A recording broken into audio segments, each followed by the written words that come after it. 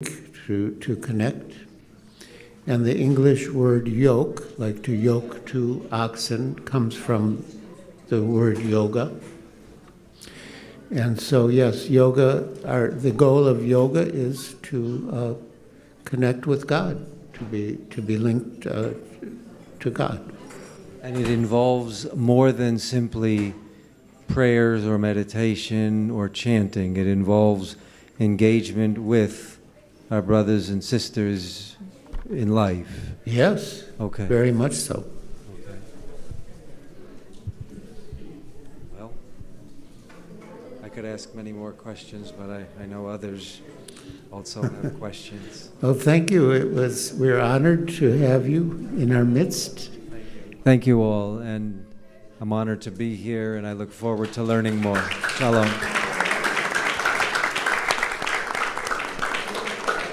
He's a rabbi. He's the leader of this local community. I'm visiting from...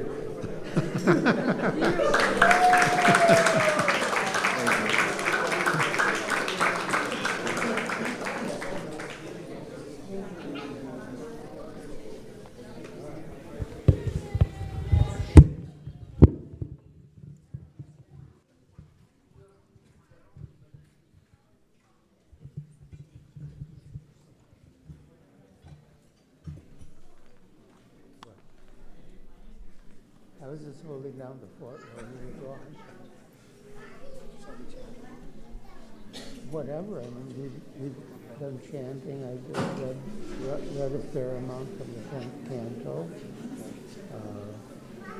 Whatever you do will be wonderful.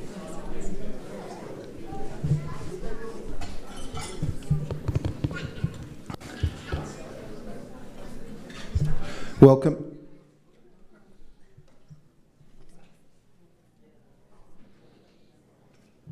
A warm welcome to those of you who have recently joined. And we're here, of course, celebrating Janmashtami, but also the fact that His Holiness Giriraj Swami is here. Thank you very much, Maharaj, for coming into our orbit. We also feel greatly honored that our esteemed rabbi has come here on this day and made it very special for all of us. Thank you very much for joining. I couldn't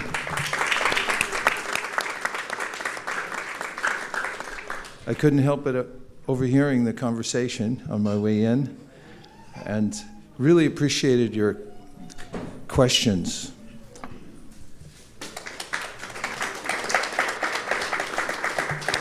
In fact, I just recently finished writing something about questions, and one of the directives in the paper was about how questions are the answer. There's a way in which questions can open up private places. They're almost like a hook. They can start our journey somewhere very special. In fact, the word question comes from the root word quest, which when we look in the etymological dictionary points to a quest to find the Holy Grail. And it's that sacred, the question, and especially when it relates to finding out the ultimate purpose of life and how to execute it. So your question that you asked at the end about how we would become whole and what is the practical application of Krishna consciousness, it stimulated to think about a practical way that we could all try something together, and that is perhaps another kirtan at this point. Does that sound sanguine? Just by the way, the name of his book is The Four Questions. Nobody gets it. You know what? We get it. Yeah, the Jewish people get it because I figured that out after I... Yeah, it's part of the Passover service, the four questions. Yeah. I found that.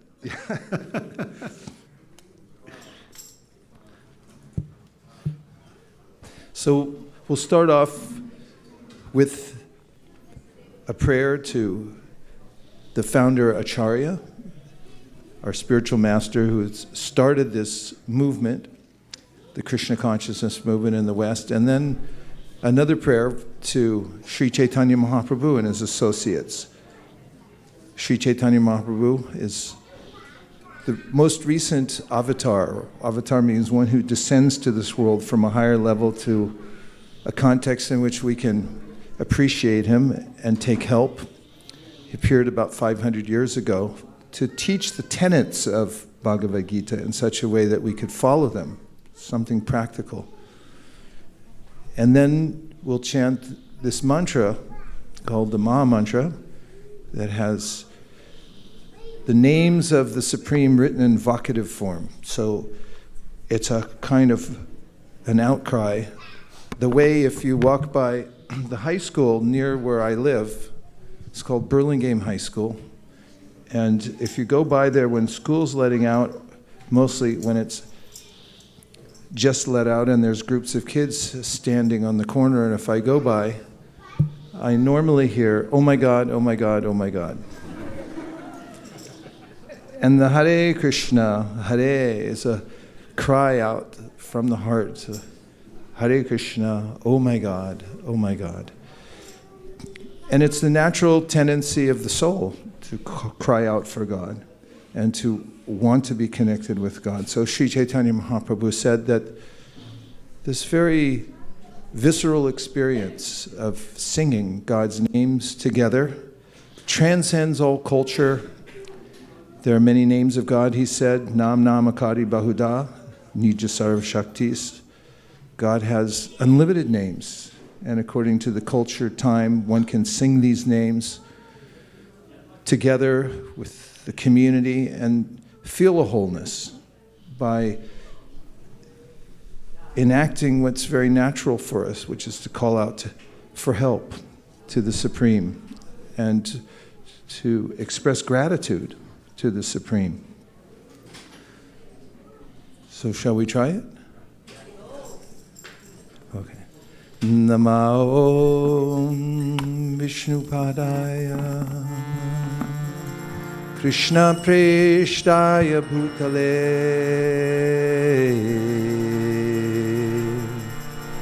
Srimate Bhaktivedanta Swami Niti Namine.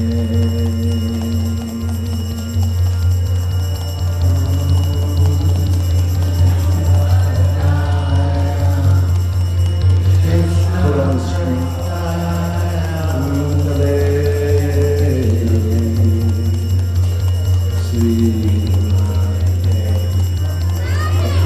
Bhaktivedanta Swami Niti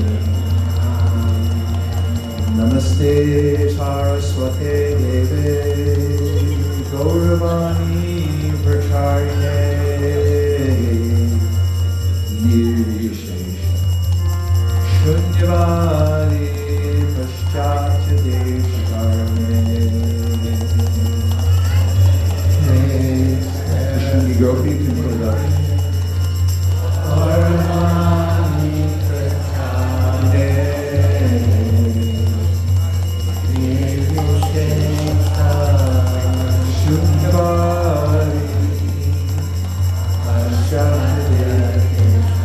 Jai Shri Krishna Chaitanya Prabhu Nityananda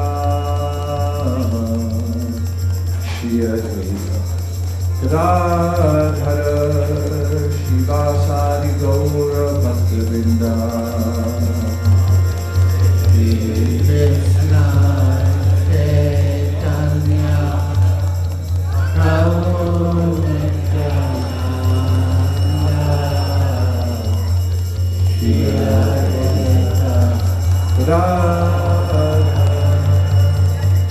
Shivasari Gaura Bhaktavrinda.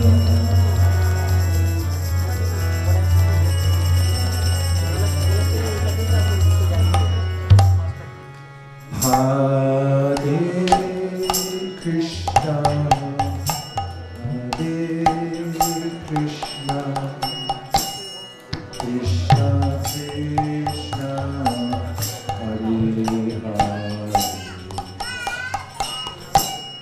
Hare Rama, Hare Rama, Rama Rama,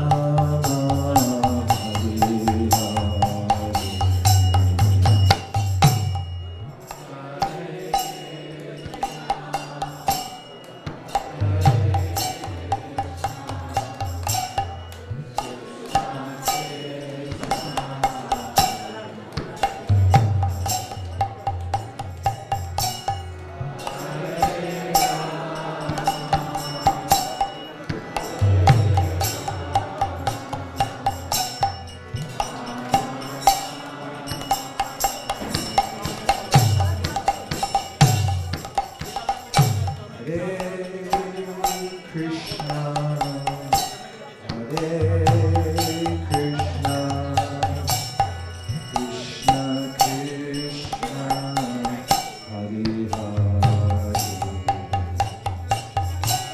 Hare Rama, Hare Rama, Rama Rama, Hare Hare.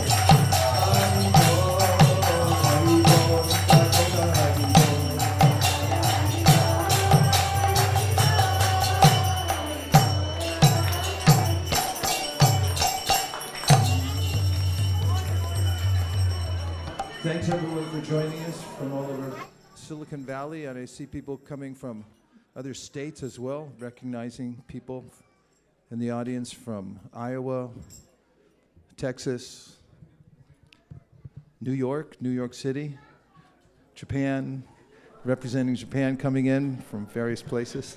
Thank you very much. We'll be here all night, so if you're listening online, get on down here, bring your friends. We have shuttle parking. There's plenty of time left to come here.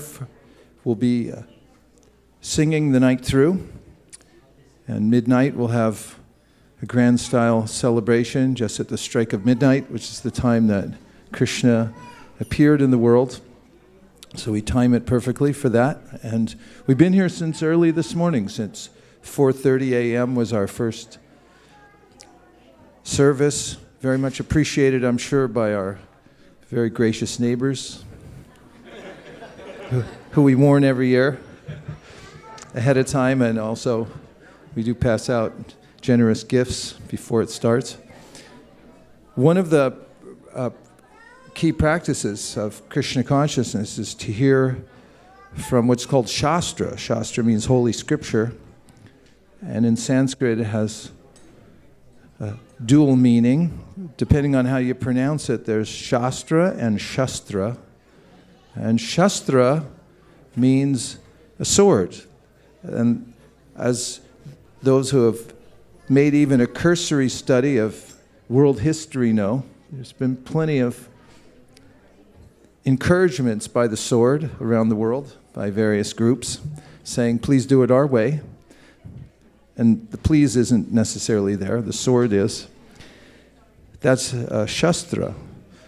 Shastra, on the other hand, is the word of the Supreme, comes down through oral tradition and then in writing.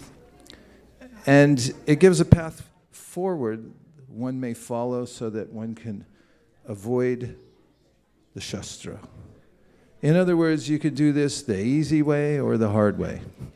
So, one of the famous books of the world known to be universally applicable, appreciated by great scholars from every culture, is the Bhagavad Gita. Originally in Sanskrit, highly refined language, which is an indicator of the culture from which it comes, and a practice that Srila Prabhupada, our founder, encouraged was to recite a chapter a day, and by simply reciting it, hearing it, one would get great inspiration from the words of Krishna recorded there, from a time when he spoke the Bhagavad Gita over 5,000 years ago. So, Krishnanga Gopi, do you concur? Would you like to put up one chapter of the Bhagavad Gita and we could recite it together? Mars, does that sound okay? So what we'll do is we'll put up the 7th chapter of the Bhagavad Gita, the English section, translation, and we can all say it together, and then you're covered for today. We do have an app that goes with this. It's called Chapter a Day. Actually, it's called Be a Sage, page by page. But we do have a website called chantchad.com. I think that's what it's called. Chad stands for Chapter a Day. And here at Silicon Valley, we highly recommend that everyone adopt this practice. It doesn't take you more than 7 minutes a day, sometimes 12, 15 minutes. And just by reciting the chapter aloud, even if you feel a little brain dead, beginning or the end of the day, due to circumstances, has that ever happened to anybody? Just a little bit? 3 people only? Okay. If you simply get in the habit, develop the muscle memory for picking up the Bhagavad Gita and then reading it to yourself, do yourself a favor and read it out loud and listen, you'll experience a revival starting with the intellect. And then, as Krishna mentions in the Bhagavad Gita itself, the intelligence which has been fortified by hearing from the scripture becomes much more reasonable. He says in the Bhagavad Gita at the end of the 3rd chapter, Indriyani priyanyahur indriyebhya param manaha manasastu parabhudhir yo bude paratasusa. Lowest of all are the senses. Above the senses is the mind. Above the mind is the intellect. And above the intellect is the soul proper. And if our intelligence becomes corrupted, then it's a wild ride for the soul, being dragged here and there by the mind, senses, and a corrupted intelligence can get into all kinds of mischief.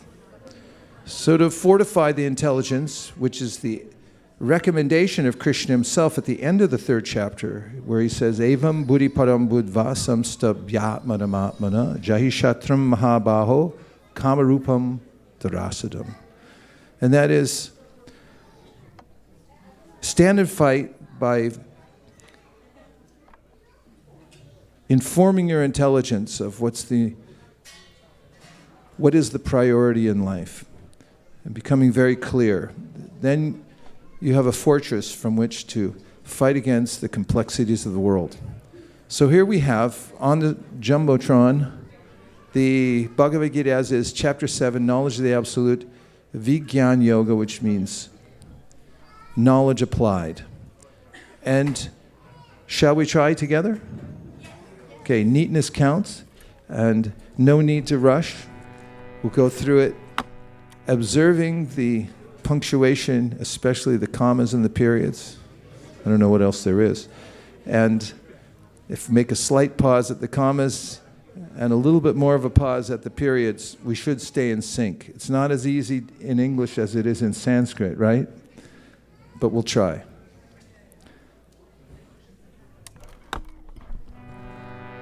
The Supreme Personality of Godhead said, "Now hear, O son of Pritha, how by practicing yoga in full consciousness of me, with mind attached to me, you can know me in full, free from doubt.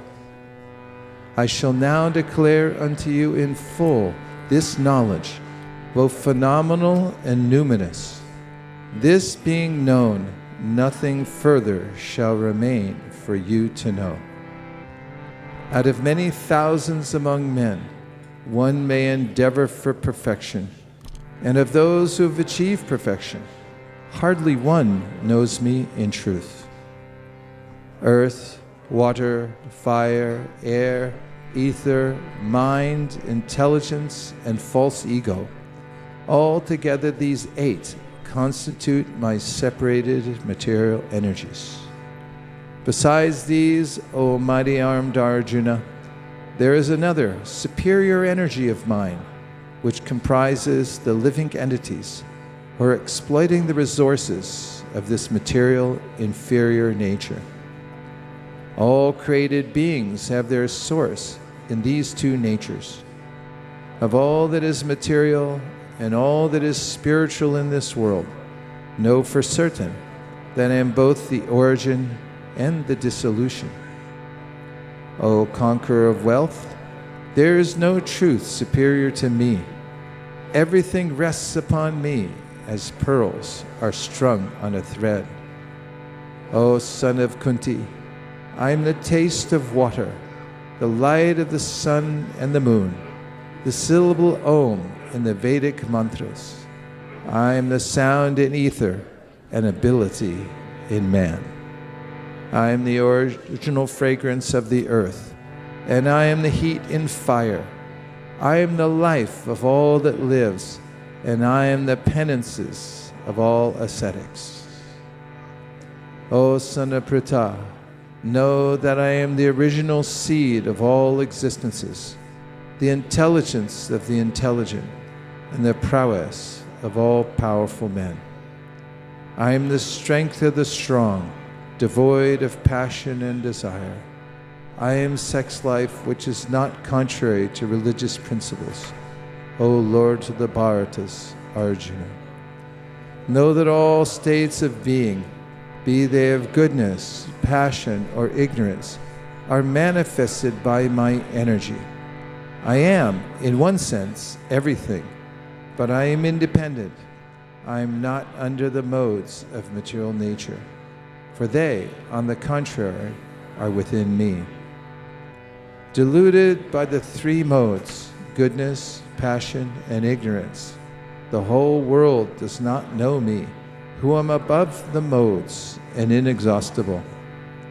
This divine energy of mine, consisting of the 3 modes of material nature, is difficult to overcome, but those who have surrendered unto me can easily cross beyond it. Those miscreants who are grossly foolish, who are lowest among mankind, whose knowledge is stolen by illusion, and who partake of the atheistic nature of demons, do not surrender unto me. O best of the Bharatas, 4 kinds of pious men begin to render devotional service unto me: the distressed, the desire of wealth, the inquisitive, and he who is searching for knowledge of the Absolute. These, the one who is in full knowledge and who is always engaged in pure devotional service is the best. For I am very dear to him, and he is dear to me. All these devotees are undoubtedly magnanimous souls, but he who is situated in knowledge of me, I consider to be just like my own self. Being engaged in my transcendental service, he is sure to attain me, the highest and most perfect goal. After many births and deaths, he who is actually in knowledge surrenders unto me, knowing me to be the cause of all causes and all that is. Such a great soul is very rare. Those whose intelligence has been stolen by material desires surrender unto demigods and follow the particular rules and regulations of worship according to their own natures. I am in everyone's heart as the Supersoul. As soon as one desires to worship some demigod, I make his faith steady so that he can devote himself to that particular deity. Endowed with such a faith, he endeavors to worship a particular demigod and obtains his desires. But in actuality, these benefits are bestowed by me alone. Men of small intelligence worship the demigods, and their fruits are limited and temporary. Those who worship the demigods go to the planets of the demigods, but my devotees ultimately reach my supreme planet. Unintelligent men who do not know me perfectly think that I, the Supreme Personality of Godhead, Krishna, was impersonal before and have now assumed this personality. Due to their small knowledge, they do not know my higher nature, which is imperishable and supreme. I am never manifest to the foolish and unintelligent. For them I am covered by my internal potency, and therefore they do not know that I am unborn and infallible. O Arjuna, as the Supreme Personality of Godhead, I know everything that has happened in the past, all that is happening in the present, and all things that are yet to come. I also know all living entities, but me no one knows. O Scion of Bharat, O conqueror of the foe, all living entities are born into delusion, bewildered by dualities arisen from desire and hate. Persons who have acted piously in previous lives and in this life, and whose sinful actions are completely eradicated, are freed from the dualities of delusion, and they engage themselves in my service with determination. Intelligent persons who are endeavoring for liberation from old age and death take refuge in me in devotional service. They are actually Brahman because they entirely know everything about transcendental activities. Those in full consciousness of me, who know me, the Supreme Lord, to be the governing principle of the material manifestation, of the demigods, and of all methods of sacrifice, can understand and know me, the Supreme Personality of Godhead, even at the time of death. And now, we'll pick one verse that you'd like to hear more about, and I'll read the purport given by Srila Prabhupada. It's a democracy, you get to vote. Which verse do you want to hear? Give a number. 1 through 30. 30. Okay. The ballots are in. It's 30.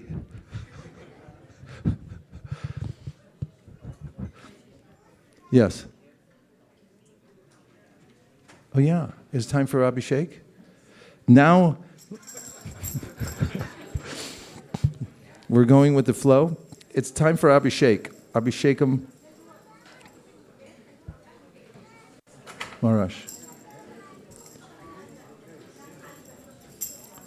So if you'd like, you can turn yourselves towards the deities. We'll continue to chant, but you can observe as you wish.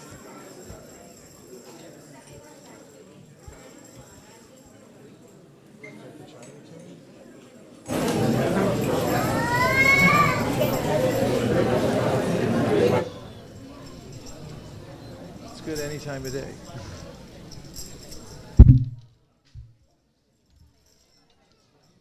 Okay.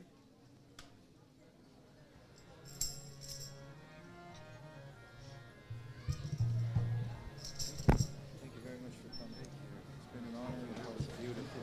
It's beautiful. We must have more. I'll listen to the recording later. Don't forget the recording. You just called me up. I didn't know. But no, I was just asking questions to understand, not to deepen or reflect Jewish knowledge. Just No, I can tell. mostly I heard some understand. of it when I was across the street. Clarity really? broadcast. When Yeah. I got here, I no. appreciated the mood where you were bringing it out. I wanted to understand simply more of the dimensions, layers, nuances, rather than simply the outer form. Yeah. Because I know there's an inner dimension that has a real harmony and depth. Just like it doesn't matter if it's the same. When you say the same mantra over and over again, it's not the same. It's not the same. Nice point. We say it every morning in our prayers.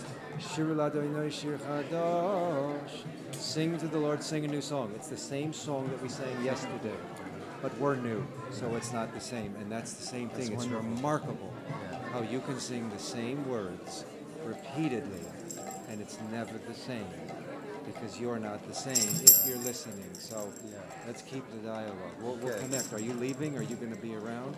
I'm You're here. here tonight? I'll be here all week. Just Okay. kidding. We But live a couple of hours away. Oh, okay. So- Well, you're always welcome. Please come, and we're online also, so you can check in and see what we're doing. You can also communicate online too. Okay, Just we'll if you wanna make we'll swap numbers Okay. before All right. we leave. Thank you very much. It'll take. We're going to try and stick around for a while, Okay. like a real while. All right. Thank you. Thank you. What's your full name? Vaisesika. Vaisesika. You just say Vaish. Yeah, you're Vaish. so good at it. So just say Vaisesika. Vaisesika. That's Okay. it. Yeah. I'm Joe, so that makes it even harder. All right. And this is Yael. Yeah, L. Nice to meet you. Yeah. Thank you. All right. Thank TBC. you. To be Yes. continued. Yes, I got that. I had that. Oh, great. Oh, this is, I have for you. This looks like the newer edition. Let me see when this is published. Mine is the, Just slightly different printing. no, this is old, 2019. Do I have the 20? I don't know, this is beautiful. I have one. Let me, you know what I'll do? I'll see if it's different. Is it different when it says Hey, enlarged? collect them, trade it with your friends. Okay. Okay. Thank you.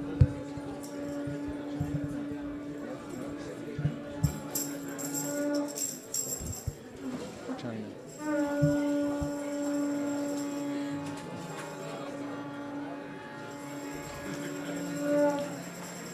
Hare Krishna, Hare Krishna, Krishna Krishna, Hare Hare, Hare Rama, Hare Rama, Rama Rama, Hare Hare.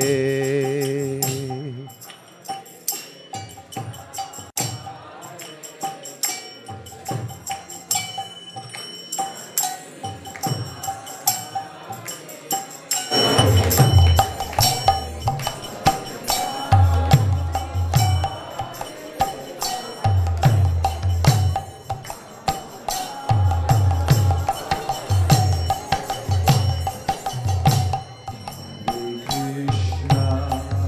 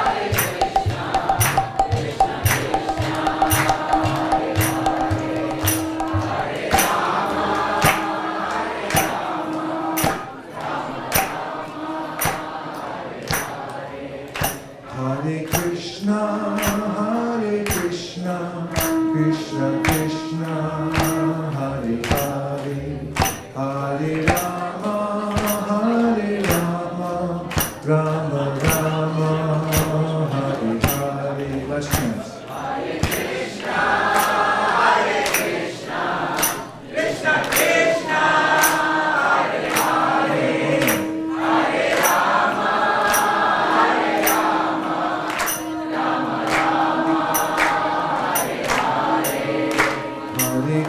Hare Krishna, Krishna Krishna, Hare Hare, Hare Rama,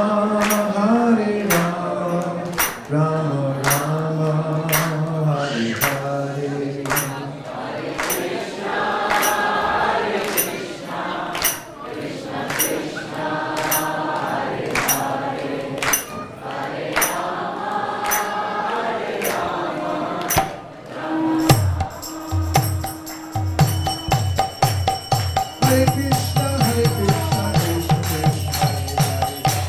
Rama,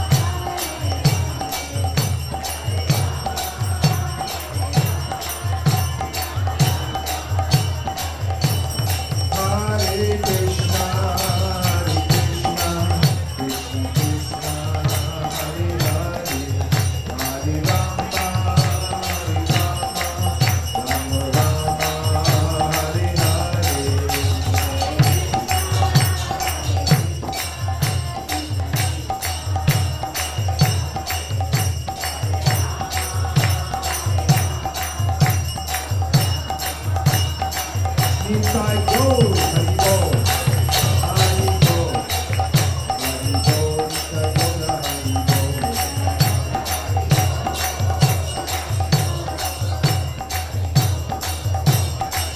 Inside goes, Hari Bol. Hari Bol. Hari Bol, Inside goes, Hari Bol.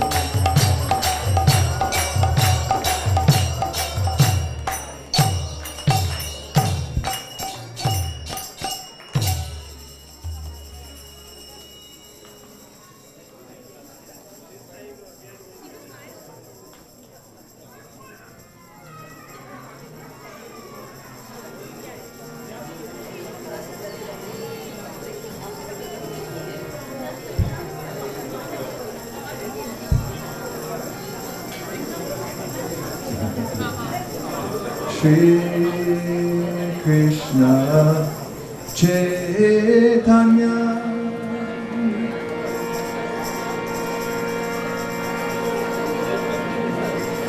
Okay. Prabhu Nityananda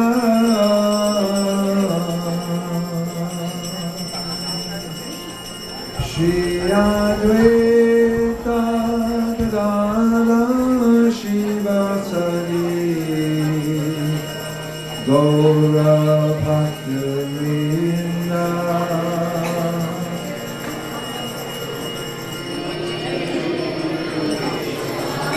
It's all you. Little help.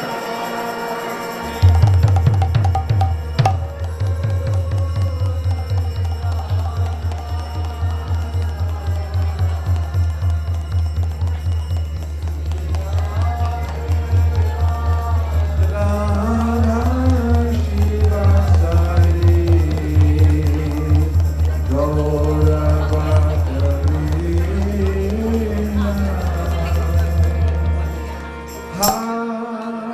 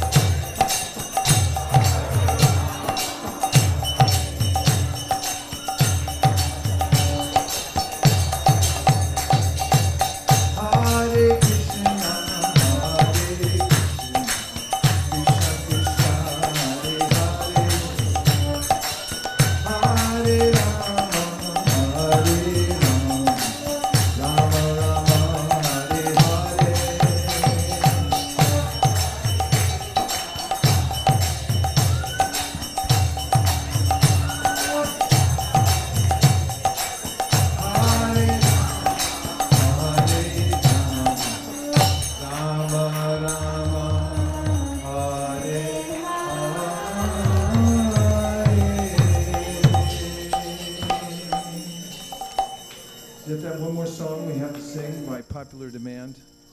Came by special message. It's a folk song from Vrindavan. It's in Hindi. Anybody here speak Hindi? Tora Tora? Krishna Jinka. Don't get too excited. It's a wild song. And it's all about Krishna's pastimes in Vrindavan and elsewhere.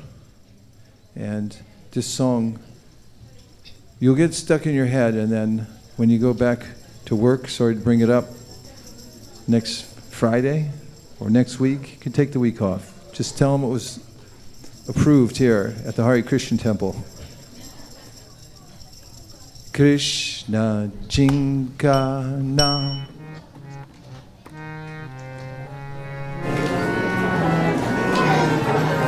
Everyone ready? Okay, you're not ready. This is a lively song. You ready? No, you're not ready? Okay.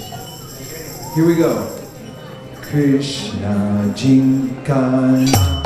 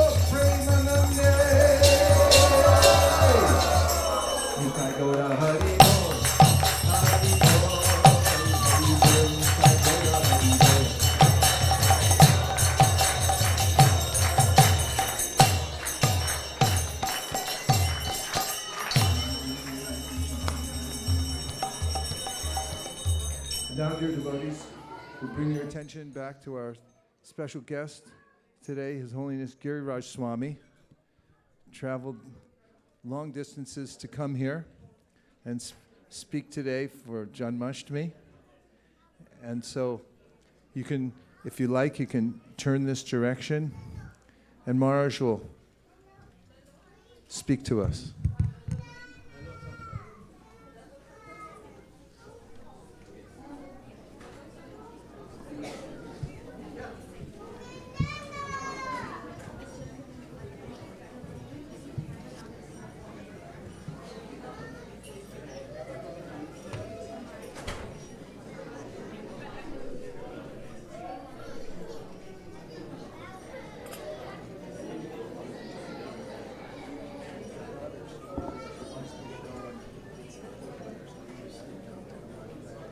Take your time.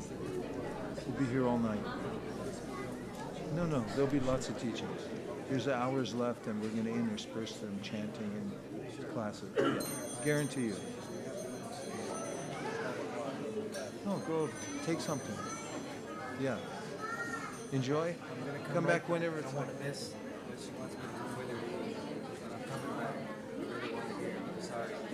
I'm going to leave these right here, okay? Yeah, of course, here. Let me take care of I'll them. take. Okay. I'll eat out of this. Okay.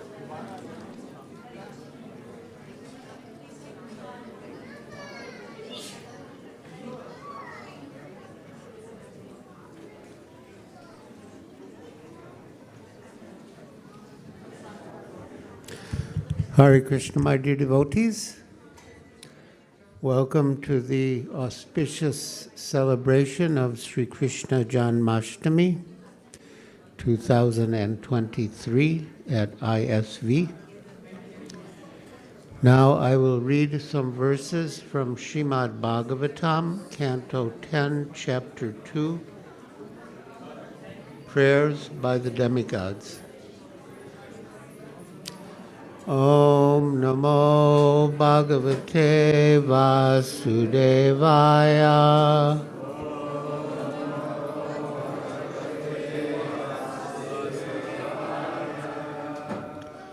Om Namo Bhagavate Vasudevaya.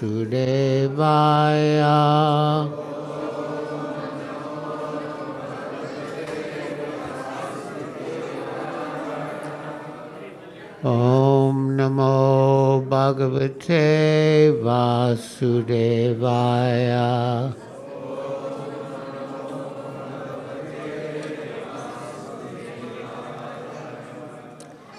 Text 16. Bhagavan api vishvatma bhaktanam abhyadankara avivesham sabhagena mana anakadundube. Translation. Thus the Supreme Personality of Godhead, who is the super soul of all living entities, and who vanquishes all the fear of his devotees, entered the mind of Vasudeva in full opulence. Purport by Srila Prabhupada. The word Vishvatma refers to one who is situated in everyone's heart. Ishvara sarva bhutanam hridesha arjuna tishtati. Another meaning of Vishvatma is the only lovable object for everyone. Because of forgetfulness of this object, people are suffering in this material world. But if one can fortunately revive his old consciousness of loving Krishna and connects with Vishvatma, one becomes perfect. The Lord is described in the third canto, 3-15, as follows. Para varesho mahad amsa yukto hiyajopi jata bhagavan. Although unborn, the Lord, the master of everything, appears like a child, a born child, by entering the mind of a devotee. So listen, my dear devotees, with attention, how Krishna appears within this world. It is not by any ordinary method. The Lord is already there within the mind, and consequently it is not astonishing for him to appear as if born from a devotee's body. The word avivesha signifies that the Lord appeared within the mind of Vasudeva. There was no need for discharge of semen. That is the opinion of Sripad Sridhar Swami and Srila Vishwanath Chakravarti Thakur. In the Vaishnav Toshani, Srila Sanatan Goswami says that consciousness was awakened within the mind of Vasudeva. Srila Viraragavacharya also says that Vasudeva was one of the demigods, and that within his mind the Supreme Personality of Godhead appeared as an awakening of consciousness. Text 17. Sabibrat Purusham Dhamma Brajamano Yataravi Durasado Tidurdarsho Bhutanam Sababhavaha. While carrying the form of the Supreme Personality of Godhead within the core of his heart, Vasudeva bore the Lord's transcendentally illuminating effulgence, and thus he became as bright as the sun. He was therefore very difficult to see or approach through sensory perception. Indeed, he was unapproachable and unperceivable even for such formidable men as Kamsa, and not only for Kamsa, but for all living entities.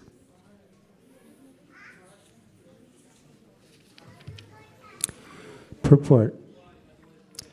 The word Dhamma is significant. Dhamma refers to the place where the Supreme Personality of Godhead resides. In the beginning of Srimad-Bhagavatam 1:1:1, it is said, Dhamna svena sada nirasta kuhakam satyam param dhimahi. In the abode of the Supreme Personality of Godhead, there is no influence of material energy. Dhamna svena sada nirasta kuhakam. Any place where the Supreme Personality of Godhead is present, by His name, form, qualities, or paraphernalia, immediately becomes a Dham. For example, we speak of Vrindavan Dham, Dwarka Dham, and Mathura Dham, because in these places, the name, fame, qualities, and paraphernalia of the Supreme Godhead are always present. So in the Bhakti Rasamrita Sindhu, Srila Rupa Goswami enumerates 64 items of devotional service. And he says that out of the 64, 5 are most potent. And that by even a little association with one of the 5, if one is offenseless, one can awaken dormant love for Krishna. So what are the 5? Sadhu Sangha, Nama Kirtana, Bhagavat Shravana, Mathura Vasa, and Murti Sharanvita Sevana. Sadhu Sangha means associating with devotees, especially more advanced devotees. Nama Kirtana, chanting the holy names. Bhagavat Shravana, hearing Bhagavad Gita and Srimad-Bhagavatam. Mathura Vasa, residing in Mathura. And Murti Sharanvita Sevana, worshipping the deity with faith and veneration. As far as Sadhu Sangha, which is the first item, Srila Rupa Goswami writes, Swajati ashaye snigde sadhu sangha swatovare. So swajatiya, in a literal sense, means belonging to the same community. For us, it would mean followers of Srila Prabhupada. Swajati ashaye snigde.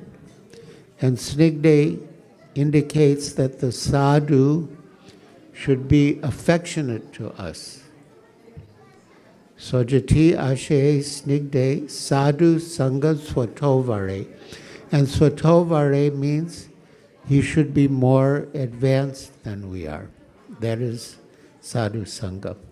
So sadhu sangha, nama kirtana, bhagavat shravana, Mathura Vasa, and Murti Sharanvita Sevana. So this purport relates to the idea of Mathura Vasa, residing in Mathura. Once I was with His Holiness Gaur Govinda Swami Maharaj in Mauritius, and we did a program together at the ISKCON Vedic Farm in Bonakai. And somehow after the program, I mentioned these 5 most potent forms of devotional service.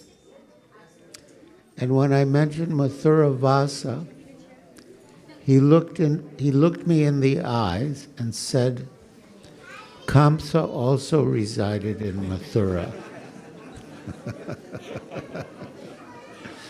So it's not automatic, but if we have a favorable attitude towards Krishna, then it is a potent item of devotional service. So now, coming back to the purport, any place where the Supreme Personality of Godhead is present by his name, form, qualities, or paraphernalia immediately becomes a Dham.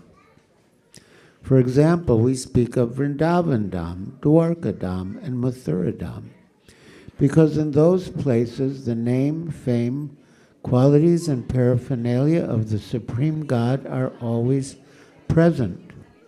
Similarly, if one is empowered by the Supreme Personality of Godhead to do something, the core of his heart becomes a Dham.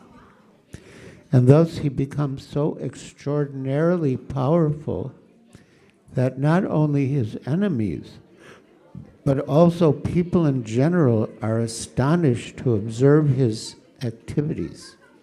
So that was the case with Vasudeva when Krishna entered his mind.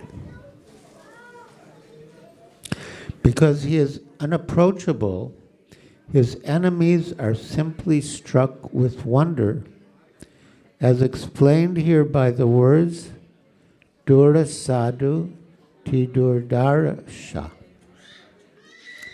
The words Purusham Dhamma have been explained by various acharyas. So when we read Srila Prabhupada's purports, we get the commentaries of the previous acharyas.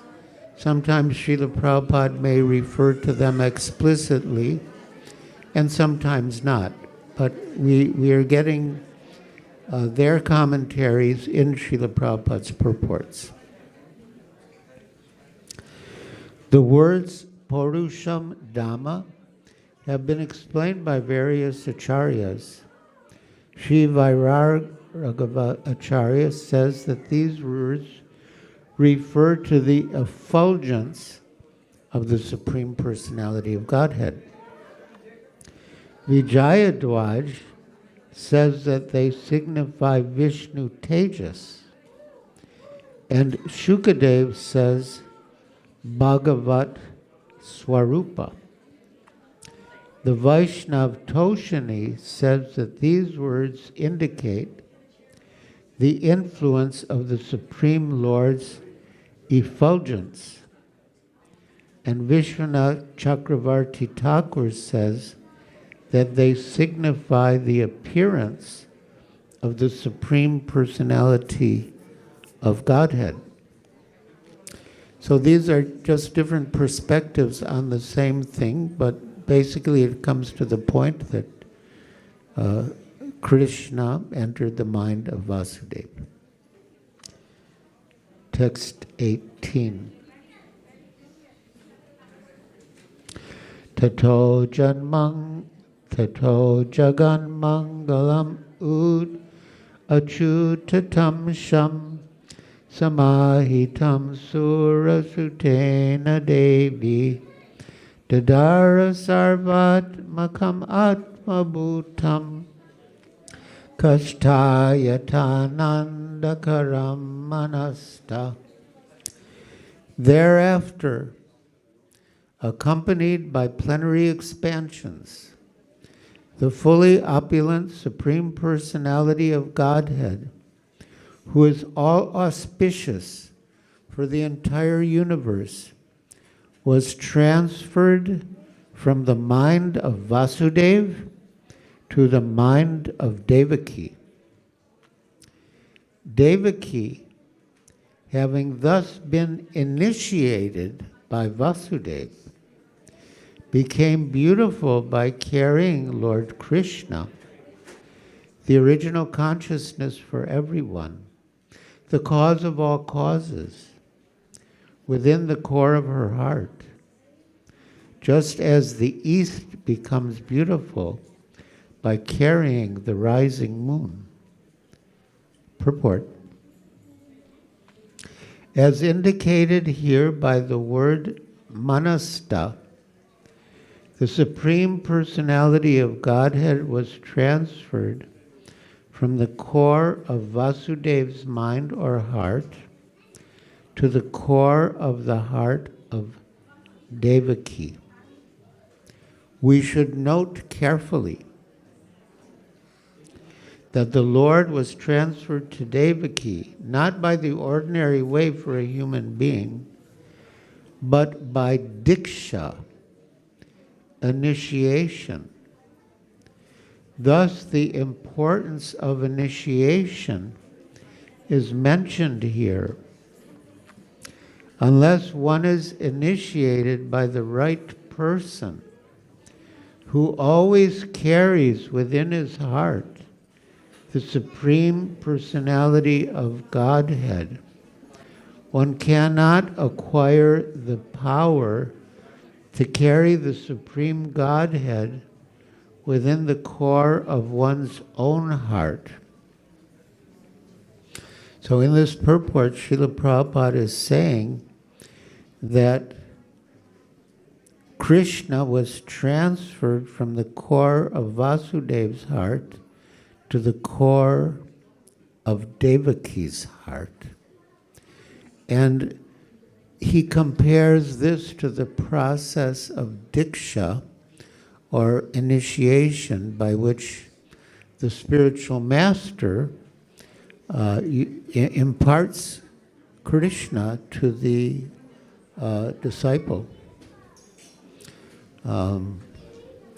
There was a discussion in the GBC meetings in Mayapur about the qualifications of a spiritual master. And His Holiness Gaur Govinda Swami Maharaj said he gives Krishna. And somehow the GBC members, they didn't want to write that. But Gaur Govinda Swami Maharaj kept insisting, no, you have to write that down. That's what the spiritual master does. He gives Krishna.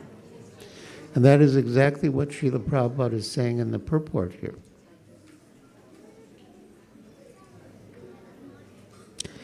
Thus, the importance of initiation is mentioned here. Unless one is initiated by the right person, who always carries within his heart the Supreme Personality of Godhead, one cannot acquire the power to carry the Supreme Godhead within the core of one's own heart. The word achutamsham is used because the Supreme Personality of Godhead is Sadaishwarya Purna, full in the opulences of wealth, strength, fame, knowledge, beauty, and renunciation. So these are the 6 opulences that are possessed in full by the Supreme Personality of Godhead, Krishna. The Supreme Godhead is never separated from His personal opulences.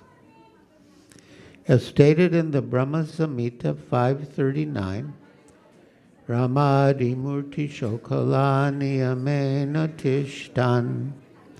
The Lord is always situated with all His plenary expansions, such as Rama, Nrsimha, and Varaha. Therefore, the word achutamsam is specifically used here, signifying that the Lord is always present with His plenary expansions and opulences. So when Krishna came, all His expansions came with Him. And His special feature as Krishna, the all-attractive personality of Godhead, was meant mainly to please His devotees. And the Vishnu portion within Krishna was the one who killed the demons.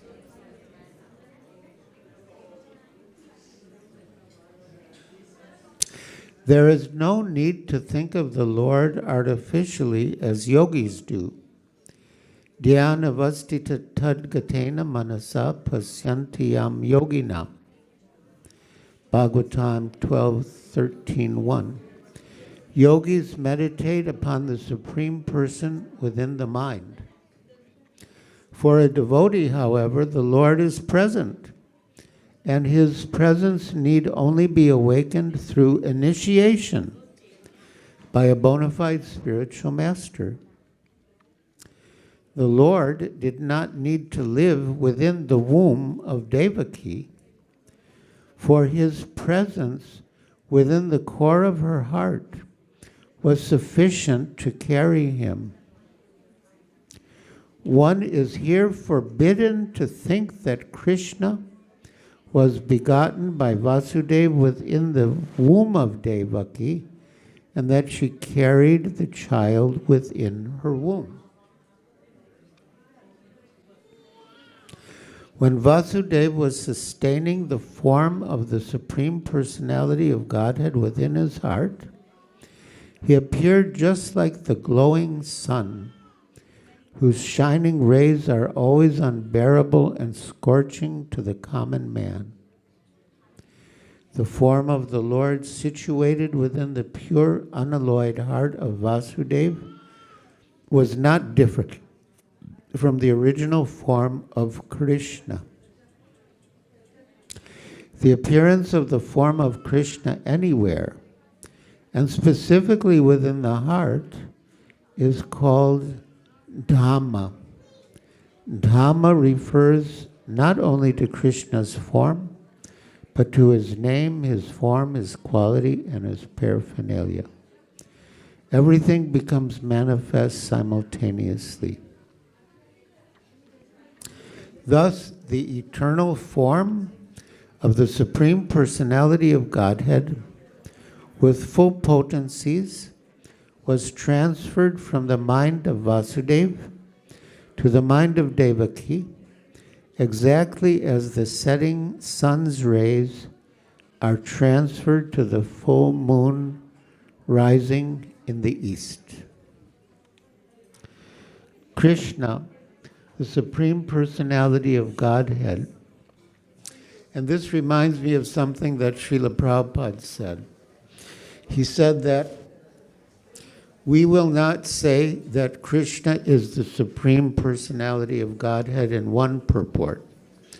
We will say that Krishna is the Supreme Personality of Godhead in every purport. And he is true to his word.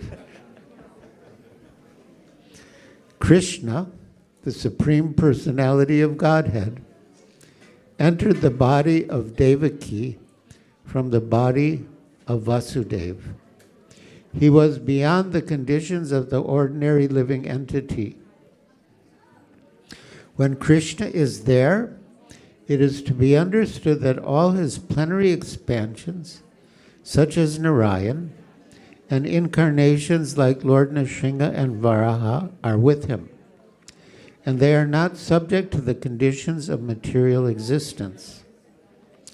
In this way, Devaki became the residence of the Supreme Personality of Godhead, who is one without a second and the cause of all causes. Devaki became the residence of the Absolute Truth. But because she was within the house of Kamsa, she looked just like a suppressed fire or like misused education. When fire is covered by the walls of a pot or is kept in a jug, the illuminating rays of the fire cannot be very much appreciated. Similarly, misused knowledge, which does not benefit the people in general, is not very much appreciated. So Devaki was kept within the prison walls of Kamsa's palace, and no one could see her transcendental beauty, which resulted from her conceiving the Supreme Personality of Godhead. Commenting on this verse, Sri Viraraghava Acharya writes, Vasudeva Devaki Jatayor Hridayor Bhagavata Sambandha. The Supreme Lord's entrance into the womb of Devaki from the heart of Vasudeva was a heart-to-heart relationship. Now, my dear devotees, please listen carefully to the next verse and purport, because Srila Prabhupada referred to it often. And when I read the purport, you'll understand why. It's very significant. Text 19. Sadevaki sarva jagan nivasa nivasa bhuta nitaram nareje bojendrage nisike narudha saraswati jnana kaleyatasati. Translation. Devaki then kept within herself the Supreme Personality of Godhead, the cause of all causes, the foundation of the entire cosmos. But because she was under arrest in the house of Kamsa, she was like the flames of a fire covered by the walls of a pot, or like a person who has knowledge but cannot distribute it to the world for the benefit of human society. Purport. In this verse, the word jnana kala is most significant. Knowledge is meant for distribution. Actually, Srila Prabhupada said, if you have knowledge and you don't share it with others, you become envious.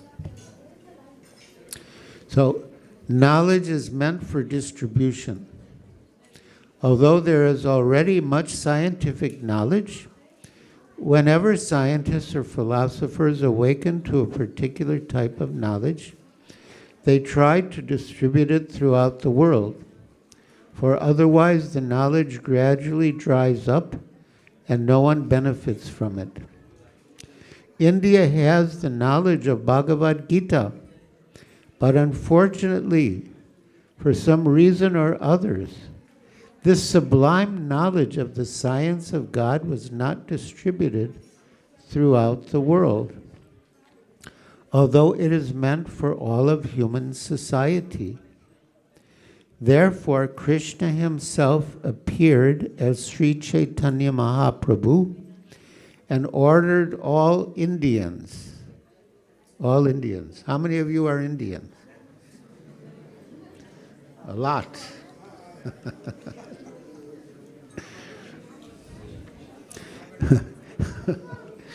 Therefore, Krishna himself appeared as Sri Chaitanya Mahaprabhu and ordered all Indians to take up the cause of distributing the knowledge of Bhagavad Gita throughout the entire world.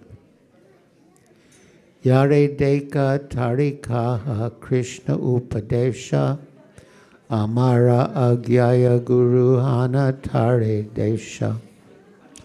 Instruct everyone to follow the orders of Lord Sri Krishna as they are given in the Bhagavad Gita and Srimad-Bhagavatam. In this way, become a spiritual master and try to liberate everyone in this land. C.C. Madhya 7:128. So practically we are all, especially those born in India, but all of us, in a broader sense, Bharat Varsha means the whole planet Earth. We are meant to become gurus by repeating the message of Krishna. It's not very difficult.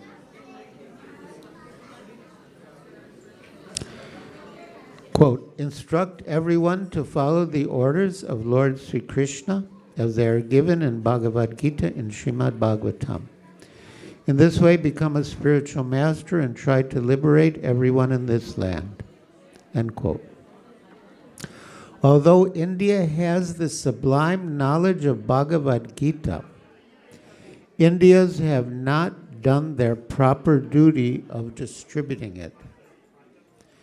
Now, therefore, the Krishna consciousness movement has been set up to distribute this knowledge as it is, without distortion.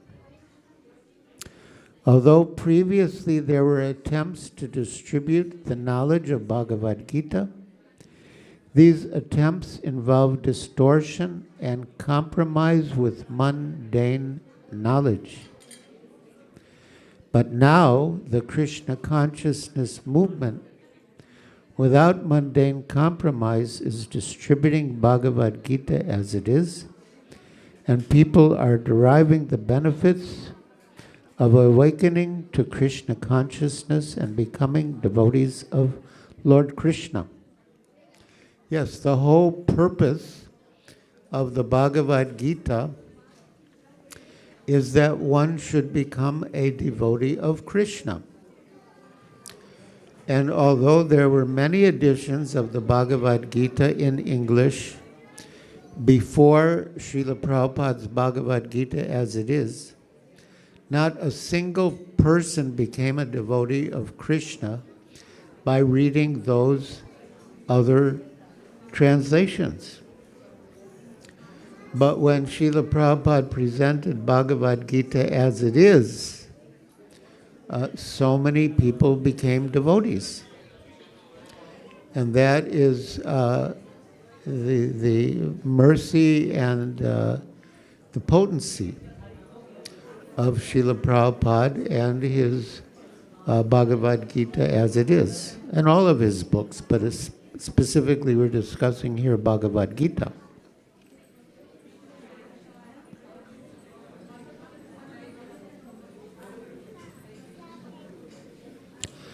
Now the Krishna consciousness movement, without mundane compromise, is distributing Bhagavad Gita as it is, and people are deriving the benefits of awakening to Krishna consciousness and becoming devotees of Lord Krishna. Therefore, the proper distribution of knowledge has begun, by which not only will the whole world benefit, but India's glory will be magnified in human society. Kamsa tried to arrest Krishna consciousness within his house, Bojendra Gehe, with the result that Kamsa, with all his opulences, was later vanquished. Similarly, the real knowledge of Bhagavad Gita was being choked by unscrupulous Indian leaders, with the result that India's culture and knowledge of the Supreme were being lost. Now, however, because Krishna consciousness is spreading, the proper use of Bhagavad Gita is being attempted. So, yeah, we can see how significant Srila Prabhupada's contribution was of presenting the Bhagavad Gita as it is on many levels and in many respects. So,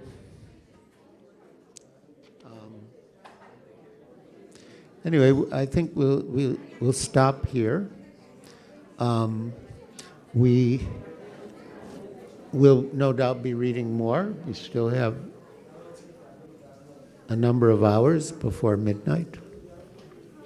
But one thing I thought of, which is not directly related to Krishna, but recently we celebrated the appearance day of Lord Balaram, who appeared 15 days before Krishna, Balaram Purnima. And so one year at the Ardha Kumbha Mela in Allahabad, there was a dispute between two of Srila Prabhupada's disciples, Madhuvisa Prabhu and Yamuna Devi. And Madhuvisa Prabhu was saying there's no difference between Krishna and Balaram. The only difference is that Krishna is black and Balaram is white. And Yamuna Devi said, no, there is another difference because Krishna is the only enjoyer of Srimati Radharani. So Tamal Krishna Goswami brought the dispute to Srila Prabhupada. And he said, Madhuvisa Prabhu says that there's no difference between Krishna and Balaram. The only difference is that Krishna is black and Balaram is white. And Srila Prabhupada said, yes, he is right. And then Tamal Krishna Goswami said, but Yamuna Devi says that there is another difference because Krishna is the only enjoyer of Srimati Radharani. And Srila Prabhupada said, yes, she is right. And Tamal Krishna Goswami said, they're both saying different things. They both can't be right. And Srila Prabhupada said, yes, you are right.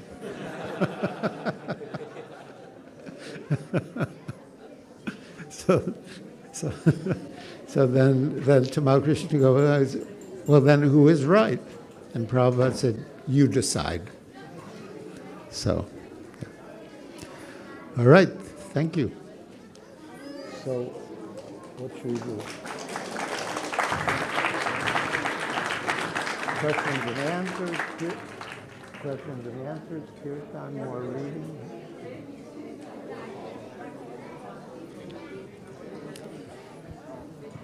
Shanti, shanti, shanti.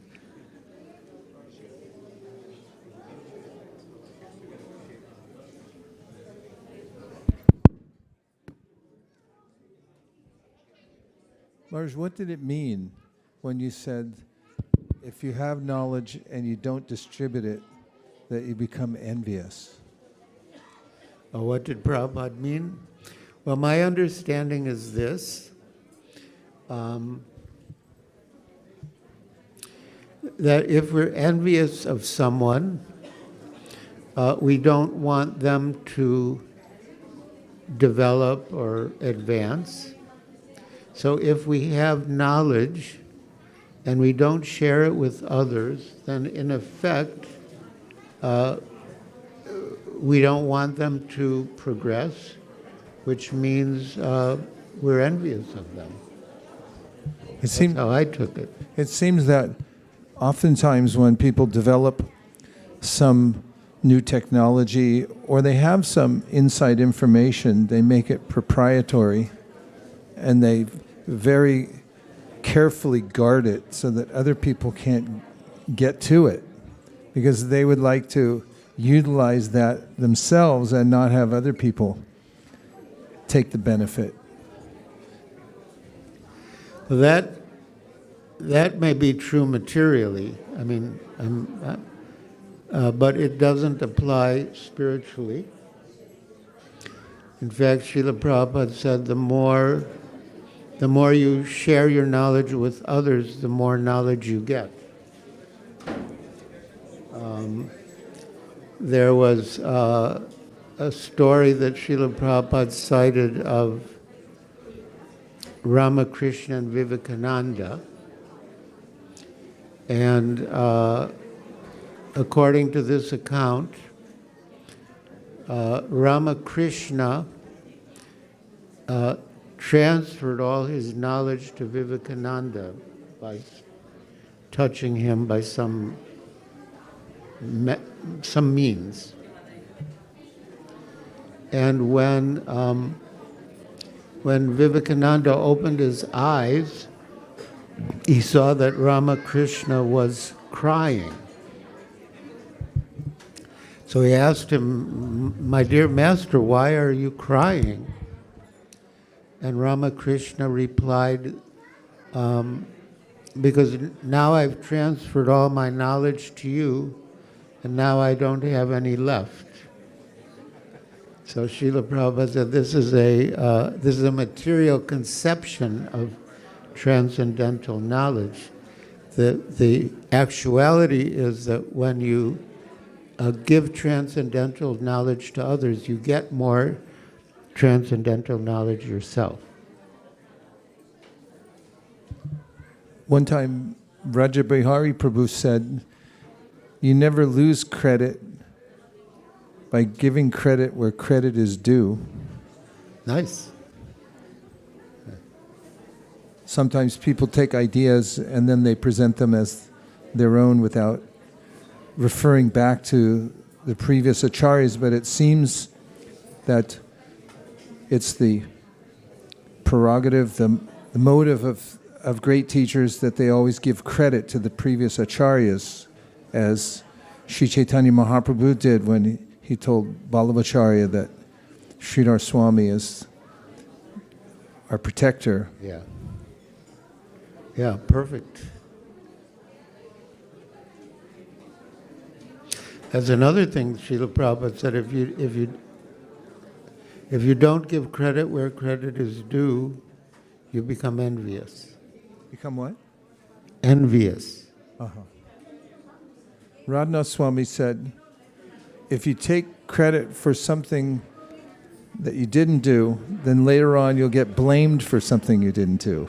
That will become your karma. Okay, keep that in mind. Maharaj, could you say a little bit more about the 5 most potent forms of devotional service? Yeah. So, as I mentioned, sadhu sangha, nama kirtana, bhagavat shravanam, mathura vasa, and murti sharanvita sevana. So we discussed sadhu sangha, then nama kirtana, chanting the holy names of the Lord, and that can be done in the form of japa or in the form of sankirtan. And there's one very important principle in Vaidhi sadhana bhakti, which is to always remember Krishna and never forget him. So this verse, smartavya satatam Vishnu, vismartavya najatu chit. This appears in, it's quoted in Chaitanya Charitamrita. And the idea is this, that, always remember Krishna and never forget him. And all the positive injunctions in the scriptures are just servants of the one positive injunction to always remember Krishna. And all the negative prohibitions in the scripture are just servants of the one negative prohibition to never forget Krishna. So in the purport, Srila Prabhupada says that there are many activities in the Krishna consciousness movement, such as distributing books and enrolling life members. And in all of these activities, we are meant to remember Krishna. Those activities are meant to help us to remember Krishna. But then he says that to be able to always remember Krishna and never forget him, one must chant minimum 16 rounds daily. And Srila Prabhupada writes, of all the instructions of the spiritual master, the instruction to chant minimum 16 rounds daily is most essential. So we should pay heed to that instruction. So, yeah. So that's a bit of an elaboration of Nama Kirtana. So Sadhu Sangha Nama Kirtana Bhagavat Shravana, hearing Bhagavad Gita and Srimad-Bhagavatam. And yeah, we should read Srila Prabhupada's books daily.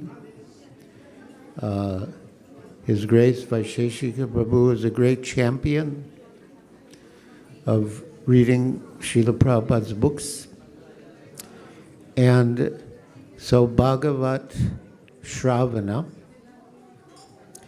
But one other thing that Srila Prabhupada said is that speaking for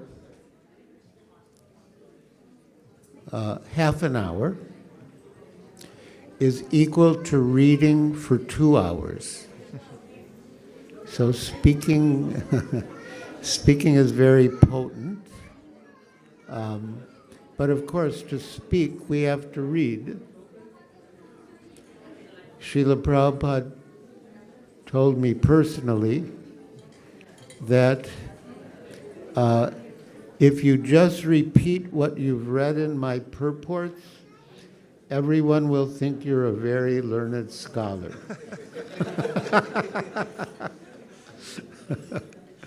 So yes. So speaking for half an hour is equal to reading for 2 hours.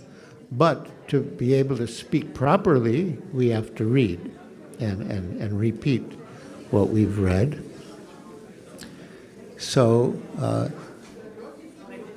Sadhu Sangha, Nama Kirtana, Bhagavat Shravana, Mathura Vasa, to reside in Mathura or Vrindavan or Mayapur, and but Srila Prabhupada also said that residing in a temple, Dham, we've been discussing Dham. So residing in a temple is also like residing in a Dham. And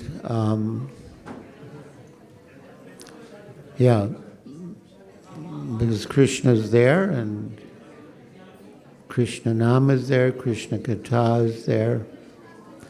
But Srila Prabhupada also wanted devotees to visit the holy dhams in India. He organized the Mayapur Vrindavan festivals so that devotees would go to the dhams and get spiritual encouragement.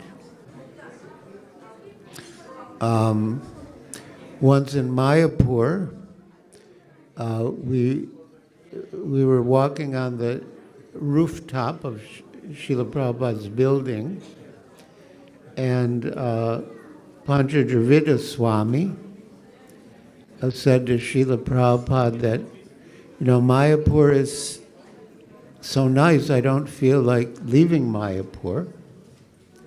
And Srila Prabhupada replied, you should take Mayapur all over the world. So that's also part of Dham Seva. So Sadhu Sangha, Nama Kirtana, Bhagavat Shravana, Mathura Vasa, and Murti Shradanvita Sevana, to serve the deity with care and veneration, is very powerful. Srila Prabhupada said that by deity worship you confirm that you are not the body. And, he said that the main considerations in deity worship are cleanliness and punctuality.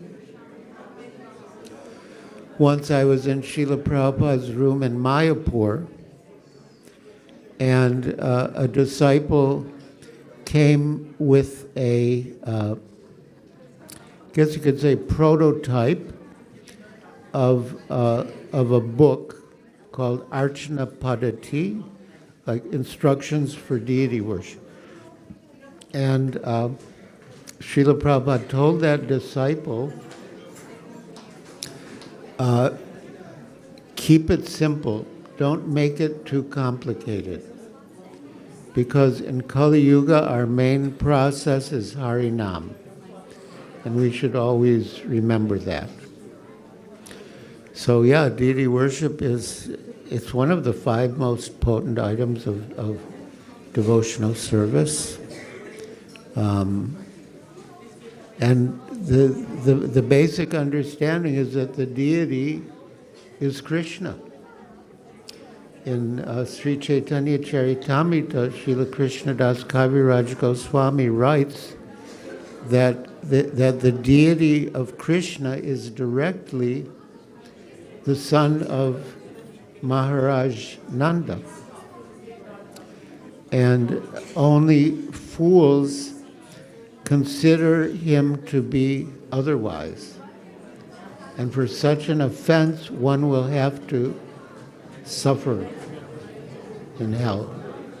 So, yeah, the main idea in deity worship is to understand that the deity is the Lord himself, and to serve the Lord with that consciousness that the deity is the Lord.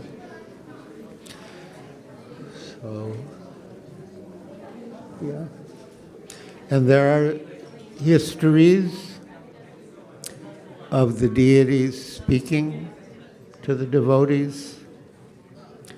There are many examples. Sanatana Goswami spoke with his deity. His deity complained that you're just giving me dry chapatis, you're not even giving me salt with them. And then a big barge belonging to one Mr. Kapoor was carrying salt to Mathura. And that barge became stuck in the, sand dunes. And it couldn't move. So, and the only person nearby was Sanatana Goswami. So Mr. Kapoor came up to see Sanatana Goswami. He said, "This is the problem. My barge is stuck, and I can't get it loose to move." And Sanatana Goswami said, "Well, I don't know what I can do to help you, but if you pray to my Lord, Madan Mohan, he might help you." So he prayed to Madan Mohan, and the barge got loose. And Mr. Kapoor felt so indebted to Sanatana Goswami and Madan Mohan that he wanted to do some service. And Sanatana Goswami told him to, could build a temple for Madan Mohan, which that beautiful temple is still there. So, but that's one example of the Lord speaking to a devotee, the deity speaking to a devotee. There's also the story of Sakshi Gopal. It's a wonderful story, but for the sake of time, I won't tell the whole story. But basically, a young Brahmin accompanied an older Brahmin on pilgrimage to Vrindavan. And in Vrindavan, the older Brahmin felt so obliged and indebted to the younger Brahmin that he said, I want to reward you and I want to give you my daughter in marriage. But the young Brahmin was poor, and the older Brahmin was, affluent and aristocratic. So the young Brahmin said, you may want to do that, but I don't think your family members will agree.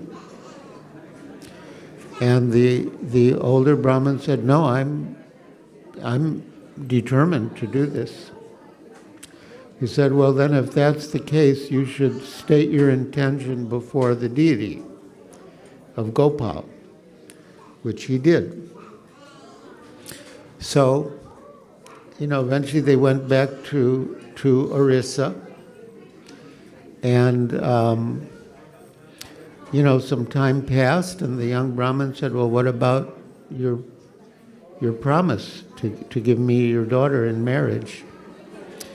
And so the wealthy Brahmin's son was sort of an atheist. He definitely did not agree that his sister should marry this poor Brahmin. So, and I don't think my father ever would have made such a promise.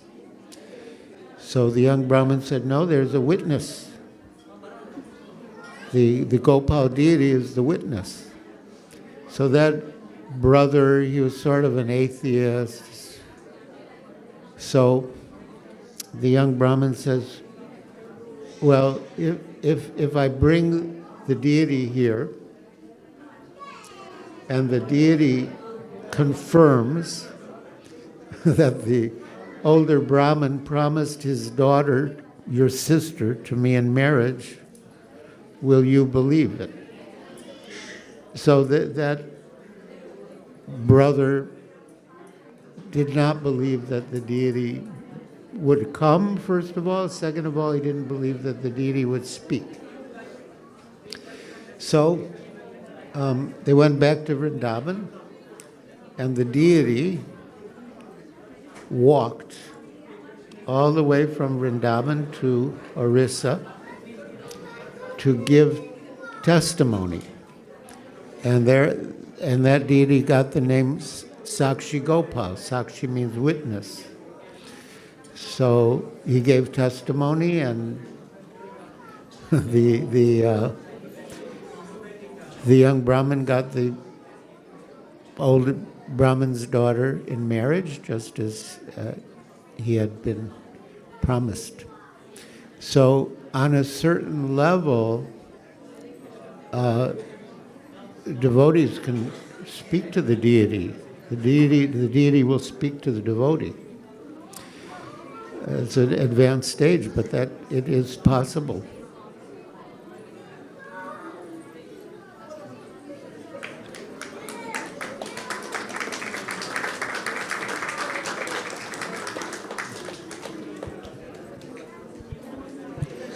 And Srila Prabhupada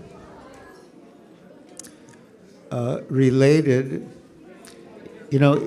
his Western world headquarters was Los Angeles, New Dwarka, and I guess you could say there were some difficulties in the society, and Srila Prabhupada left New Dwarka, and he went to India, and eventually he established the Krishna Balaram temple in Vrindavan. And he commented that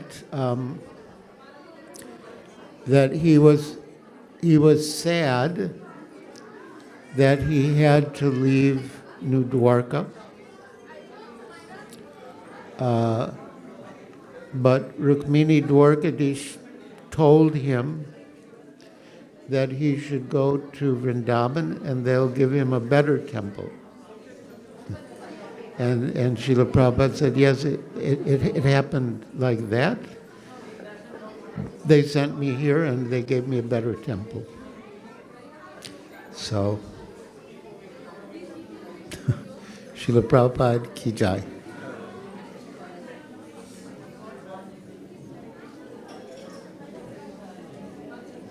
Anything else? Yeah.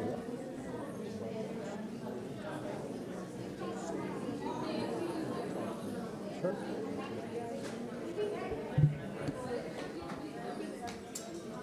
Dasa Stotram and Radha Krishna Bowl. Somebody go tell her. Now we're going to sing a beautiful bhajan by Srila Jayadev Goswami, who wrote the Gita Govinda, which is a very esoteric book about the pastimes of Krishna, Radha Krishna, and Vrindavan. And at the beginning of his great work, Gita Govinda, he wrote a song about the various avatars, the Dasa Avatar Stotram. Those who are connoisseurs of Bharatanatyam and other classical dance know that this is one of the favorite pastimes, or a display of an array of pastimes of the Lord as he comes in various forms to this world. Of course, in the Bhagavad Gita, Krishna says, Yada yada hi dharmasya glanir bhavati bharata, that I come again and again to this world.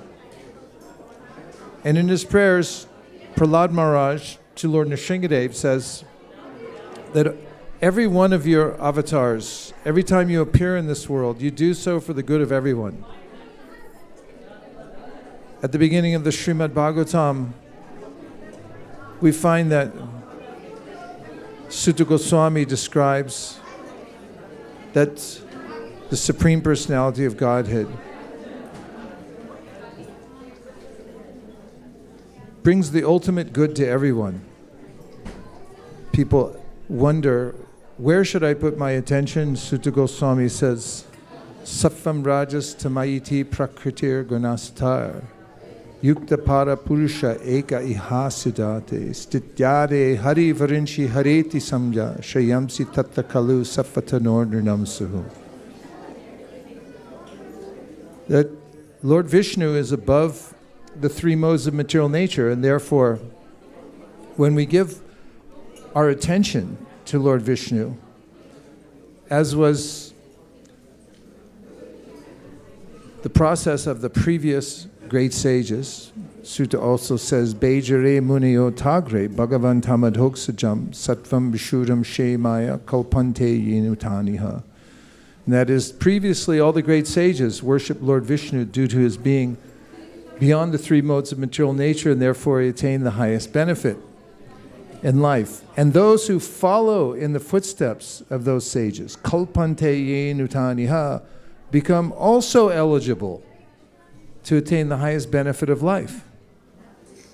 One may live in Silicon Valley, but if one places one's attention on the Supreme Personality of Godhead, as is mentioned in the ancient Vedas, Om Tad Vishnu Paramam Param Sada Pashanti Suryaho Divivachakshara Tad Vipraso Vibhanyavo Jagravam Saha Simintate Vishnu Yap Paramam Padam. Even though we're walking in this world, if we focus our attention on the Supreme Abode and Vishnu in that Supreme Abode, then we'll attain the highest benefit of life.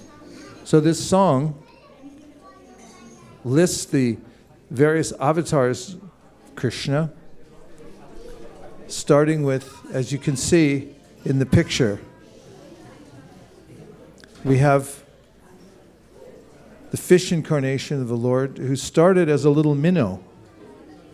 When King Satyavrata first saw him as he was doing some ritual worship at the bank of the river, a little fish came to him and said, "You're the king, please, would you save me?"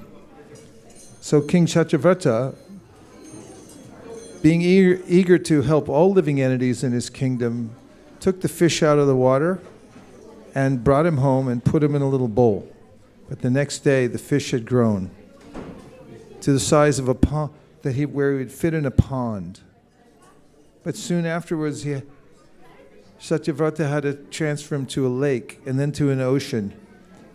And as the Bhagavatam describes, amazingly, he grew millions of yojanas, millions of miles long. That's Krishna, not an ordinary fish. And when we remember Krishna and chant his names, then he'll also grow in our lives as well, just like the fish incarnation. And we'll see as we go through all the various incarnations of the Lord. Here's the tortoise incarnation, upon whose back the Mandara mountain was placed, and the demigods and the demons churned the milk ocean. You can keep going. Who's that?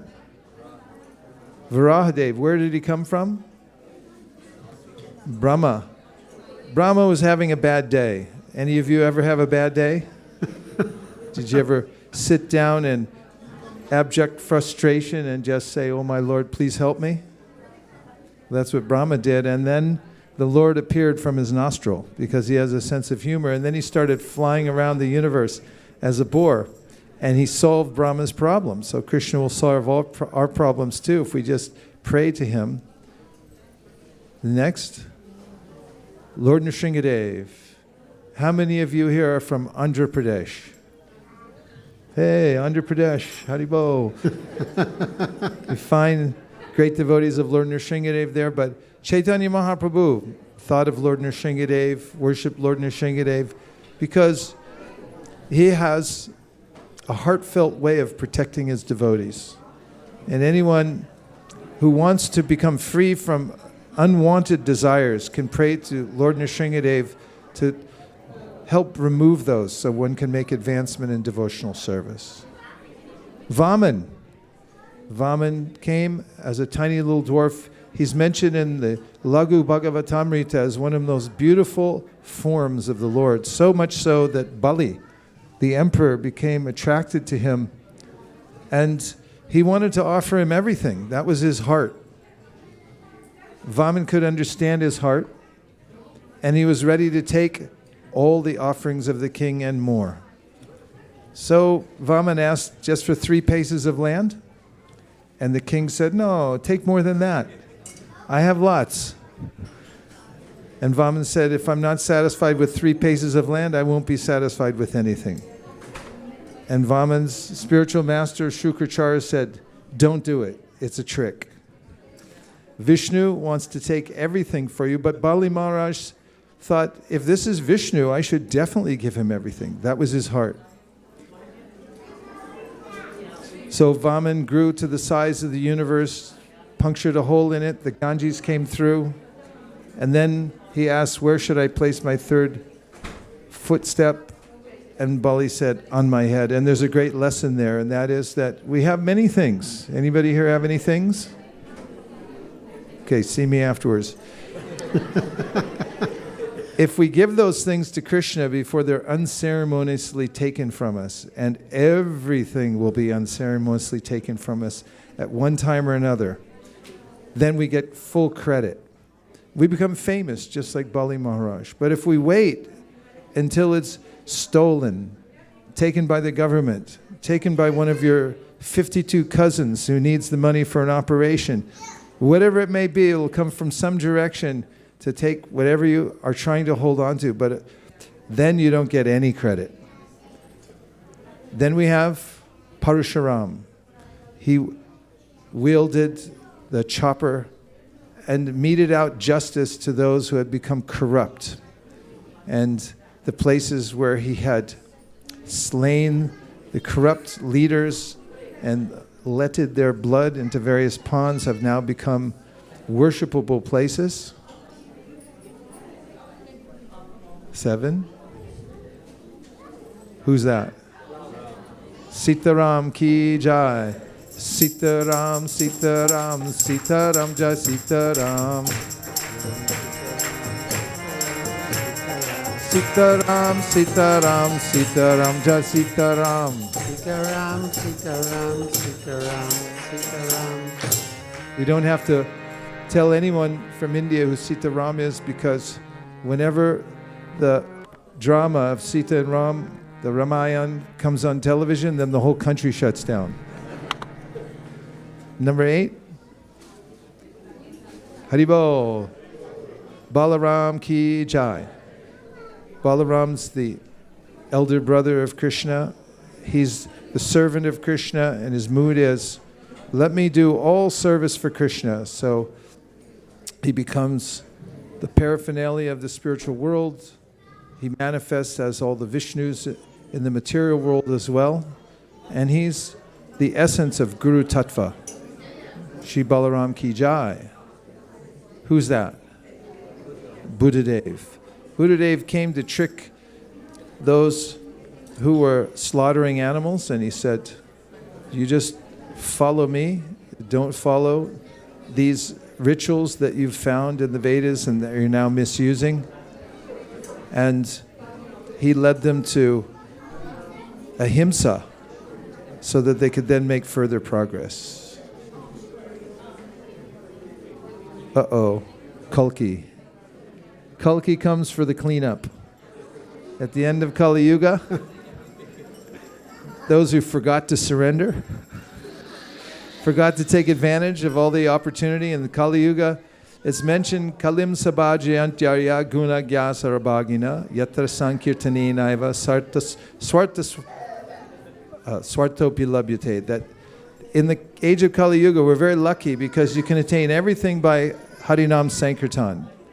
But if somehow you get left behind, then Kalki will come and claim you at the end by taking you back to Godhead. So let's sing this song together.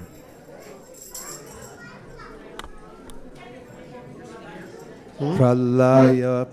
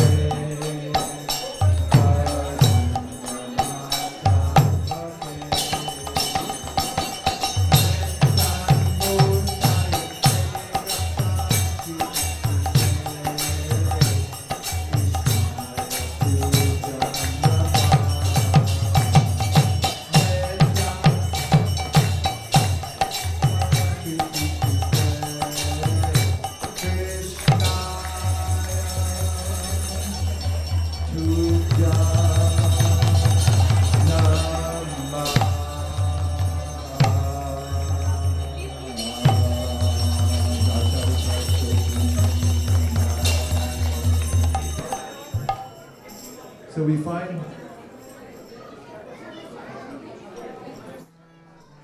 we find in that beautiful bhajan everyone but Krishna.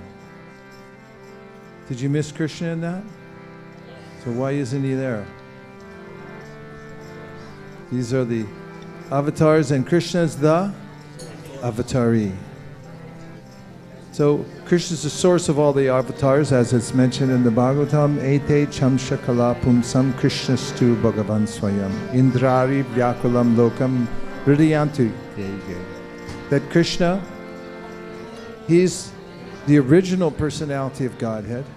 And therefore, when Krishna appears, all the avatars are within the body of Krishna. As Maharaj said earlier, when Krishna kills demons, it's the Vasudeva incarnation that comes out.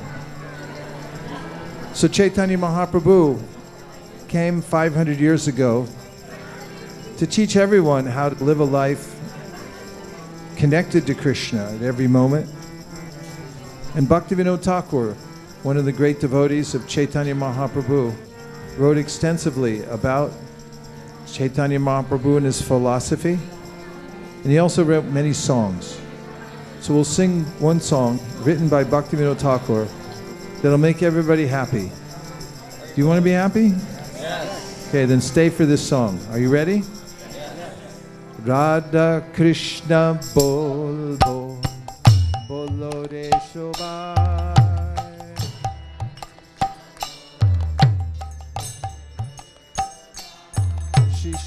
Radha Krishna bol bol, bolo re shobai.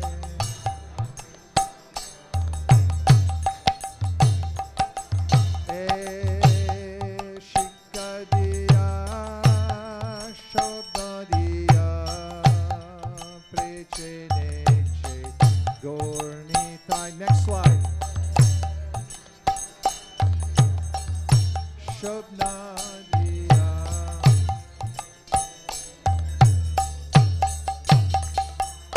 Hari bol, bolo re, shikariya.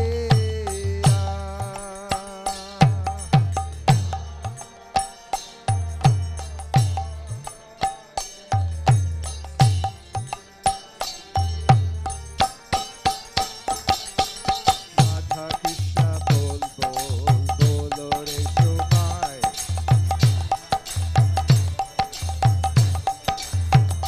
Shri Shri Radha Krishna bol bol, bolo re shobai.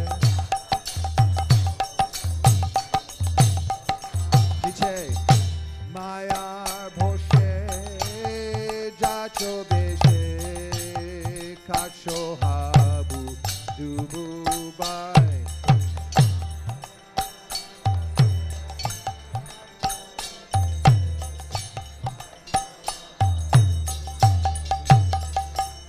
Hari bol,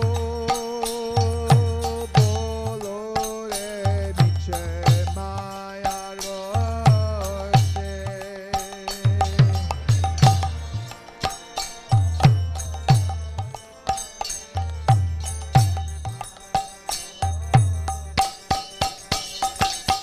Radha Krishna bol bol, bolo re shobai.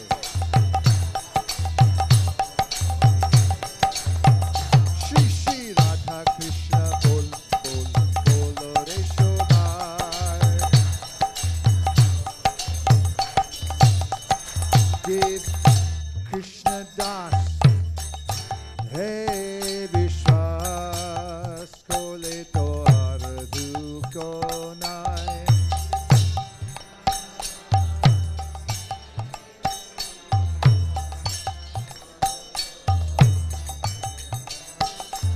Hari bol, bolo re jiv Krishna Das.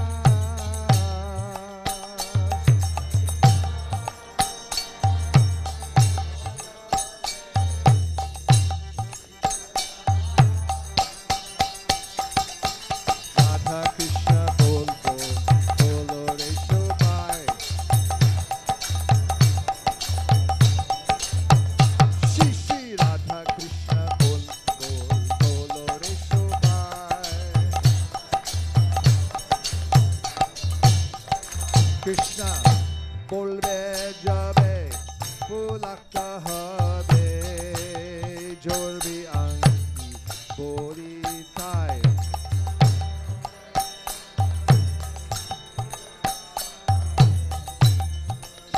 We'll do it one more time. Krishna bolbe jabe, pulakta habe, jorbi anki boli thai. Get ready. Pulaka habe. You missed it. Somebody missed it. We'll try it again. Krishna bolbe jabe, pulaka habe, jorbi anki boli thai. Here we go. Krishna.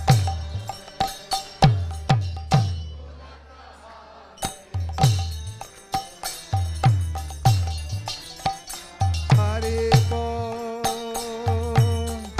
bolo Krishna bolbe jabe.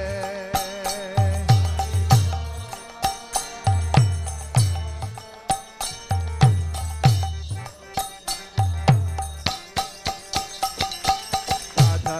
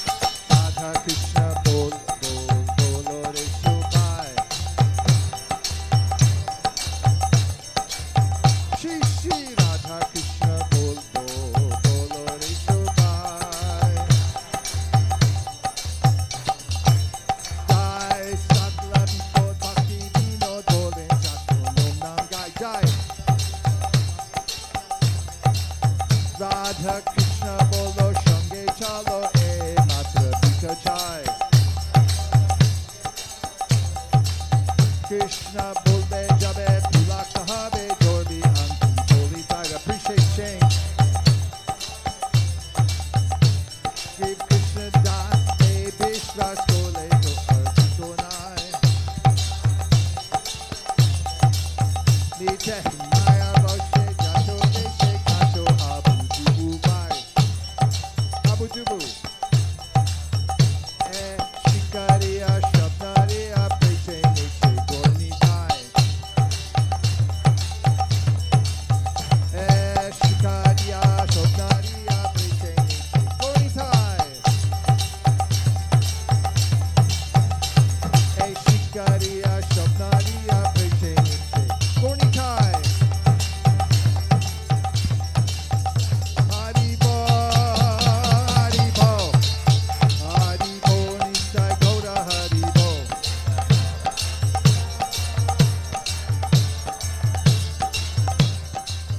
Hare Krishna, Krishna Krishna, Hare Hare, Hare Rama, Rama Rama, Hare Hare.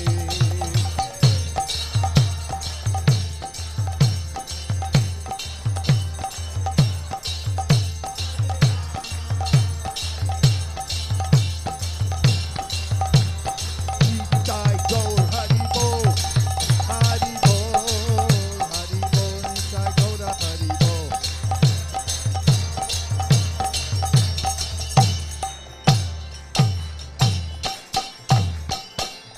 Nitai Gaura Premanande, Hari Haribo.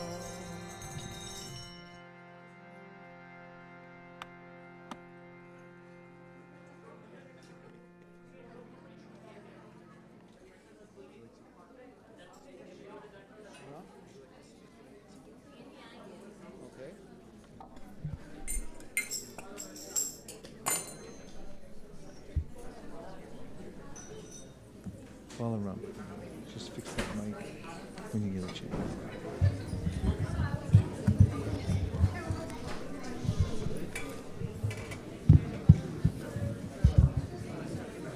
Thank you for joining, everyone.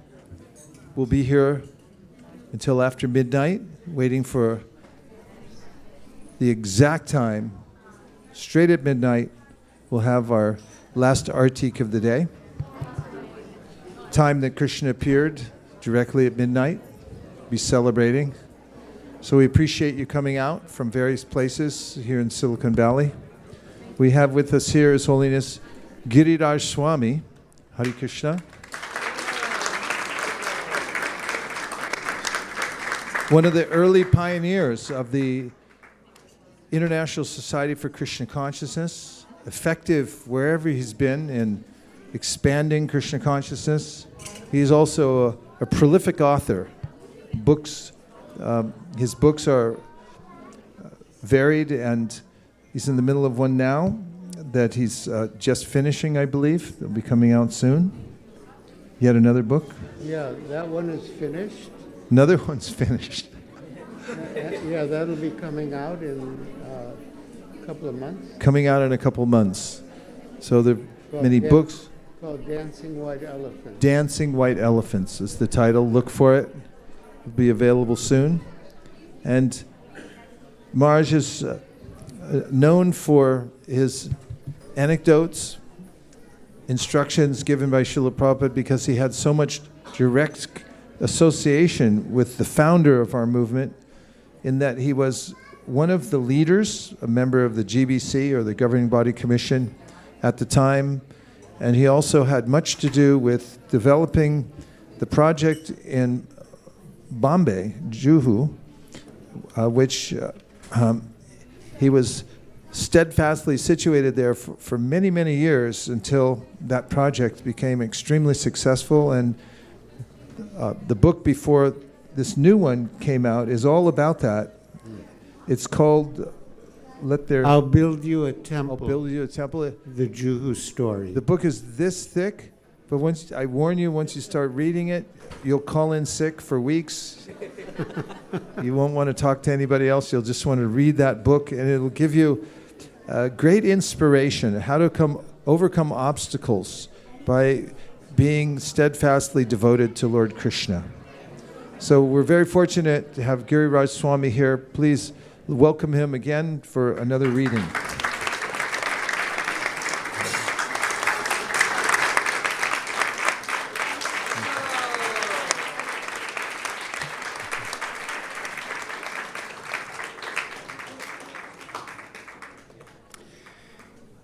Thank you very much.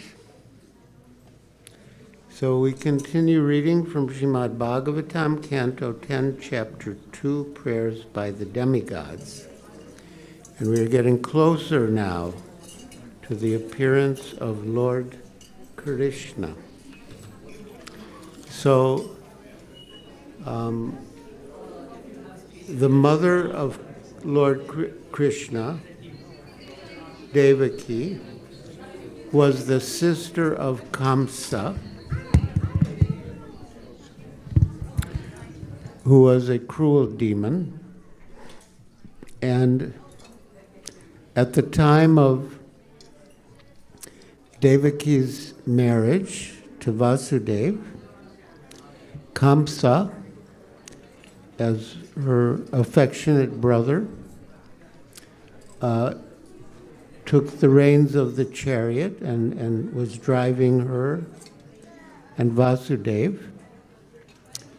And then he heard a voice from the sky, Akashvani, that said, Kamsa, you are driving the chariot of your sister, but you are such a fool.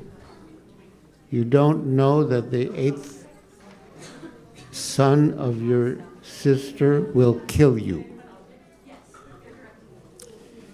So Kamsa was so shameless and cruel, he was ready to kill Devaki on the spot, his own sister, on the occasion of her marriage. And her husband, Vasudeva, thought, let me save Devaki.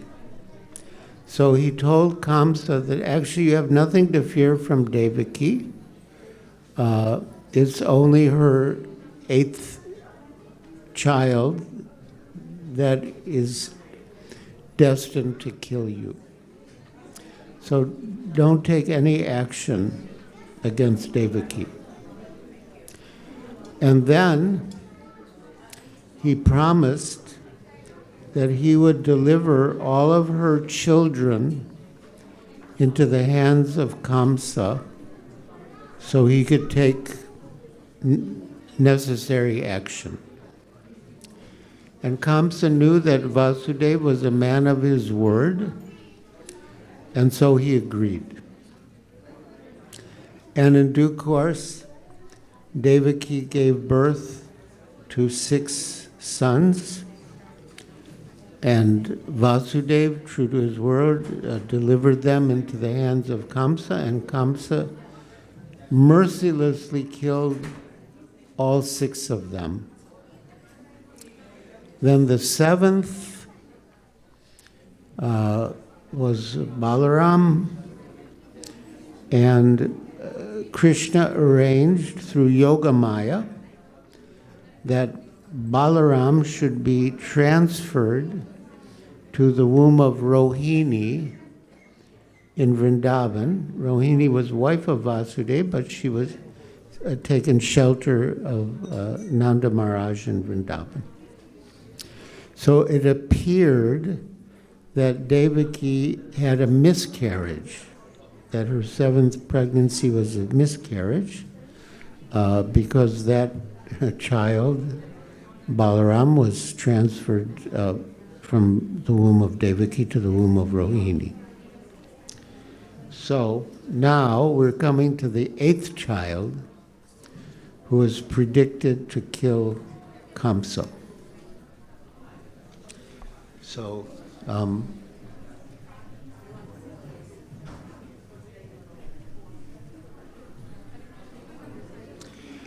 Kamsa had been considering whether he should kill Devaki, but ultimately he decided against it.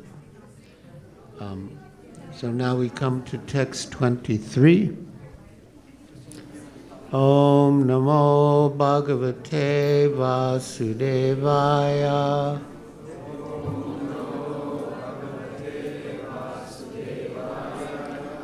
Om Namo Bhagavate Vasudevaya.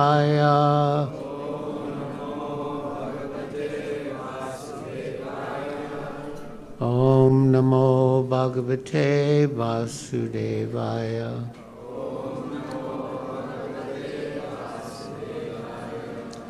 Again, Srimad-Bhagavatam, Canto 10, Chapter 2, Prayers by the Demigods, Text 23. Translation. Shukadev Goswami said, deliberating in this way, Kamsa, although determined to continue his enmity toward the Supreme Personality of Godhead, refrained from the vicious killing of his sister.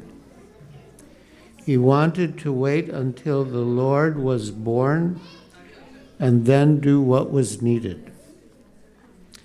24.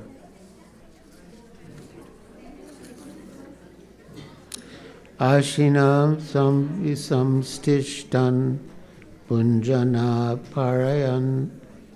paryatan mahim chintayana rishikesham apashyatan mayam jagat.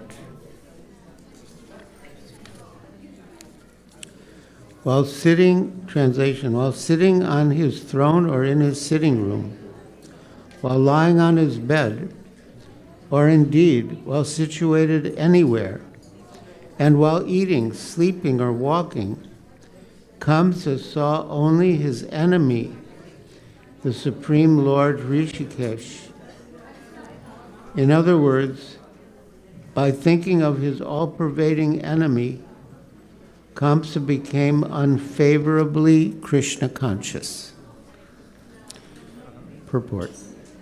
Srila Rupa Goswami has described the finest pattern of devotional service as Anukulyena Krishna Anushilanam, or cultivating Krishna consciousness favorably. Kamsa, of course, was also Krishna conscious, but because he regarded Krishna as his enemy, even though he was fully absorbed in Krishna consciousness, his Krishna consciousness was not favorable for his existence. Krishna consciousness, favorably cultivated, makes one completely happy, so much so that a Krishna conscious person does not consider Kaivalya Sukham, or merging into the existence of Krishna, to be a great gain. Kaivalyam narakayate, for a Krishna conscious person, even merging into the existence of Krishna or Brahman, as impersonalists aspire to do, is uncomfortable. So there's more to the purport, but basically Kamsa was Krishna conscious, but he was unfavorable to Krishna. And as Rupa Goswami describes Uttama Bhakti in Bhaktirasamrita Sindhu, it is Anukulyena Krishna Anusilanam. It is favorable. In the early days of ISKCON in New York City, there was a real estate man named Mr. Payne who conspired to cheat the devotees. So one day, Mr. Payne phoned Srila Prabhupada. And Srila Prabhupada said, "Oh, Mr. Payne, I'm always thinking of you. And afterwards, the devotees asked Srila Prabhupada, is it true that you're always thinking of Mr. Pain?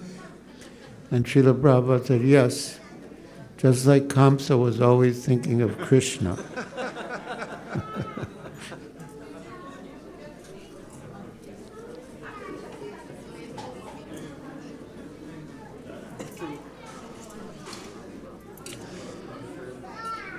Karmis, so this part is a paraphrase of a verse by Prabodhananda Saraswati, Srila Prabodhananda Saraswati. So, Kaivalya Narakayate, for a Krishna conscious person, even merging into the existence of Krishna or Brahman, as impersonalists aspire to do, is uncomfortable. Kaivalyam Narakayate, Tridasa Pur Akasha Pushpayate. Karmis hanker to be promoted to the heavenly planets, but a Krishna conscious person considers such promotion a will of the wisp, good for nothing. Durdantendriya Kalasarpa Patale Propatale Damstrayate. Yogis try to control their senses and thus become happy. But a Krishna conscious person neglects the methods of yoga. He is unconcerned with the greatest of enemies, the senses, which are compared to snakes. For a Krishna conscious person who is cultivating Krishna consciousness favorably, the happiness conceived by the karmis, gyanis, and yogis is treated as less than a fig. Kamsa, however, because of cultivating Krishna consciousness in a different way, that is inimically, was uncomfortable in all the affairs of his life, whether sitting, sleeping, walking, or eating. He was always in danger. So he was Krishna conscious, but unfavorably Krishna conscious. But he was completely absorbed in Krishna, but he was thinking of Krishna as his enemy. This is the difference between a devotee and a non-devotee. A non-devotee or atheist also cultivates God consciousness by trying to avoid God in everything. For example, so-called scientists who want to create life by a combination of chemicals regard the external material elements as supreme. Such scientists do not like the idea that life is part and parcel of the Supreme Lord. So, there was a meeting of scientists in Bombay, and in the meeting, one of the scientists declared that they don't know how life has come into being, but whatever it is, they will not consider God as the cause. And I mentioned this to Srila Prabhupada on a morning walk on Juhu Beach. And,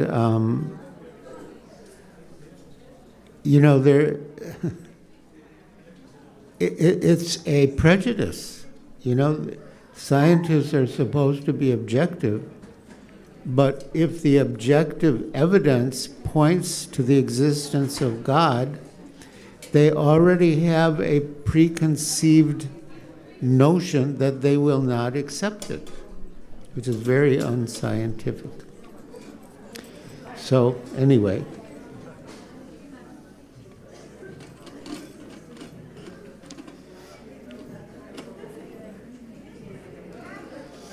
So-called scientists who want to create life by a combination of chemicals regard the external material elements as supreme.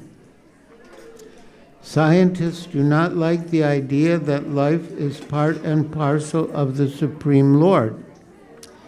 As clearly stated in Bhagavad Gita, Mam evamso jiva loke jiva bhuta sanatana.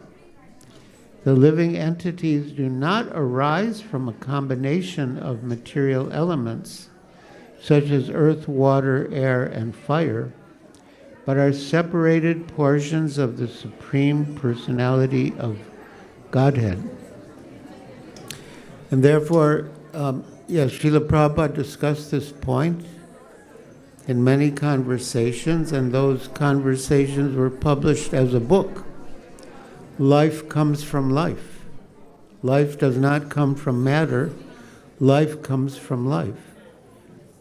Life comes from the supreme life, Krishna.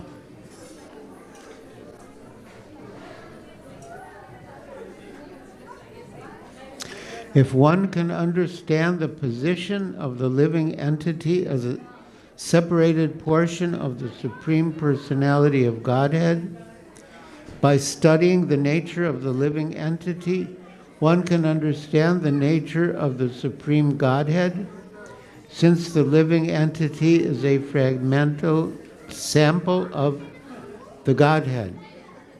This is a very important point. By understanding the individual soul, one can understand the Supreme Soul, because the individual soul has the same qualities as the Supreme Soul, though in less quantity. But the quality is the same.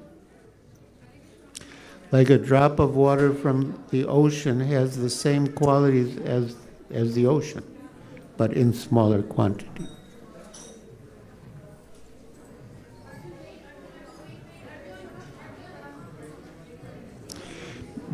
But because atheists are not interested in God consciousness, they try to be happy by cultivating Krishna consciousness in various unfavorable ways.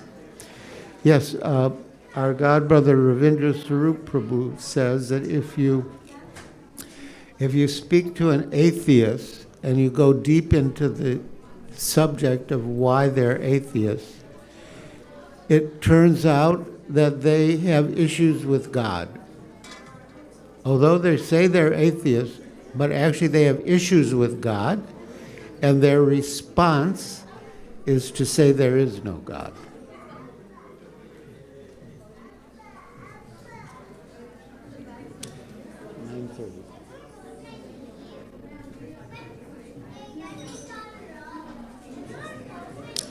Although Kamsa was always absorbed in thoughts of Hari, the Supreme Personality of Godhead, he was not happy.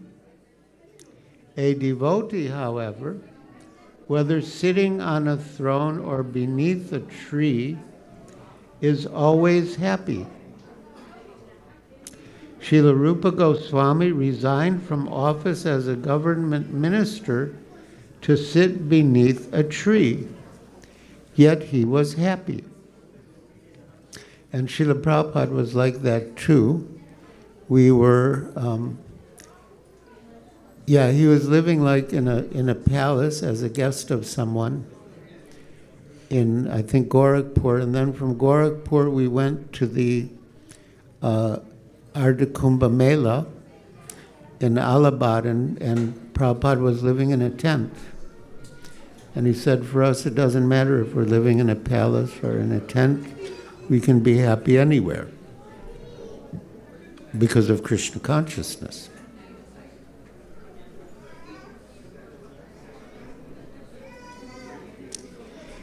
A devotee, whether sitting on a throne or beneath a tree, is always happy. Srila Rupa Goswami resigned from office as a government minister to sit beneath a tree, yet he was happy. Tyaktva turnam ashesha mandala pati shrenim sadat tuchabat. Sad Goswami Astika 4. He did not care for his comfortable position as a minister. He was happy even beneath a tree in Vrindavan, favorably serving the Supreme Personality of Godhead. This is the difference between a devotee and a non-devotee. For a non-devotee, the world is full of problems, whereas for a devotee, the entire world is full of happiness. Now that sounds odd, because in the Bhagavad Gita, Krishna says that the material world, dukkhalayam ashashvatam, it is a place of misery and temporary. So Prabodhananda Saraswati says that it's a happy place. So how could a place of misery be a happy place? Well, it's a happy place because he sees opportunities to serve Krishna. And by devotional service, anyone is happy. Everyone is happy. So for a non-devotee, the world is full of problems, whereas for a devotee, the entire world is full of happiness. Vishvam Purna Sukhayate. Vidi Mahendradista Kirtayate. Yet Karuna Kataksham Vibhavatakam Tam Goram Eva Stuma. Chaitanya Chandramrita 95. This comfortable position of a devotee can be established by the mercy of Lord Chaitanya Mahaprabhu. Yasmin stito na dukena gurunapi vichalyate. Bhagavad Gita 6:22. That means that even in the most difficult situation, a devotee is not shaken. Even when a devotee is superficially put into great difficulty, he is never disturbed.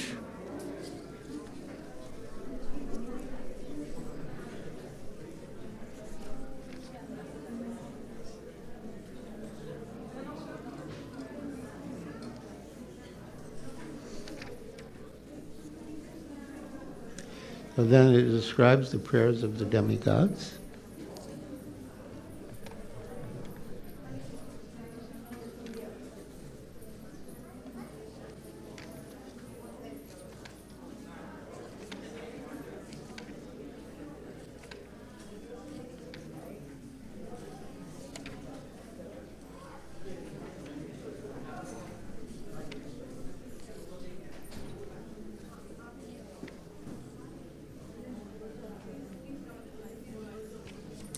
After thus offering prayers to the Supreme Personality of Godhead, Lord Vishnu, the Transcendence, all the demigods, with Lord Brahma and Lord Shiva before them, returned to their homes in the heavenly planets.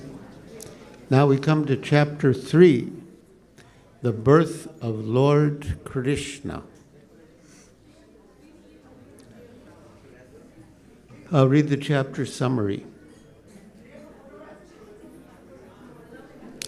As described in this chapter, the Supreme Personality of Godhead, Krishna, Hari in his original form, appeared as Vishnu so that his father and mother could understand that their son was the Supreme Personality of Godhead. It was very unusual. He came out and he immediately was manifesting his four-handed form as Vishnu, decorated with jeweled ornaments, with the four symbols of Vishnu.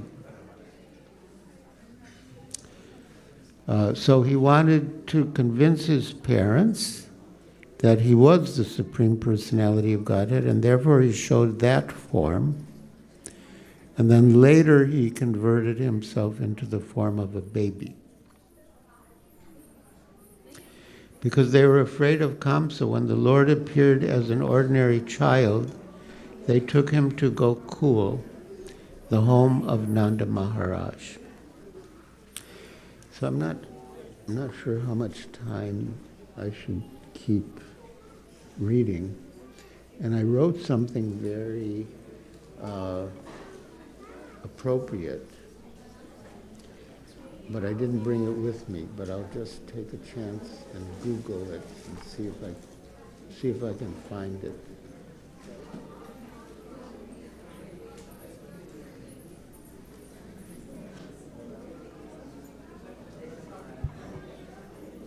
Giriraj Maharaj wrote something that he'd write to read to all of us.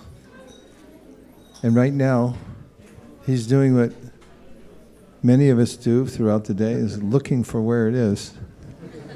At least I'm always looking for something online, on my phone, elsewhere. Yes? You can ask a question. Go ahead. In the purport we were reading, it said that we can understand the Supreme Lord through his fragmented parts and parcels, which is us, and that one can see the qualities of the Lord in us. But aren't we, as living entities, don't we have flaws and don't we make mistakes? And the Supreme Lord is beyond that. What do we recognize in another living entity that the Supreme Lord also has? Sure. Well, the Vedas say, asango hyayam purushaha. Actually, the soul never has any contact with the material nature. There's a sense that we do, because just as when one's involved in a dream, we see that we're being perhaps chased by a tiger, and we go through the symptoms of fear, running from the tiger. But when we wake up, we see that actually we had no real connection with the tiger. It was a phantom. Narada Muni, when he's describing his enlightenment after coming in contact with the great sadhus that stayed at his mother's home for 2 seasons, says when he realized his spiritual position, he says that he could see that the Lord and I are both transcendental. There is a difference in that Krishna says in the Gita, Mamai Vamsho Jiva Loke Jiva Bhuta Sanatana. Both eternal, but the living entity being small as the part and not the whole has the possibility of coming under control of the illusory energy. However, he never really mixes with it. So the Upanishads give these types of examples, like unto the sun as am I, we know from the Sri Upanishad, in the sense of taking a look in the world and seeing what is the most amazing part of it. And the first place one might notice that is in oneself. As Krishna says in the Bhagavad Gita, about the self or the soul, ascharyavat pashyati kashyanenam ascharyavat vadati tataiva chanyaha, that it's amazing. Ascharyavat means it's the most amazing show on earth. Everyone's looking externally, but they forget to look inside themselves. However, a self-realized person, or a person cultivating higher consciousness, Krishna describes prajahati yada kaman sarvan partamanogatan atmanyeva manatushta stita pragnasta dochite. Such person has learned to restrain himself from chasing after the phantoms of the world and the external offerings that material nature gives, to look inwardly.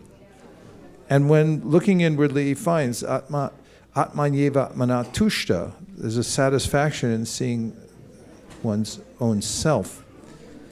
So in the beginning stage of taking the direction of the Upanishads, to be observant of the difference between the external world, the world of matter, and what is consciousness. And seeing the amazing nature of consciousness. Then Prabhupada explains in the Bhagavatam, in the second canto, that from that position of being self-observant, then one can also notice that we're being maintained. And that is that whenever we have a situation that we're considering, we get an intelligence that comes the way a father might give advice to a son and say, okay, you can do it like this. He says, in this way, you can start to notice, after you've noticed yourself as distinct from matter, that there's also a superior soul, or as he calls the super spirit, that's beyond our limited capacity to solve problems or even to maintain ourselves, and we can see that we're getting helped by the super soul or the super spirit. From there, one can start to notice not only the amazing quality of oneself, but then to understand that we have a maintainer. And then he takes it one step further, and he says, one can also surmise that if this super spirit, or rather, that one can surmise that God must also have another dimension besides just maintaining us. And therefore, he has another feature beyond just the super spirit here in the material world. And that leads to a conception of, or asking the same question Uttara asked, like, where is that realm where God has his own life and his own interaction on a different level than just maintenance in the material world? So there's a progression of thought that's brought out through the Upanishads, in the Bhagavad Gita, and then the Srimad-Bhagavatam, that takes us step by step to notice the amazing feature of consciousness, of our own consciousness, then realizing the presence of the supreme consciousness, and then realizing the ultimate feature of the supreme consciousness, which is Bhagavan in the spiritual world. Maharaj found it, so we kept busy long enough.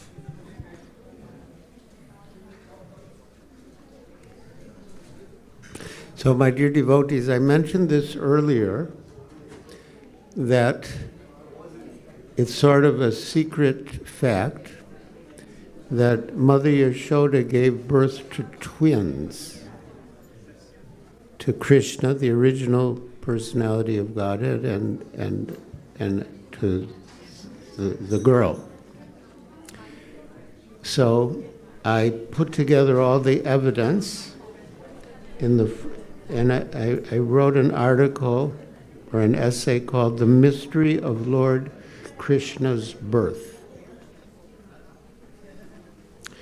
Many residents of Mathura believe that Lord Krishna appeared in Mathura. But the residents of Vrindavan know that he was born in Vraja, in Gokul. Yet Srimad-Bhagavatam states that Lord Krishna appeared in the prison house of Kamsa in Mathura as the son of Vasudeva and Devaki, and thereafter was carried by Vasudeva to Gokul to be taken as their son by Nanda and Yashoda, in exchange for Yashoda's newborn daughter, Yogamaya. So how to solve this mystery? Let us turn to Srimad-Bhagavatam and look more closely. At the beginning of Canto 10, Chapter 5, we find Nandas Twatmaja Utpane Jatalado Mahamana. When Lord Sri Krishna appeared as his son, Nanda Maharaj was overwhelmed with jubilation. And Ayuha Vipran Vedajan Snata Suchir Alankrita Vachait Va Swastyayam Jata Karmat Majayasvai. Then Nanda Maharaj arranged to have the Vedic birth ceremony, Jata Karma, celebrated for his newborn child. That's Srimad-Bhagavatam 10, 5, 1 and 2. Then in the purport, Srila Prabhupada writes, the Jata Karma ceremony can take place when the umbilical cord connecting the child and the placenta is cut.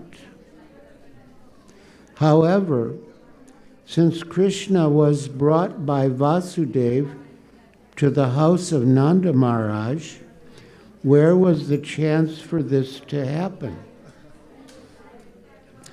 Here, Srila Vishwanath Chakravarti Thakur and other authorities cite evidence from various shastras that Krishna actually took birth as the son of Yashoda before the birth of Yogamaya, who is therefore described as the Lord's younger sister.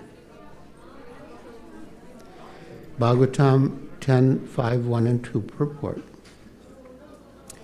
Yogamaya is described as Adrishya Tanuja Vishnu, the younger sister of Lord Vishnu.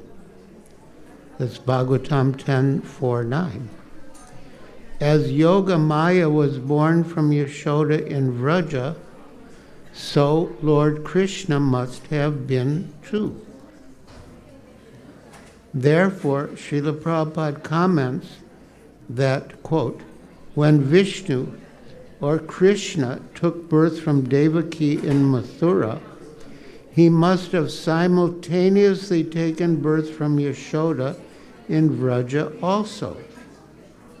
Otherwise, how could Yogamaya have been Anuja, the Lord's younger sister? Srila Prabhupada writes further, Srila Vishwanath Chakravarti Thakur discusses that Krishna appeared simultaneously as the son of Devaki and as the son of Yashoda, along with the spiritual energy Yogamaya. As the son of Devaki, he first appeared as Vishnu, and because Vasudeva was not in the position of pure affection for Krishna, Vasudeva worshipped his son as Lord Vishnu. Yashoda, however, pleased her son Krishna without understanding his godhood. This is the difference between Krishna as the son of Yashoda and as the son of Devaki. This is explained by Vishwanath Chakravarti Thakur on the authority of Harivamsa. That's Bhagavatam 10, 347 purport. The Vishnu who appeared in Mathura is Vasudeva Krishna, fully grown with 4 hands and long hair and many ornaments and symbols of Vishnu. The Krishna who took birth in Vraja is the original Krishna with 2 hands. When Vasudeva and Devaki prayed to Vishnu as the Supreme Personality of Godhead to become like a human baby, and Vasudeva carried him across the Yamuna River to Vrindavan, the original Krishna absorbed the Vasudeva Krishna into himself. Later, when Kamsa tried to kill Yogamaya, she slipped upward, assumed the form of the goddess Durga, and clearly told him, quote, the Supreme Personality of Godhead, who has been your enemy from the very beginning and will certainly kill you, has already taken his birth somewhere else. That's Bhagavatam 10.4.12. Further evidence that Krishna took birth in Vraja comes later in the 10th canto in the songs of the gopis, the Gopi Gita, where Shukadev Goswami completely forgets himself. Shukadev Goswami wanted to encourage Maharaj Parikshit that Krishna was the son of Vasudeva, because Vasudeva was Kunti's brother, and Kunti was Arjuna's mother, and Parikshit's great-grandmother. Thus, to please Maharaj Parikshit, Sukadeva Goswami tried to suppress the fact that Krishna actually took birth as the son of Yashoda in Vraja. But in the ecstasy of the gopis' separation from Krishna, he forgot himself and cried, Jayati te dikam janmana vraja. O beloved Krishna, your birth in the land of Vraja has made it exceedingly glorious. And thus Indira, the goddess of fortune, always resides here. It is only for your sake that we, your devoted servants, maintain our lives. We have been searching everywhere for you, so please show yourself to us. That's Bhagavatam 10:31-1. Thus the truth came out. By closely studying the texts of Srimad-Bhagavatam, under the guidance of Srila Prabhupada and other acharyas, the mystery is solved.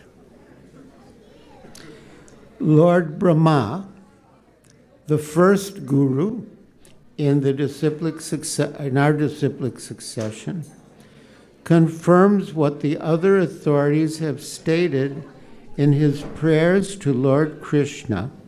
He addressed him as the son of the king of the cowherds, Pashupangajaya, the son of Maharaj Nanda. Quote, O son of the king of the cowherds. He's confirming that he was the son of Nanda Maharaj, not Vasudeva. O son of the king of the cowherds, your transcendental body is dark blue like a new cloud. Your garment is brilliant like lightning, and the beauty of your face is enhanced by your gunja earrings and the peacock feather on your head. Srimad-Bhagavatam 10:14-1.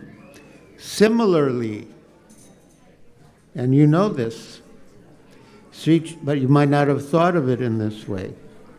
Similarly, Sri Chaitanya Mahaprabhu in his Shikshashtaka 5 also addresses Krishna as the son of Maharaj Nanda. He refers to Krishna as Nanda Tanuja, born, Ja, from the body, Tanu, of Nanda, as he prays, O my Lord, O son of Maharaj Nanda, Krishna, I am your eternal servant. At the end of the last chapter of the 10th canto, Shukadev Goswami refers to Krishna as Devaki Janmo Vada, quote, known as the son of Devaki, end quote. In the Krishna book, Srila Prabhupada explains, quote,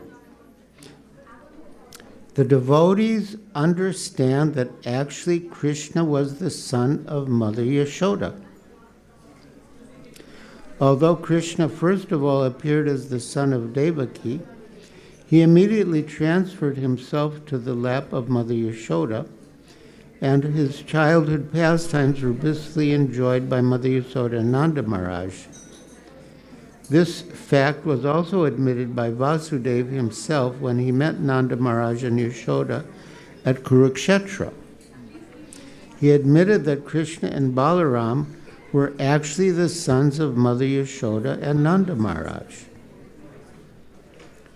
Krishna is Devaki Janmovada because although he is known as the son of Devaki, actually he is not. Factually, he is the son of Mother Yashoda, and also the all-pervading Supersoul, the Supreme Personality of Godhead, who has no mother or father. So there's two ways of taking that Devaki Janmavada, known as the son of Devaki. In any case, we should never think that Lord Krishna was conceived or born like an ordinary human being. He is always transcendental and supreme, and he manifests himself by his internal potency. Because he wanted to appear as a cowherd boy, his internal potency arranged his apparent birth in Vraja.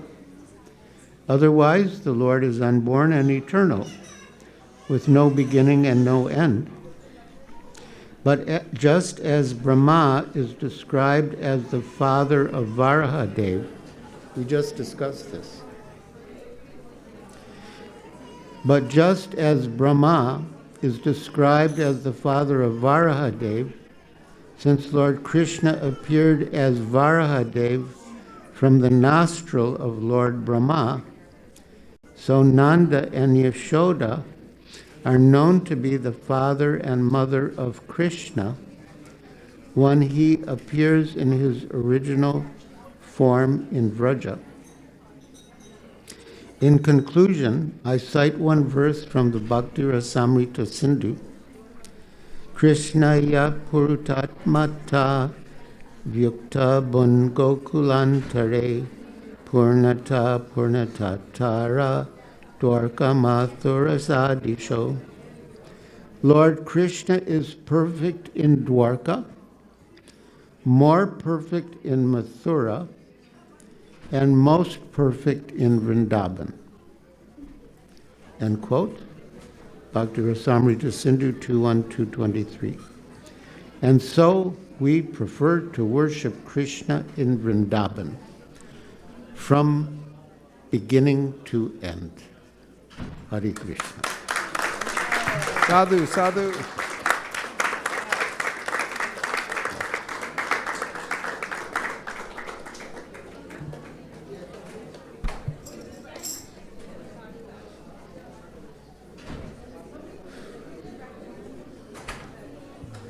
Hare Krishna Maharaj, thank you so much for providing all the evidences. I was thinking in my heart of asking this question, and before I could ask the question, you already provided the references.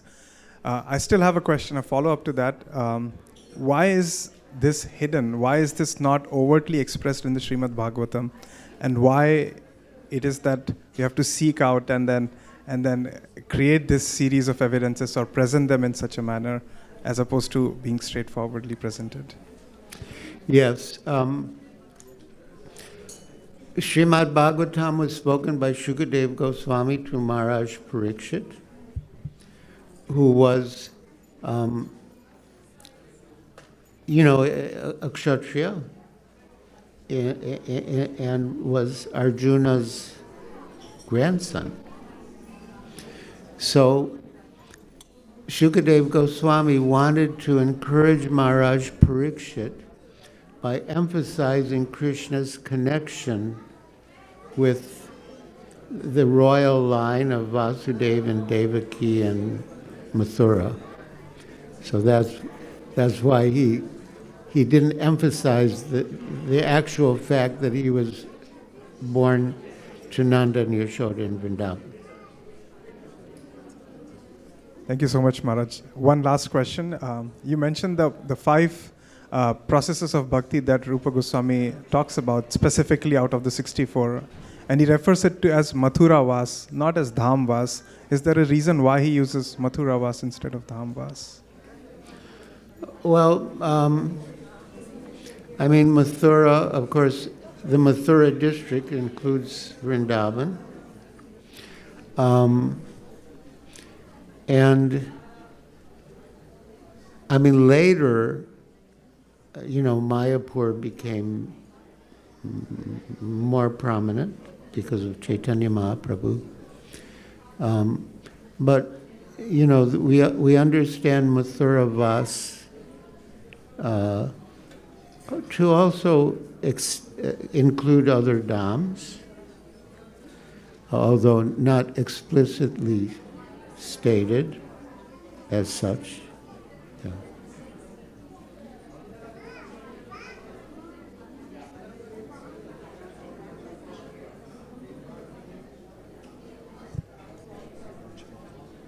Sure. Considering the mysterious nature of the subject matter, of course, Krishna is the supreme mystic, and the way he appears in the world and then disappears sometimes is described as being the way a magician will make things appear and disappear right before our eyes. Therefore, we've selected a special tune to go along with Maharaj's essay, which has an element of mystery in it. It's a raga called Shiva Ranjani that evokes that sense of awe from seeing the mystery of Krishna's pastimes. Would you like to try it? It may carry you away to a different realm. For instance, we're here in Silicon Valley. Of course, right now we don't feel like that, do we? We're right in Vrindavan, in this atmosphere in the temple. Once when I lived in Calcutta, I had visa issues and I had to go to the American embassy. And when I walked in, there were US Marines. And they were behind a plexiglass window. And when I looked inside, everything was American. The water was Arrowhead. They had snacks, and all the snacks were from America. They weren't from Haldiram's. They were potato chips and so forth. Of course, now India has Lay's potato chips, too bad. But anyway, everything was American. And in a similar way, as Maharaj was talking about the Holy Dham, although apparently in the material world, when we go to the Dham, we're actually stepping right into the spiritual world, and everything there is non-different from Krishna, just as this environment here that Srila Prabhupada has created for us by giving us the formula to create a Dham anywhere, including right here in the middle of Silicon Valley. That's a great mystery. Actually, it's a science, the science that Krishna mentions in the Bhagavad Gita when he says, Brahmarpanam Brahmahavir Brahmagnau Brahmanohutam Brahmaiva Tena Gantavya Brahmakarma Samadhina. And that is that anything that you have in your life, anywhere you live in your life, that you engage exclusively in Krishna's service becomes spiritualized. And Srila Prabhupada used to use the example of an iron rod. If you place it in fire and you leave it in fire, after some time, it becomes fire. This material element, iron, can transform. And similarly, everything in this world, because it comes from one original source, Krishna, when it's used again in Krishna's service, then it also takes on the spiritual quality again.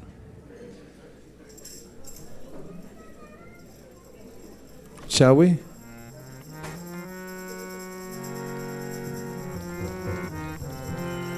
You have to say yes, otherwise I can't say yes.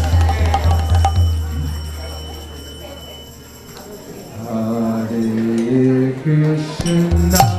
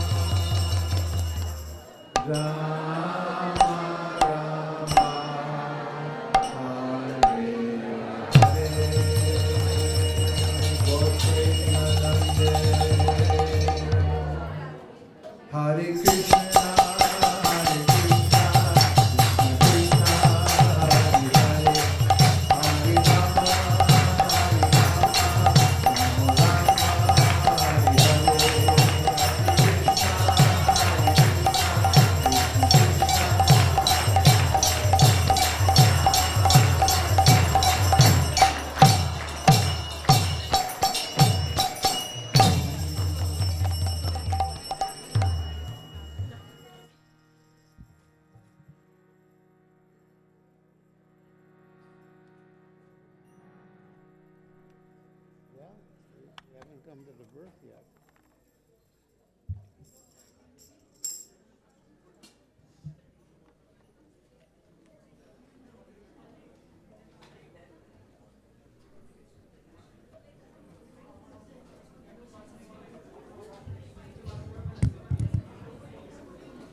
Hare Krishna, my dear devotees. Now we have come to Srimad-Bhagavatam, Canto 10, Chapter 3, The Birth of Lord Krishna. I'll begin by reading the chapter summary. As described in this chapter, the Supreme Personality of Godhead, Krishna, Hari, in his original form, appeared as Vishnu so that his father and mother could understand that their son was the Supreme Personality of Godhead. Because they were afraid of Kamsa, when the Lord appeared as an ordinary child, they took him to Gokul, to the house of Nanda Maharaj. Mother Devaki, being fully transcendental, Satchidananda, does not belong to the material world. Thus the Supreme Personality of Godhead appeared with 4 hands, as if born from her womb. Upon seeing the Lord in that Vishnu form, Vasudeva was struck with wonder, and in transcendental happiness, he and Devaki mentally gave 10,000 cows in charity to the Brahmins. Vasudeva then offered prayers to the Lord, addressing him as the Supreme Person, Parabrahman, the Supersoul, who is beyond duality and who is internally and externally all-pervading. The Lord is the cause of all causes, is beyond material existence, although he is the creator of the material world. When he enters this world as Paramatma, he is all-pervading. Adantarasta Paramanu Chayantarasta. Yet he is transcendentally situated. For the creation, maintenance, and annihilation of this material world, the Lord appears as the guna avatars, Brahma, Vishnu, and Maheshwara. Thus Vasudeva offered prayers full of meaning to the Supreme Personality of Godhead. Devaki followed her husband by offering prayers describing the transcendental nature of the Lord, fearing Kamsa and desiring that the Lord not be understood by atheistic and materialistic non-devotees. She prayed that the Lord withdraw his transcendental forearm form and appear like an ordinary child with 2 hands. The Lord reminded Vasudeva and Devaki of 2 other incarnations in which he had appeared as their son. He had appeared as Prishnigarbha and Vamanadev, and now this was the 3rd time. He was appearing as the son of Devaki to fulfill their desire. The Lord then decided to leave the residence of Vasudeva and Devaki in the prison house of Kamsa. And at this very time, Yogamaya took her birth as the daughter of Yashoda. By the arrangement of Yogamaya, Vasudeva was able to leave the prison house and save the child from the hands of Kamsa. When Vasudeva brought Krishna to the house of Nanda Maharaj, he saw that by Yogamaya's arrangement, Yashoda, as well as everyone else, was deeply asleep. Thus he exchanged the babies, taking Yogamaya from Yashoda's lap and placing Krishna there instead. Then Vasudeva returned to his own place, having taken Yogamaya as his daughter. He placed Yogamaya on Devaki's bed and prepared to be a prisoner as before. In Gokul, Yashoda could not understand whether she had given birth to a male or a female child. Mara, can we try a different microphone on you? Sure.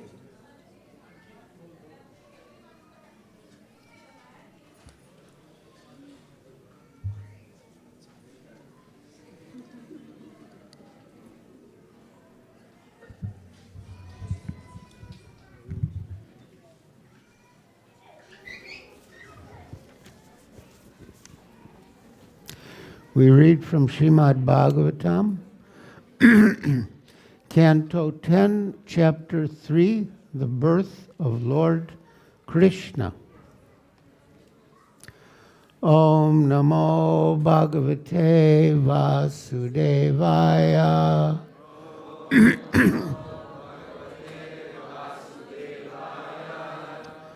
Om Namo Bhagavate Vasudevaya.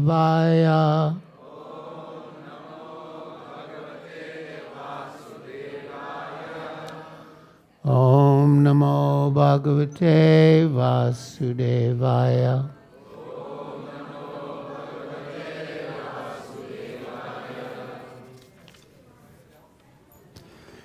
For the sake of time, I'll just read the translation now. Thereafter, at the auspicious time for the appearance of the Lord, the entire universe was surcharged with all the qualities of goodness, beauty, and peace. The constellation Rohini appeared, as did stars like Ashwini. The sun, the moon, and the other stars and planets were very peaceful. All directions appeared extremely pleasing, and the beautiful stars twinkled in the cloudless sky. Decorated with towns, villages, mines, and pasturing grounds, the earth seemed all auspicious. The rivers flowed with clear water, and the lakes and vast reservoirs, full of lilies and lotuses, were extraordinarily beautiful. And the trees and green plants, full of flowers and leaves, pleasing to the eyes, birds like cuckoos and swarms of bees began chanting with sweet voices for the sake of the demigods.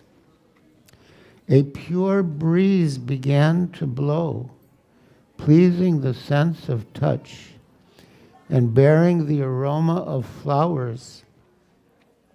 And when the Brahmins engaged in ritualistic ceremonies ignited their fires according to Vedic principles, the fires burned steadily, undisturbed by the breeze. Thus, when the birthless Lord Vishnu, the Supreme Personality of Godhead, was about to appear, the saints and Brahmins, who had always been disturbed by demons like Kamsa and his men, felt peace within the core of their hearts, and kettle drums simultaneously vibrated from the upper planetary system. So everything became auspicious. 6. The Kinnaras and Gandharvas began to sing auspicious songs, and Siddhas and Charnas offered auspicious prayers, and the Vidyaharis, along with the Apsaras, began to dance in jubilation. So there was happiness throughout the universe. The demigods and great saintly persons showered flowers in a joyous mood, and clouds gathered in the sky and very mildly thundered, making sounds like those of the ocean's waves. Then the Supreme Personality of Godhead, Vishnu, who is situated in the core of everyone's heart, appeared from the heart of Devaki in the dense darkness of night, like the full moon rising on the eastern horizon, because Devaki was of the same category as Krishna. Purport. As stated in the Brahma Samhita 537, Ananda Chinmaya Rasa Pratipavita Bis tabirya eva nijarupataya kalabi goloka eva nivasatya kilatma bhuto govindamadi purusham tamaham bhajami. This verse indicates that Krishna and his entourage are of the same spiritual potency, Ananda Chinmaya Rasa. Krishna's father, his mother, his friends, the cowherd boys, and the cows are all expansions of Krishna, as will be explained in the Brahma Vimohana Lila. When Brahma took away Krishna's associates to test the supremacy of Lord Krishna, the Lord expanded himself again in the forms of the many cowherd boys and calves, all of whom, as Brahma saw, were Vishnu Murtis. Devaki is also an expansion of Krishna. And therefore this verse says, Devakyam Devarupinyam Vishnu Sarva Guhashaya. So during that year, when Krishna expanded as all the cowherd boys, Purnamasi, who is like the guru of the Vrajavasis, announced that it was an auspicious time for the girls to get married. So all the girls who got married to the different cowherd boys were actually getting married to Krishna, which was their heart's desire. At the time for the Lord's appearance, the great sages and the demigods, being pleased, began to shower flowers. At the seashore, there was the sound of mild waves, and above the sea were clouds in the sky which began to thunder very pleasingly. When things were adjusted like this, Lord Vishnu, who is residing within the heart of every living entity, appeared in the darkness of night as the Supreme Personality of Godhead before Devaki, who appeared as one of the demigoddesses. The appearance of Lord Vishnu at that time could be compared to the rising of the full moon in the sky on the eastern horizon.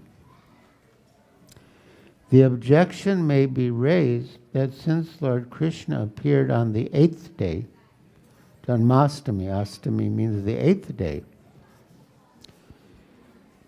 the objection may be raised that since Lord Krishna appeared on the 8th day of the waning moon, there could be no rising of the full moon. In answer to this, it may be said that Lord Krishna appeared in the dynasty which is in the hierarchy of the moon. Therefore, although the moon was incomplete on that night, because of the Lord's appearance in the dynasty wherein the moon is himself the original person, the moon was in an overjoyous condition. So by the grace of Krishna, he could appear as a full moon. To welcome the Supreme Personality of Godhead, the waning moon became a full moon in jubilation. So yes, Krishna appeared in the dynasty of the moon, and Lord Ramachandra appeared in the dynasty of the sun.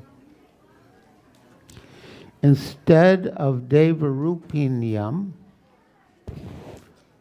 some texts of Srimad-Bhagavatam clearly say Vishnu Rupinyam.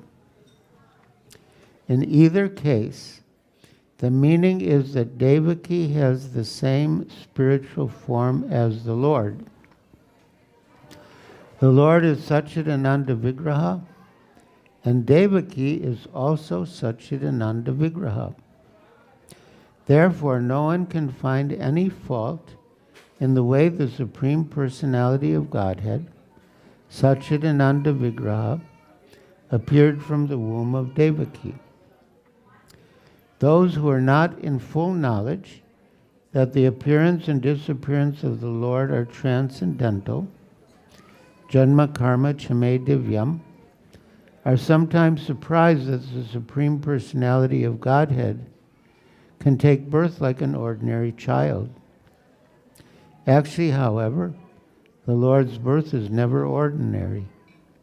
The Supreme Personality of Godhead is already situated within the core of everyone's heart as Antaryami, the Supersoul.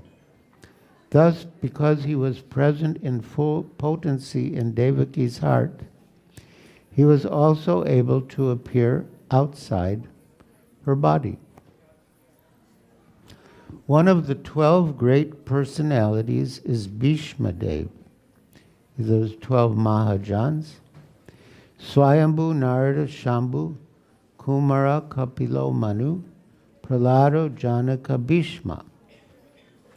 In Srimad-Bhagavatam 1942, Bhishma, a great authority to be followed by devotees, says that the Supreme Personality of Godhead is situated in the core of everyone's heart, just as the sun may be on everyone's head.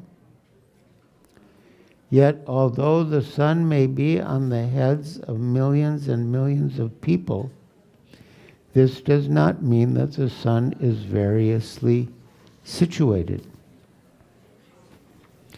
Similarly, because the Supreme Personality of Godhead has inconceivable potencies, he can be within everyone's heart and yet not be situated variously.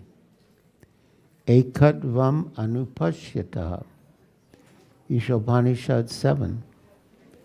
The Lord is one, but he can appear in everyone's heart by his inconceivable potency.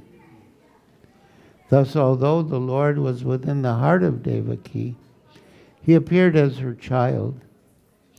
According to the Vishnu Purana, therefore, as quoted in the Vaishnav Toshani, the Lord appeared like the sun, Anugrahasaya. The Brahma Samhita 535 confirms that the Lord is situated within the atom, Andantarasta Paramanu Chayantarastam. He is situated in Mathura, in Vaikuntha, and in the core of the heart. Therefore, one should clearly understand that he did not live like an ordinary child in the heart or the womb of Devaki, nor did he appear like an ordinary human child, although he seemed to do so in order to bewilder asuras like Kamsa. The asuras wrongly think that Krishna took birth like an ordinary child and passed away from this world like an ordinary man. Such asuric conceptions are rejected by persons in knowledge of the Supreme Personality of Godhead. Ajopi son of Yayat Mahabhutanam Ishvaropi son. Gita 4:6. As stated in Bhagavad Gita, the Lord is Aja, unborn, and he is the supreme controller of everything. Nonetheless, he appeared as the child of Devaki. This verse describes the inconceivable potency of the Lord, who appeared like the full moon. Understanding the special significance of the appearance of the Supreme Godhead, one should never regard him as having taken birth like an ordinary child. Text 9 and 10. Vasudeva saw that the newborn child, who had very powerful lotus-like eyes, and who bore in his 4 hands the 4 weapons, Shankha, that means conch, Chakra, that means wheel, Sudarshan Chakra, Gada, that means club, and Padma, that means lotus. On his chest was the mark of Shivatsa, and on his neck the brilliant Kaustuba gem. Dressed in yellow, his body blackish like a dense cloud, his scattered hair fully grown, and his helmet and earrings sparkling uncommonly with the valuable gem Vaidurya. The child, decorated with brilliant belts, armlets, bangles, and other ornaments, appeared very wonderful. Text 11.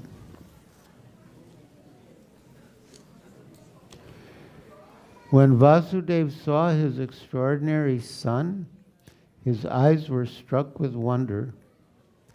In transcendental jubilation, he mentally collected 10,000 cows and distributed them among the Brahmins as a transcendental festival.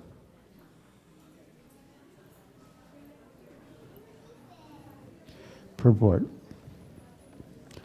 Srila Vishwanath Chakravarti Thakur has analyzed the wonder of Vasudeva upon seeing his extraordinary child. Vasudeva was shivering with wonder to see a newborn child decorated so nicely with valuable garments and gems.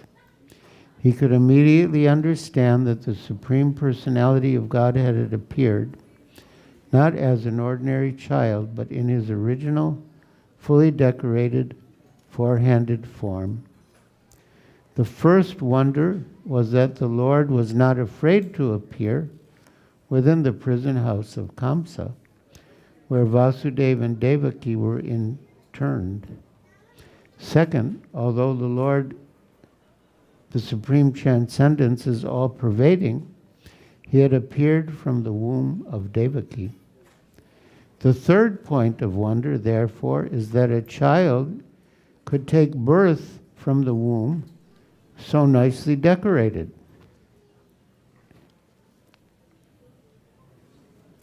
Fourth, the Supreme Personality of Godhead was Vasudeva's worshipable deity, yet had taken birth as his son.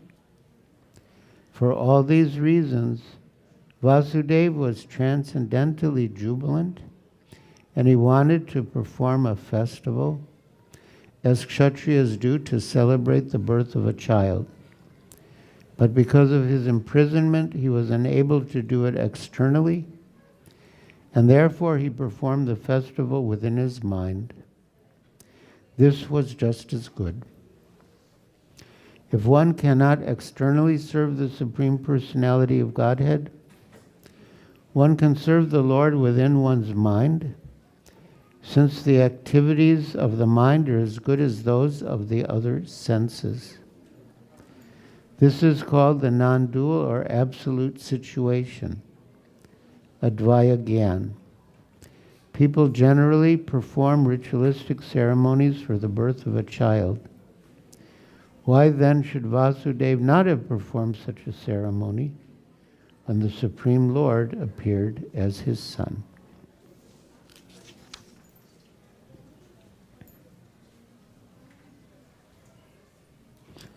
Text 12. O Maharaj Parikshit, descendant of King Bharata,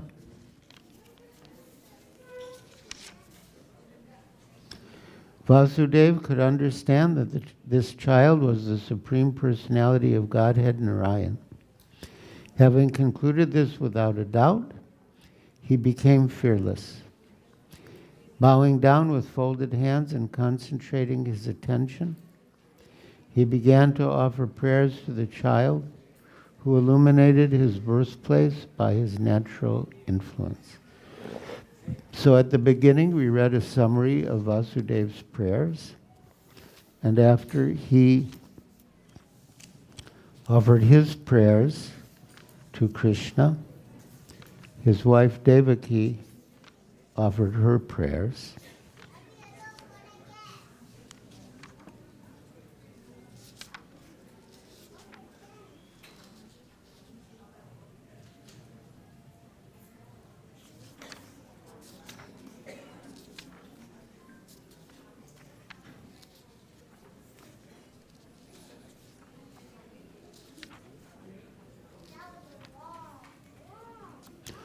Then after hearing the prayers, text 32, the Supreme Personality of Godhead replied, "My dear mother, best of the chaste, in your previous birth, in the Swayambhuva millennium, you were known as Prishni, and Vasudev, who was the most pious Prajapati, was named Sutapa.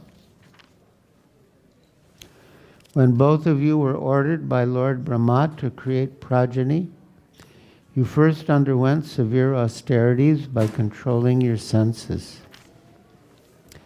My dear father and mother, you endured rain, wind, strong sun, scorching heat, and severe cold, suffering all sorts of inconvenience according to different seasons. By practicing pranayam to control the air within the body through yoga, and by eating only air and dried leaves fallen from the trees, you cleanse from your minds all dirty things. In this way, desiring a benediction from me, you worship me with peaceful minds. Thus you spent 12,000 celestial years performing different activities of tapasya in consciousness of me, Krishna consciousness. O sinless Mother Devaki, after the expiry of 12,000 celestial years, in which you constantly contemplated me within the core of your heart with great faith, devotion, and austerity, I was very much satisfied with you.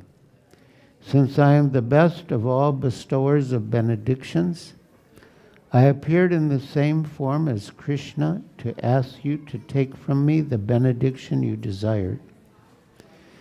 You then expressed your desire to have a son exactly like me. Being husband and wife, but always sonless, you were attracted by sexual desires, for by the influence of Deva Maya, transcendental love, you wanted to have me as your son. Therefore, you never desired to be liberated from this material world. After you received that benediction and I disappeared, you engaged yourselves in sex to have a son like me, and I fulfilled your desire. Since I found no one else as highly elevated as you in simplicity and other qualities of good character, I appeared in this world as Prishni Garbha, or one who is celebrated as having taken birth from Prishni.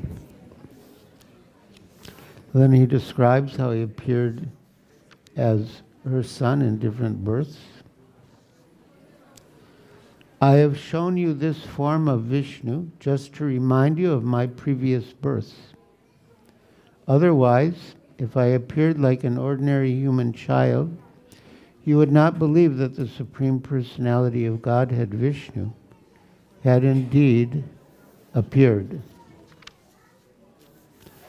Incidentally, Srila Prabhupada said that on Janmashtami, devotees can simply read a Krishna book, and our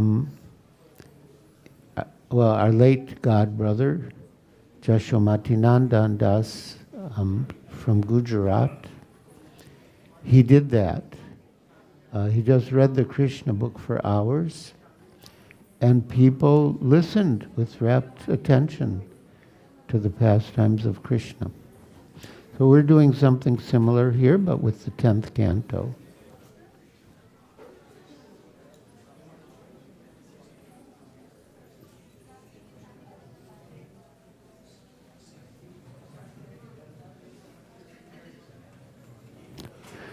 Purport. This instruction by the Supreme Personality of Godhead to his father and mother, who are eternally connected with him, is especially intended for persons eager to return home back to Godhead. One should never think of the Supreme Personality of Godhead as an ordinary human being, as non-devotees do.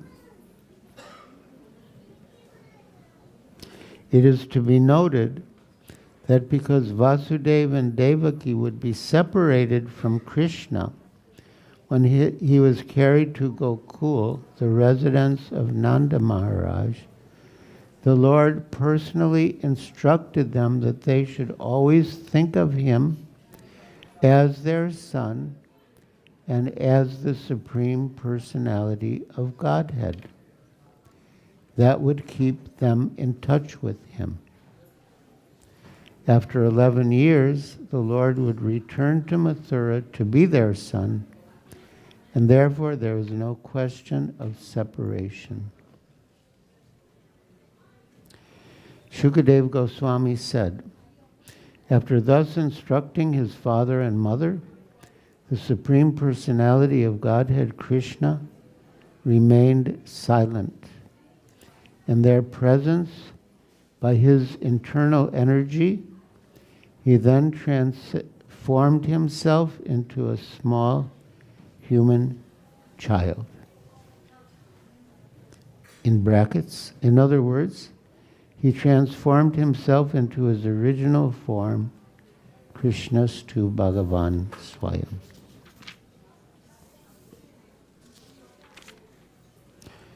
Thereafter, exactly when Vasudeva, being inspired by the Supreme Personality of Godhead, was about to take the newborn child from the delivery room, Yogamaya, the Lord's spiritual energy, took birth as the daughter of the wife of Maharaj Nanda. Purport. Srila Vishwanath Chakravarti Thakur discusses that Krishna appeared simultaneously as the son of Devaki and as the son of Yashoda, along with the spiritual energy Yogamaya. As the son of Devaki, he first appeared as Vishnu, and because Vasudeva was not in the position of pure affection for Krishna, Vasudeva worshipped his son as Lord Vishnu. Yashoda, however, pleased her son Krishna without understanding his godhood. That is the difference between Krishna as the son of Yashoda and as the son of Devaki. This is explained by Vishwanath Chakravarti on the authority of Harivamsa.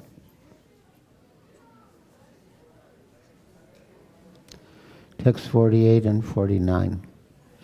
By the influence of Yogamaya, all the doorkeepers fell fast asleep, their senses unable to work, and the other inhabitants of the house also fell deeply asleep. When the sun rises, the darkness automatically disappears. Similarly, when Vasudeva appeared, the closed doors, which were strongly pinned with iron and locked with iron chains, opened automatically. Since the clouds in the sky were mildly thundering and showering, Ananta Nag, an expansion of the Supreme Personality of Godhead, followed Vasudeva, beginning from the door, with hoods expanded to protect Vasudeva and the transcendental child. Because of constant rain sent by the demigod Indra, the river Yamuna was filled with deep water, foaming about with fiercely swirling waves. But as the great Indian Ocean had formerly given way to Ramachandra by allowing him to construct a bridge, the river Yamuna gave way to Vasudeva and allowed him to cross. When Vasudeva reached the house of Nanda Maharaj, he saw that all the cowherd men were fast asleep. Thus he placed his own son on the bed of Yashoda, picked up her daughter, an expansion of Yogamaya, and then returned to his residence, the prison house of Kamsa. Purport. And I remember this because it raised a very important point. Vasudeva knew very well that as soon as the daughter was in the prison house of Kamsa, Kamsa would immediately kill her. But to protect his own child, he had to kill the child of his friend. Nanda Maharaj was his friend, but out of deep affection and attachment for his own son, he knowingly did this.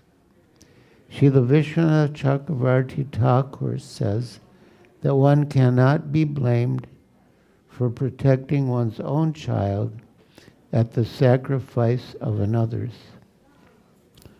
Furthermore, Vasudeva cannot be accused of callousness because his actions were impelled by the force of Yogamaya. Vasudeva placed the female child on the bed of Devaki, bound his legs with iron shackles, and thus remained as before. Exhausted by the labor of childbirth, Yashoda was overwhelmed with sleep and unable to understand what kind of child had been born to her. Thus end the Bhaktivedanta purports of the 10th canto, 3rd chapter of the Srimad-Bhagavatam, entitled The Birth of Lord Krishna.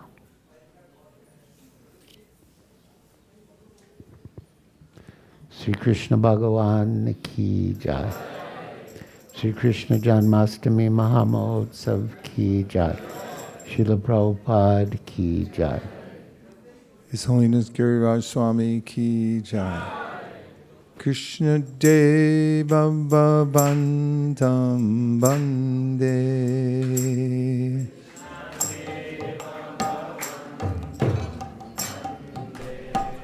Krishna Deva Bhavantam Bande.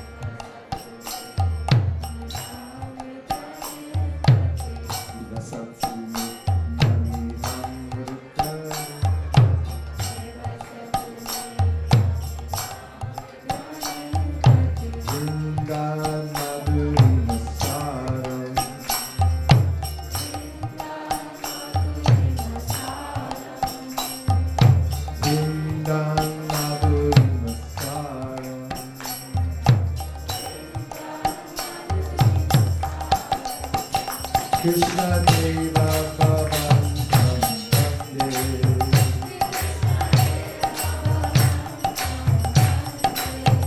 Krishna Deva Bhavantam Vande.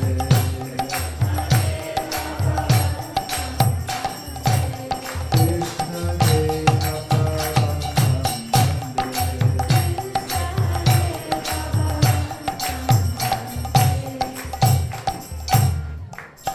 Translation, please.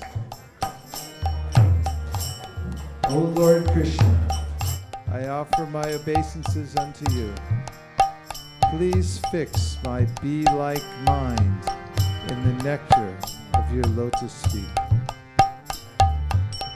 O Achyuta, although the great Lord Brahma, in his trance of samadhi, is unable to see even a particle of the effulgence emanating from the tips of the nails of your lotus feet, still I desire this vision, for I have heard of the wonderful waves of your mercy.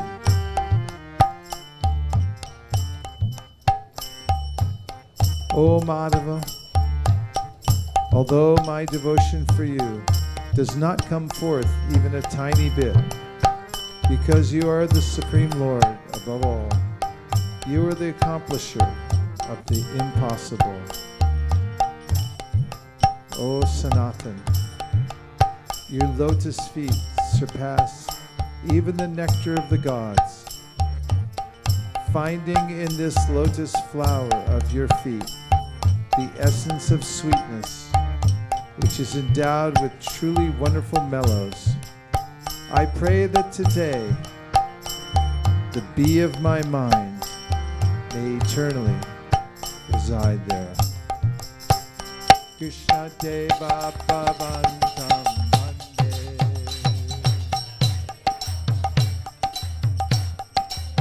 Krishna Deva Bhavantam Vande.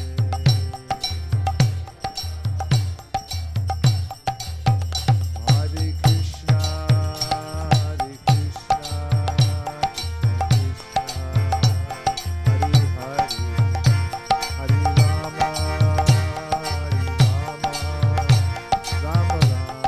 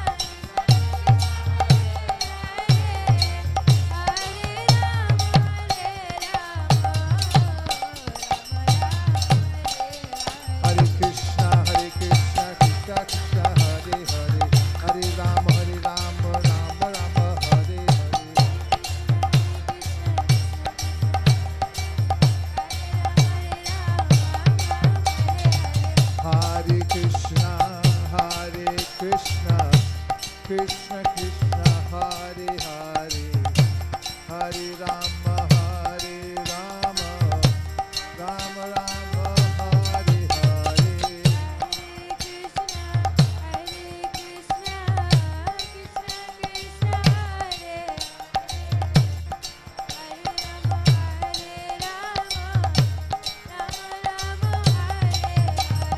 Govinda Jai Jai Gopala Jai Jai Govinda Jai Jai Gopala Jai Jai Govinda Jai Jai Gopala Jai Jai Govinda Jai Jai Gopala Jai Jai Radha Jamana Hari Govinda Jai Jai Hare Krishna Hare Krishna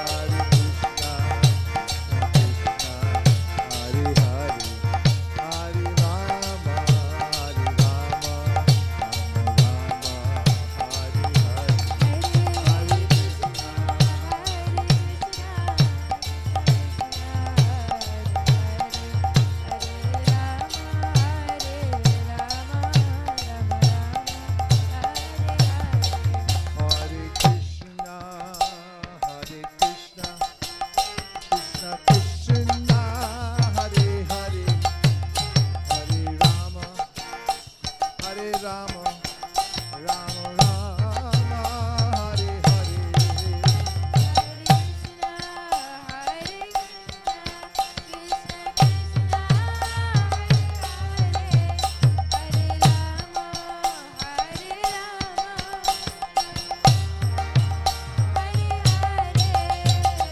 Krishna, Hare Krishna, Krishna Krishna, Hare Hare, Hare Rama, Hare Rama, Rama Rama, Hare Hare.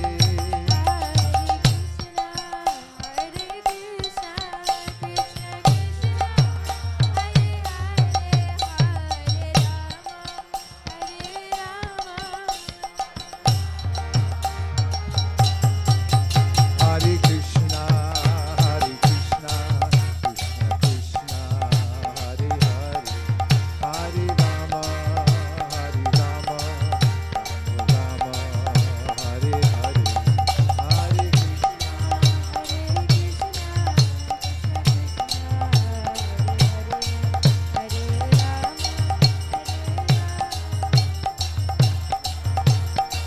Nitai Gaur Hari Bol, Hari Bol, Nitai Gaur Hari Bol.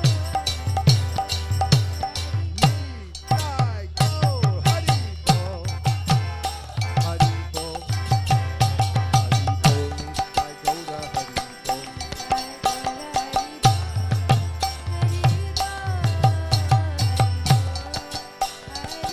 Jai Jaya Prabhupada, Prabhupada, Prabhupada, Jai Jaya Prabhupada.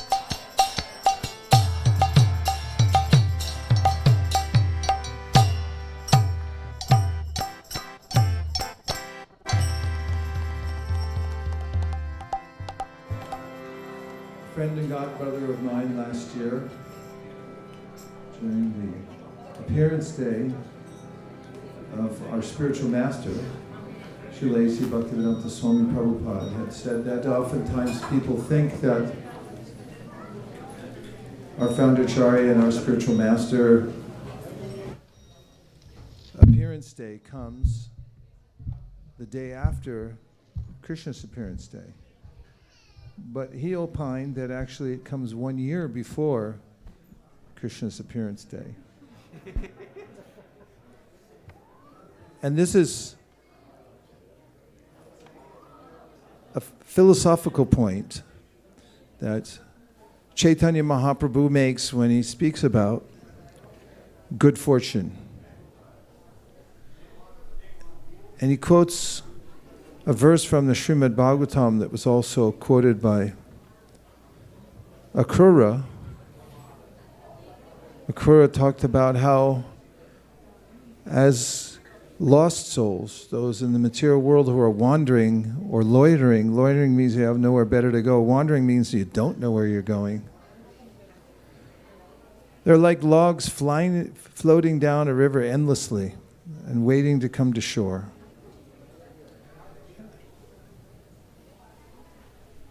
And Chaitanya Mahaprabhu quotes a verse from the Bhagavatam when he's teaching his disciple, Srila Sanatana Goswami, saying that when one's material existence comes to an end, then one comes in contact with pure devotees. And in the commentary given by Srila Vishwanath Chakravarti Thakur and Srila Jiva Goswami, they concur that this is an instance of atishayokti. It's a device in the highly refined aesthetics of the Sanskrit language,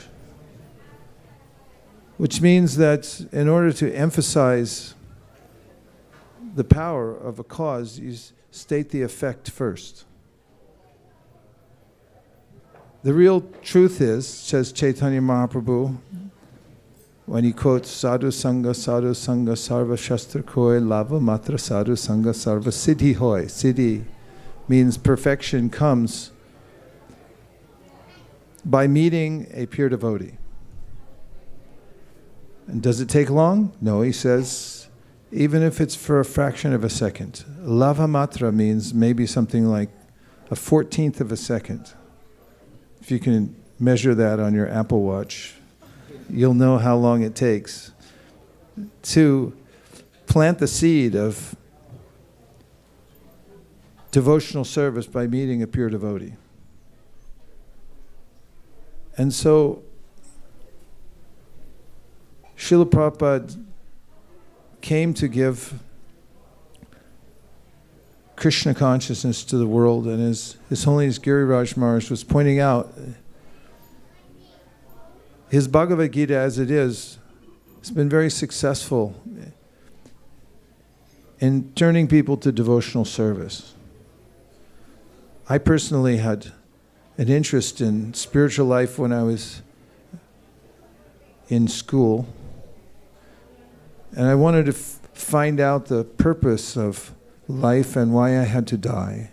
That had been an obsession of mine since I was in kindergarten, as I didn't like that President Kennedy got assassinated.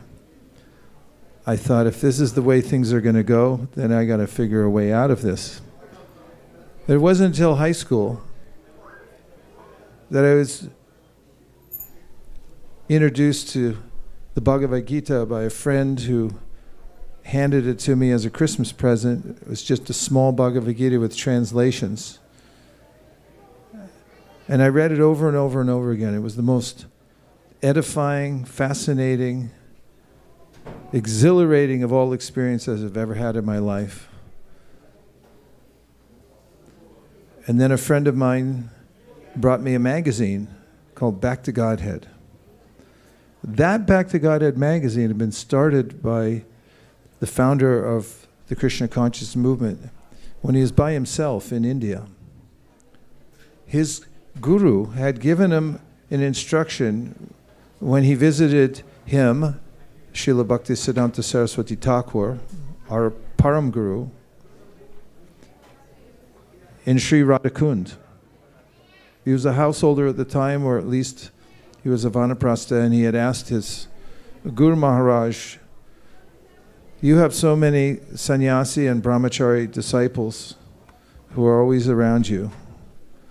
How can I get some service? What can I do for you? And his guru told him that if you ever get money, you should print books. He said, this is the business of the acharyas and the great souls, is to do good for others. It's also mentioned in the Srimad-Bhagavatam in the pastime of churning the ocean of milk. Remember when the Devas and the Asuras using Mandara mountain and Vasuki as a rope? had churned the ocean of milk, the first thing that came out was poison, deadly poison. The whole universe was threatened. Its very existence. So Shiva, who's all-powerful and also unlimitedly compassionate to save the world, had quaffed that poisonous ocean, held it in his throat. That's why he's called Nilakanta. And commenting on Lord Shiva's valorous act, Shukadeva Goswami says, Tapyante lokatapena sarava prayasojana parama aradanam taddi purushasya kilatmana. That is, the best service to the Supreme is to take some trouble on one's self, in one's own life, in order to uplift others to spiritual consciousness. And this was the mood of Srila Bhaktisiddhanta Saraswati Thakur, because one of his disciples, who was extremely wealthy, had built a temple in Calcutta for him, painstakingly, so much so, this is the very definition of painstaking, that just before it opened, he expired. As he spent not only all his treasury, this loyal disciple, but he also, if you've ever built something before, you know it's the most stressful of all situations. More decisions to make per hour than in any other endeavor in life. And this was a magnificent temple, still is a magnificent temple made of marble.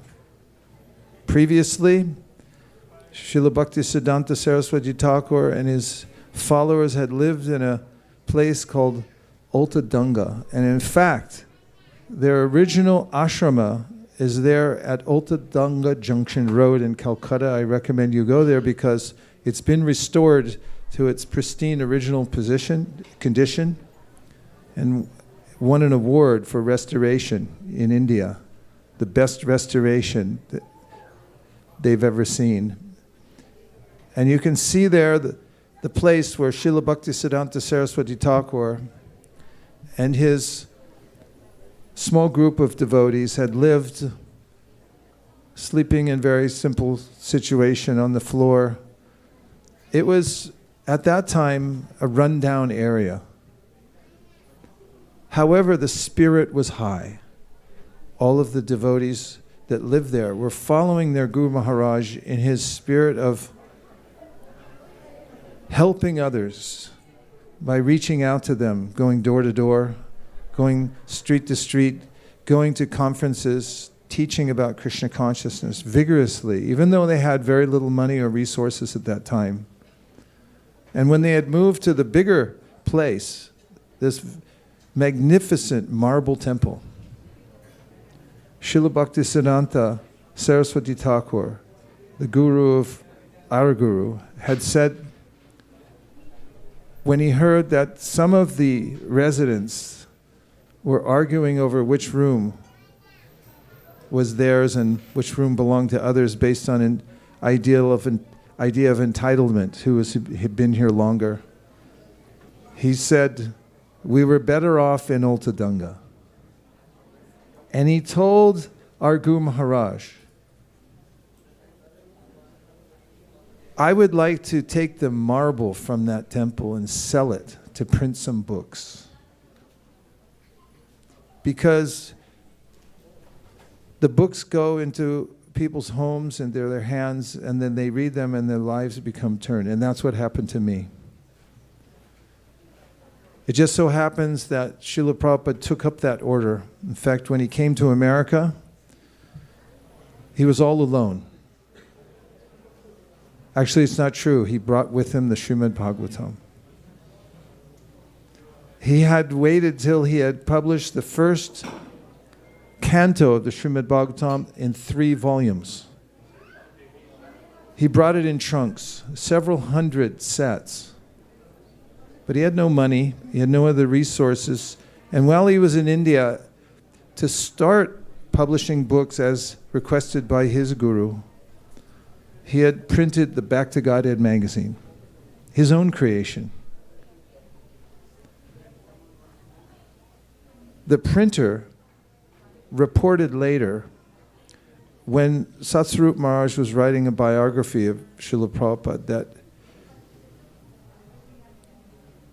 Prabhupada had come there regularly, walking next to a rickshaw with a ream of paper on it, because it's very heavy and you can't carry it yourself. And he would save money by walking himself, but when he went to print the Back to Godhead magazine, he would pay for the rickshaw to carry the paper there. His cloth was torn. He would somehow sew it together and keep it presentable. But he used all of his money to print the Back to Godhead magazine. And then he personally distributed it. He went shop to shop, door to door, street to street, and offered people an opportunity to read about transcendental knowledge. And you can see all the original copies of the Back to Godhead magazine. They were topical. Prabhupada wrote about many subject matters. One of them at that period was entitled, "No Time, Chronic Disease of Modern Man." Because wherever he'd go to talk about Bhagavad Gita, Srimad-Bhagavatam, or present the Back to Godhead magazine, people, no time. So he coined it, chronic disease of modern man, no time. Even nowadays, when we go to the street to distribute Bhagavad Gita, if we're standing near a stoplight and the light changes and it says they can walk, I have to go. Why? Because it just changed. So when Prabhupada came to America, he brought his Bhagavatams with him, and on the Jaladuta, which is the boat, ship rather, that he took, it's a cargo ship, not a passenger ship, he brought his cargo with him. And before he got off the boat, some people say the history is that he only had 7 rupees with him, but actually he had $20, because before he disembarked from the Jaladuta, he had sold 1 set of the Srimad-Bhagavatam to the captain of the Jaladuta. Haribol. And when customs asked him, what's with all the books? He said, oh, these are gifts. So they let him through. And the Scindia Steamship Company had their own storage in New York City, so he was able to keep them there long enough until he had found a few devotees who wanted to join him. 2 of them were Brahmananda and Gargamuni. And Brahmananda told me that they had gone there with Prabhupada to the storage lockers, and he sat and watched as they tied the 3-volume sets together with string so they could take them out as Saptarishis, I guess. And then, as Prabhupada's movement, fledgling movement, got a little bit of money. In fact, there were a few devotees here and there who were charged with collecting something so that Prabhupada could buy a house. And the first property in the International Society for Krishna Consciousness, now there are thousands of temples all over the world, but the first property that was ever purchased, and that was with great endeavor with several groups of devotees in various parts of North America trying their hardest to collect some small donations, but they pooled them together. And when they had enough, they bought a place in Boston, Massachusetts, on Beacon Street. And the reason that Prabhupada chose that house specifically was because it was to house the printing press. His guru told him at Radhakund, if you ever get money, print books. In India, that's what he did. Any money he had, he spent for printing the Back to Godhead magazine, for publishing the first volume, the first canto of the Srimad-Bhagavatam before he came to America. And when he got to America, the first significant pool of money that he got, he invested in a house the floor had to be reinforced to hold the weight of the printing press. And this was following exactly in the footsteps of his guru. We had gone several years ago on our yearly yatra to Calcutta. And the first time I had visited the Bagh Bazaar, that's the big temple I told you about, made of marble. My main interest was I wanted to see the printing presses that Srila Bhaktisiddhanta used because they were famous. Srila Prabhupada had told us that he placed the printing presses alongside the altar where the deities were kept because he worshipped them as the Brihat Madanga, that is the greater Madanga that would give people an opportunity to take the spiritual life by printing books, the printing press. So when we arrived there, some of the residents there, all of the residents, none of the residents spoke English, they spoke Bengali. But Hansapriya, who's here running the festival, she's a tough negotiator. She wasn't taking no for an answer. She kept pushing until she found a senior member of the mutt and told him that there is a disciple of A.C. Bhaktivedanta Swami Prabhupada. He wants to meet you, and he wants to see the printing press. Because there was no printing press available. We couldn't see anything. So when he came, and he understood that I had just written a book about it. Either that or I was just writing the book, I can't remember. And he agreed that he would show me the printing press, but only a couple devotees could come. We had 100 there. And he took me up in what was to become and is now a museum. And on the top of that museum, which was unfinished at the time, so they were a little careful about showing it to everybody, I came out on the 3rd floor and I saw the printing press in the middle of the room, cluttered with lots of other artifacts that they were putting together, curating. And I offered my obeisances to the printing press, just as Prabhupada had done at Beacon Street when he saw the first printing press. And then I walked around the back of it and I looked, and it said, embossed in brass, Cleveland, Ohio. Srila Bhaktisiddhanta Saraswati Thakur had spared no expense. He went around the world and found, we looked it up, the best printing press of the time, best technology. And he shipped it all the way from Cleveland, Ohio to Calcutta, several of them in fact, in order to produce literature so that people could read it in their house, in their car, and their lives could be changed. So when I received the Back to Godhead magazine, and my life was instantly changed because I recognized right away, I had read scores of books trying to find the truth, and they all seemed to equivocate. He said, you are God, but pray. And I thought, then who am I praying to?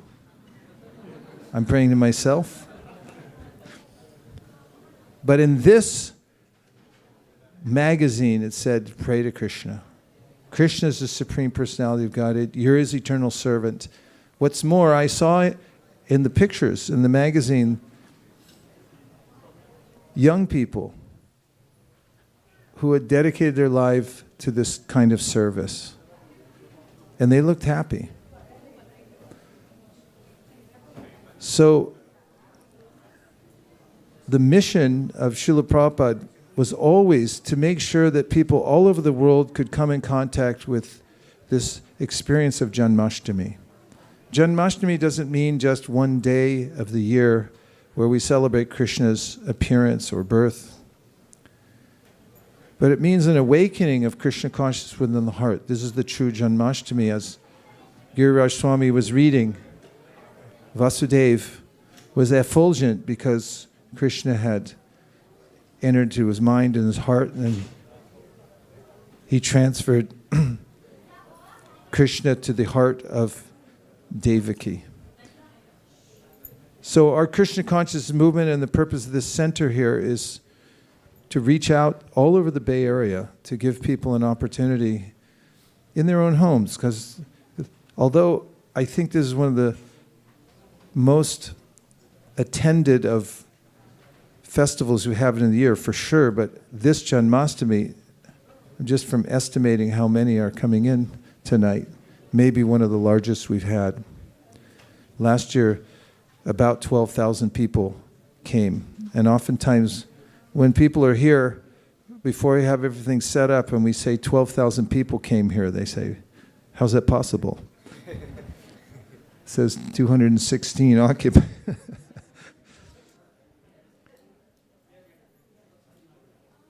So we go from this temple, as Srila Bhaktisiddhanta had asked Srila Prabhupada, and Srila Prabhupada had asked us, to go out into the greater Bay Area, house to house. We go regularly, every weekend.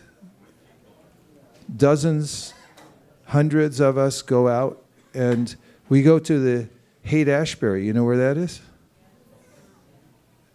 Only 2 people know the Haight-Ashbury? And you look at these flowers, they're tie-dye. That should tell you something. The Haight-Ashbury, we go to Cupertino, we go to art and wine festivals. We'll go anywhere just to insert the message of Krishna through transcendental literatures into people's lives. And this little temple, which is almost exclusively householders who live outside and work very hard, but give their might, put their might behind this effort to distribute literature all over the Bay Area. This little dwelling we live in here with Krishna has become a mighty force in distributing transcendental literatures all over the world. Last year, alone in book receipts, we collected about over $800,000 selling books.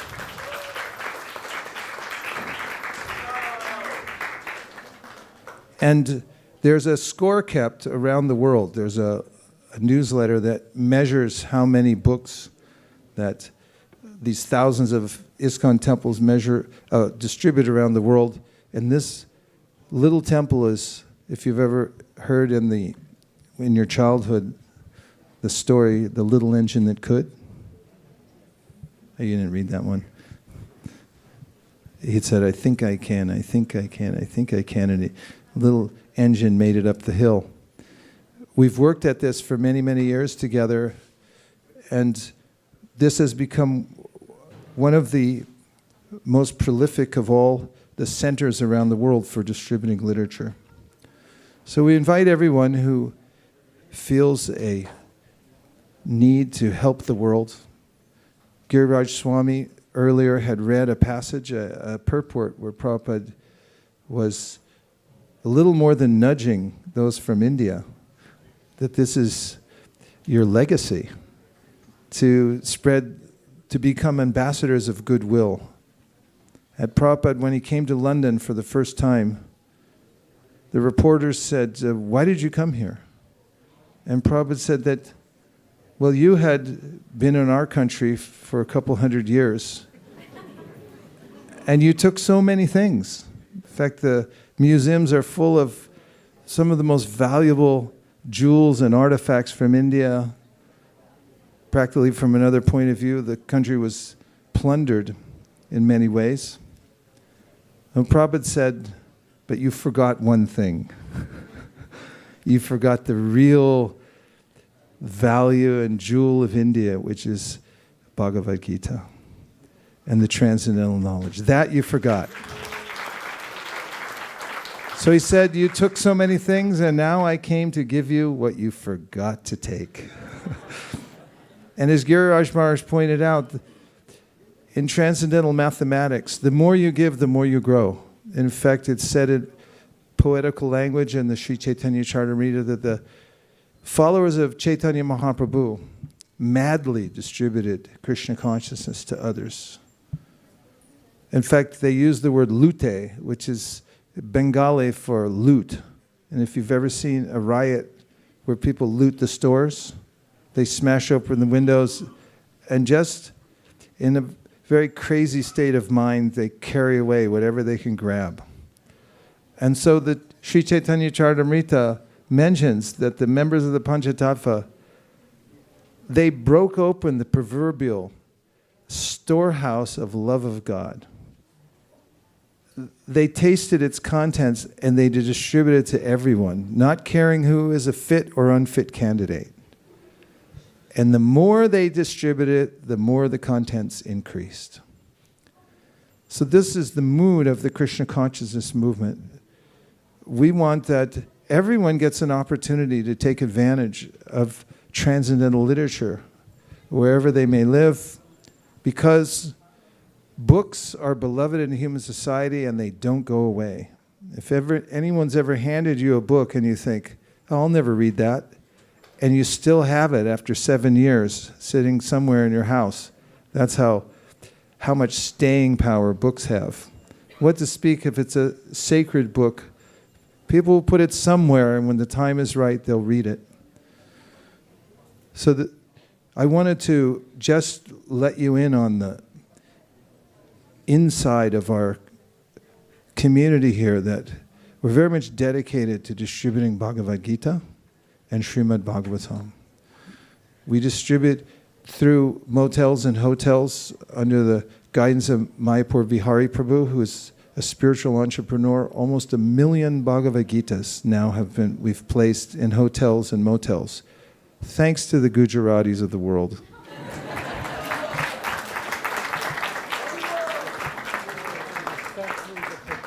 And especially the Patels. What's more, this year we're on pace worldwide to distribute at least 55,000 sets, not just here, but worldwide. We have a worldwide organization, as you know, and we're organized and coordinated to distribute books together.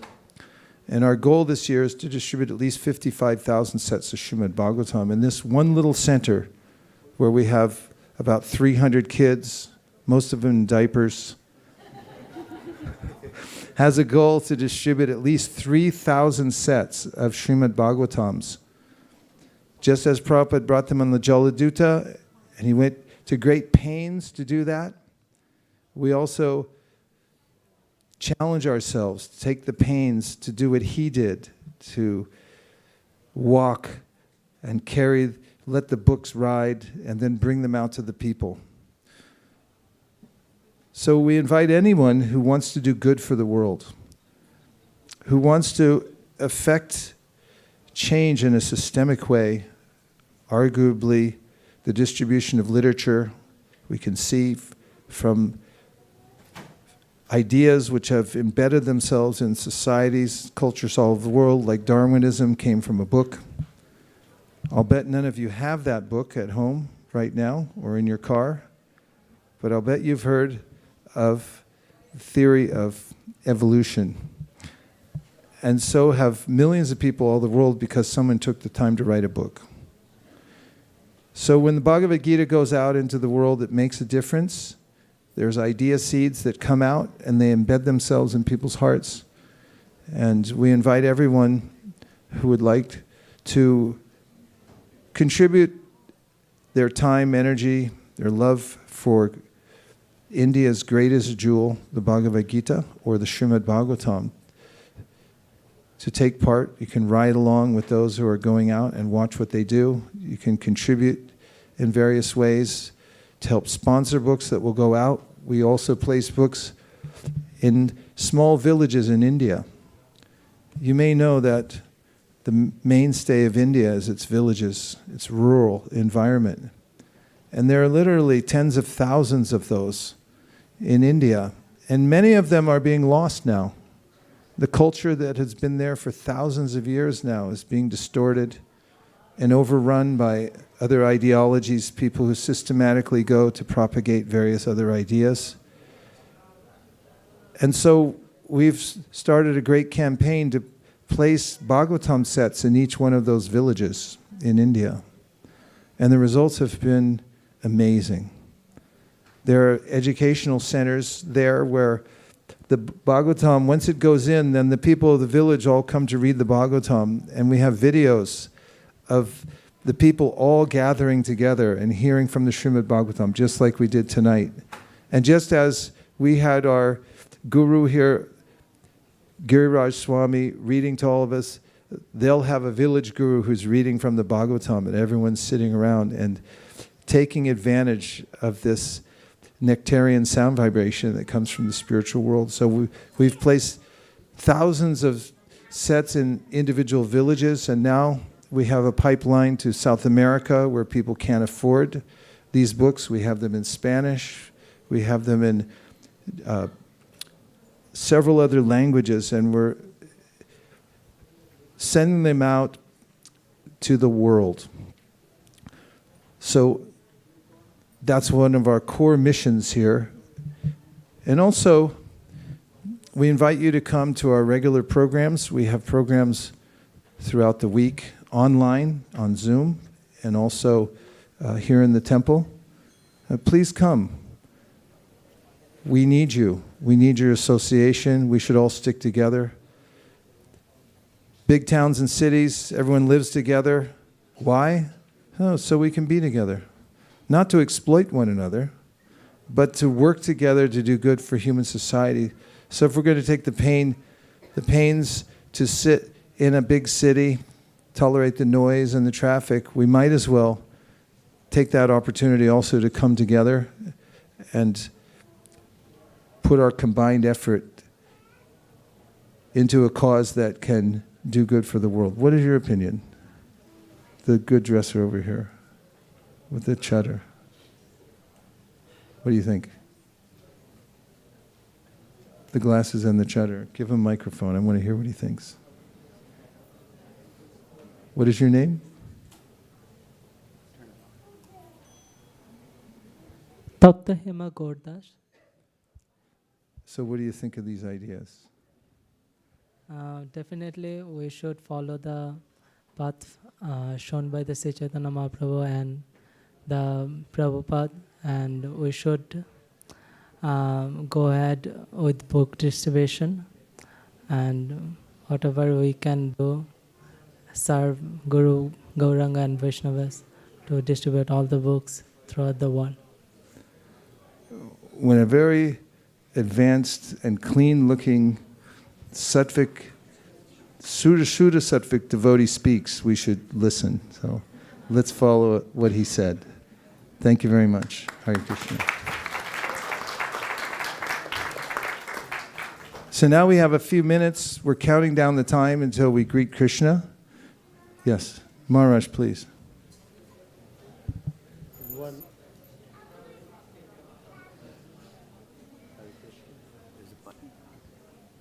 In one letter to me, Srila Prabhupada wrote, "Go on increasing books and go on increasing my pleasure."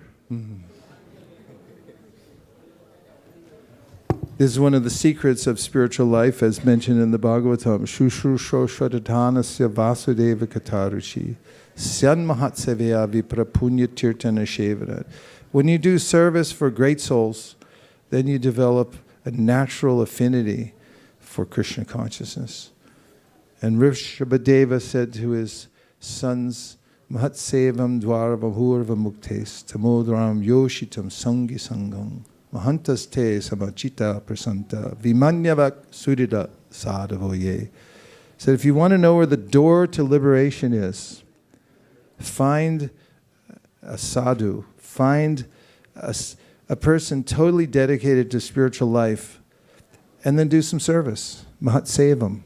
Said that opens the door to you for your liberation, to come to the highest stage of consciousness.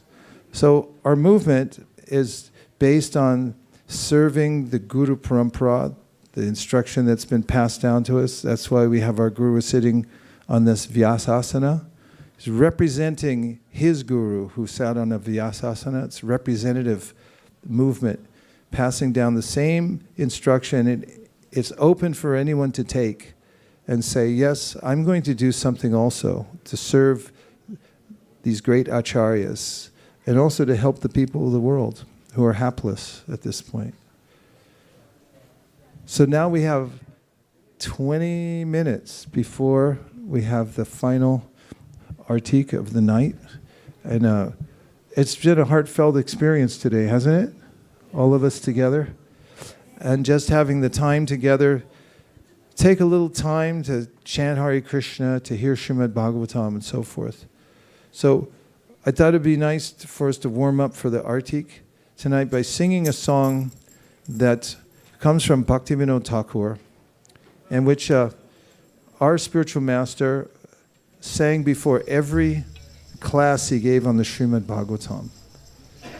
And this song, called Jai Radha Madhava, has the names of the various deities that the great Acharya Bhaktivinoda Thakur used to worship. And it's deeply meaningful because it's a heartfelt song about the names of Krishna in the spiritual world and his relationships with his devotees. Would you like to sing it? Yes. Okay, 3 people would like to sing it. Everybody else, you have to go outside, wait outside. Okay, all right. Everyone please move forward by exactly 7.2 inches. Any less than that, you'll have to deal with the wrath of Sri Gopal.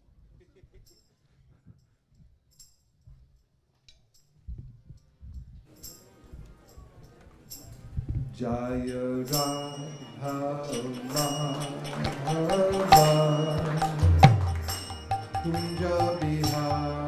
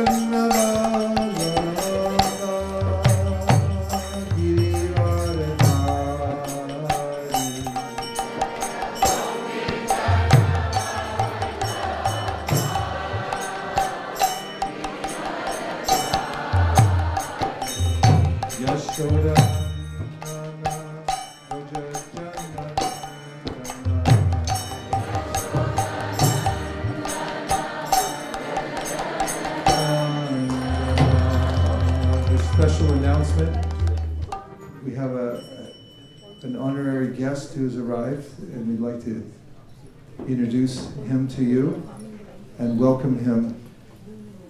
Please give the microphone to Sri Krishna Purushottam.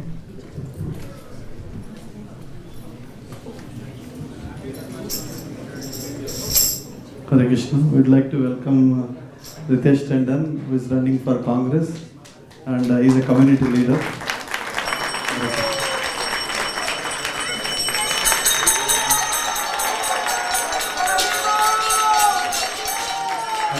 Haribol everyone.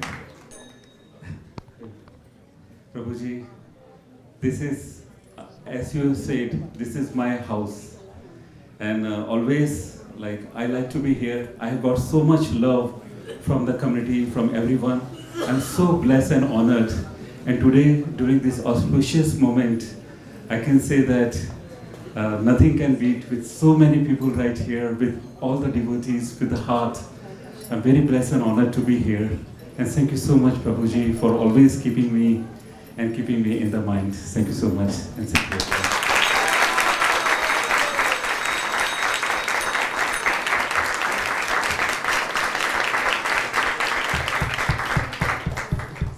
Sri Chaitanya Mahaprabhu used to say that if someone attains an important position in society, a king, senator, congressman,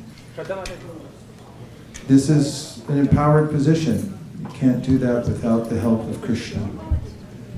And Srila Bhaktivinoda Thakur used to say that when we have high court judges, Congress people who are also attending Janmashtami and in a heartfelt way appreciating that the goal of life is to attain to spiritual consciousness and come back to Krishna, then real change will happen in society. So we're deeply grateful that you come here to the event, and thank you for all that you're doing to help affect change in the world in the position that you're in. Hare Krishna.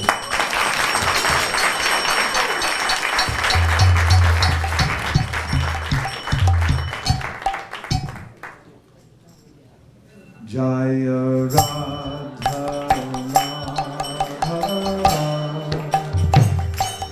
Kunja Bihari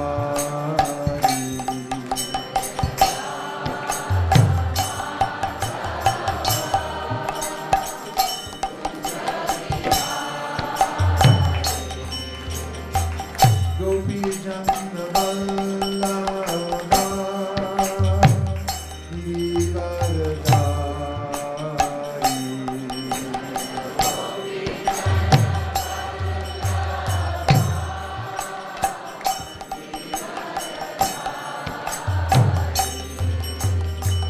Gopi Jana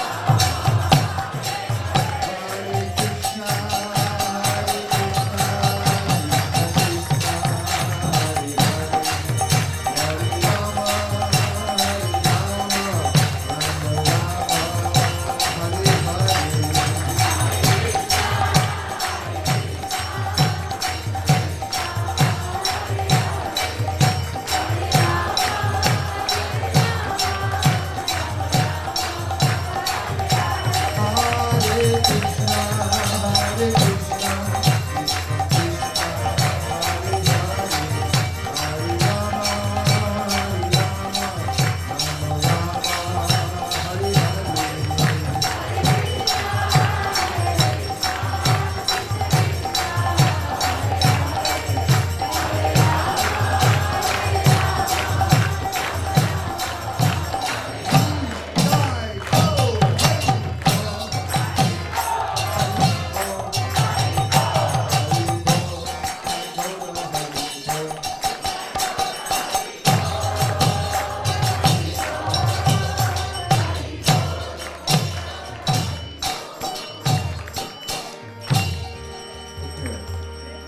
just have 9 minutes left, but I want to hear from you how what we experienced tonight. We'll take a couple. Not a long explanation, but just tell one realization, especially if you're a guest here and you don't come here regularly, semi-regularly is okay. What's been your experience coming here tonight? How do you feel? What are you thinking? What did you realize? What are you taking away? But we don't have much time, so you can't think about it. You just got to go. You're smiling, you go. Mataji, you have a good smile, you can go. Okay, go.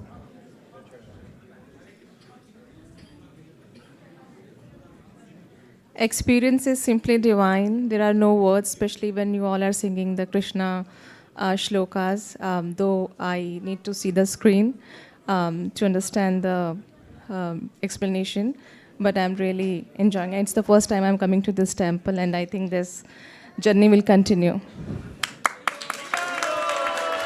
Okay. We need more. This is too nice. Yes, right behind you. So it has been simply ecstatic, and Hold it close. it has been simply ecstatic, and I have never felt more energetic. Even though I was fasting today, I had more energy than my regular days. So. Here's your chance. Speak up on Janmashtami. Just have a couple minutes left. Sharing means caring. There he is, right there. Okay, 1, 2. We'll come right back to you. Yeah, in one word, like I feel home, because like Home. Yeah, I'm from South India, and like this festival, I always used to be at home, but like I miss those days. But like when I come here, I feel home. Well, to us, your family. So please. Yeah, the thing is like. No, I said to us, you are family. Oh yeah. Please come back. I really feel grateful. Thanks for that. Okay. This is Prabhu over here. Prabhuji Pranam. I stay very close to Vrindavan. I came last year also. I came this year also. So this is my आपका बहुत बड़ा आशीर्वाद. The Vrajabashis are sneaking in here. Come on. Haribol. Haribol. Okay. Time for 2 more only.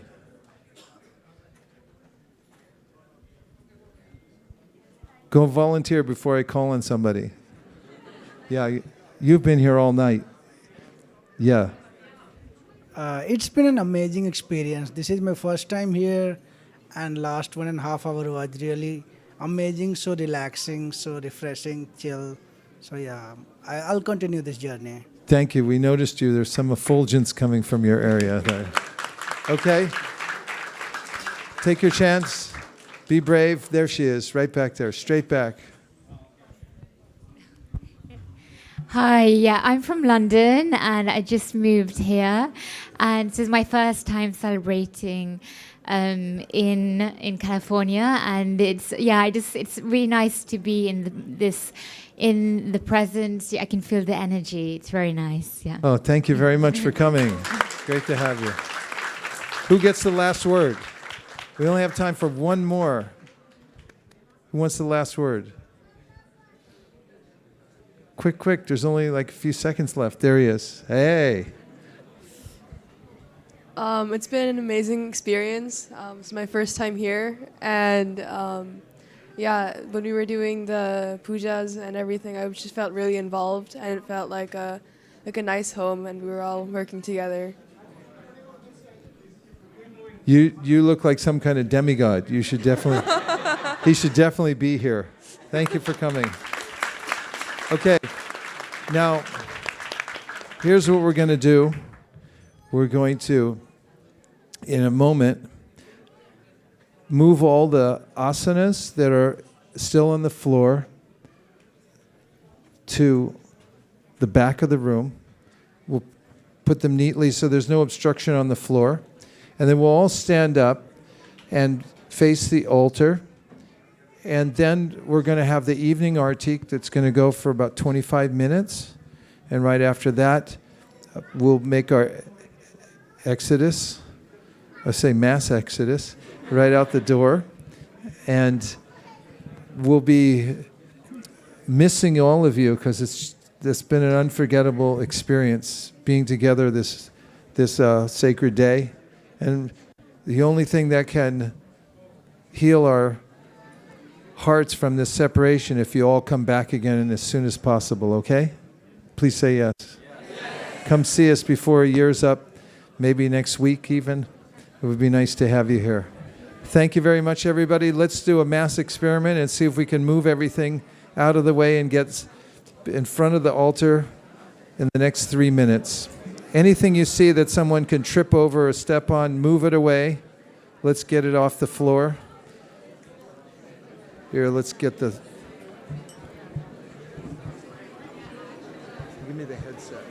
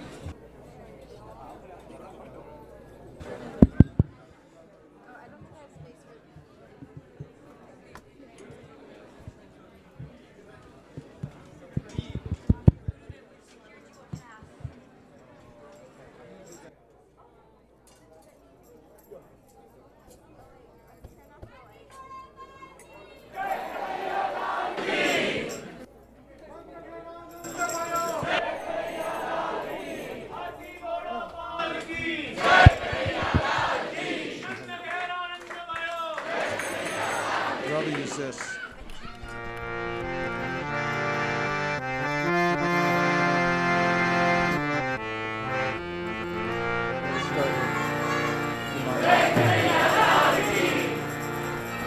Namo Vishnu Padaya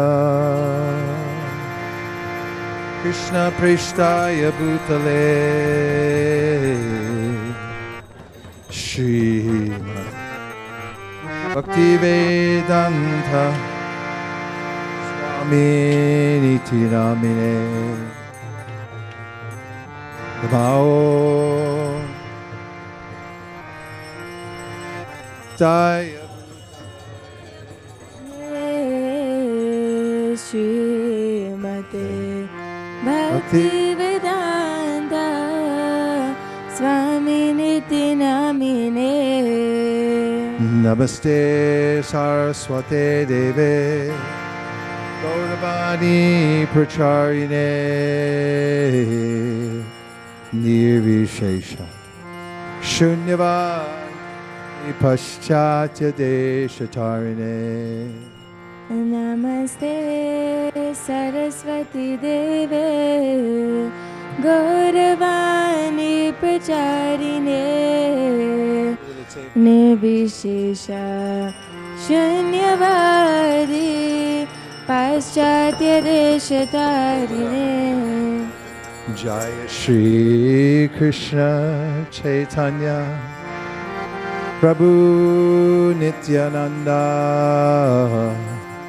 Shri Advaita Gadadhara Shiva Sadi Gaura Bhakta Vrinda Jaya Shri Krishna Chaitanya Prabhu Nityananda Shri Advaita Gadadhar Srivasari Gaura Bhakta Vrinda.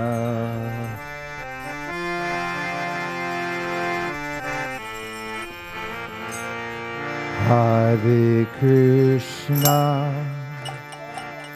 Hare Krishna, Krishna Krishna, Hare Hare,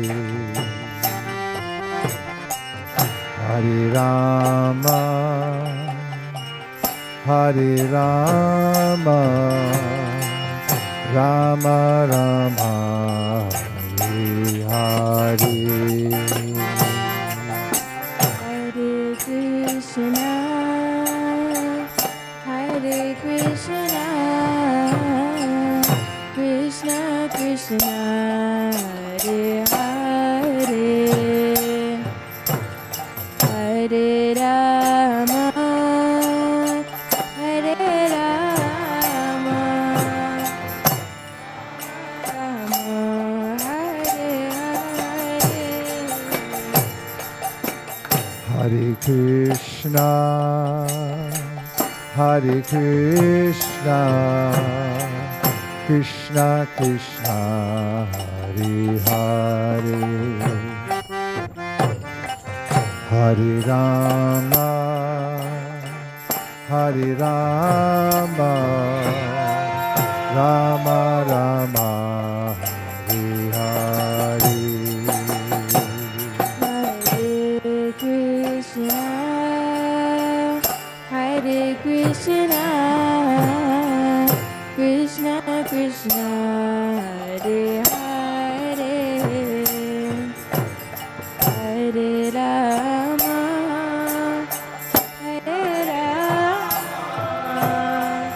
Rama Rama, Hare Hare.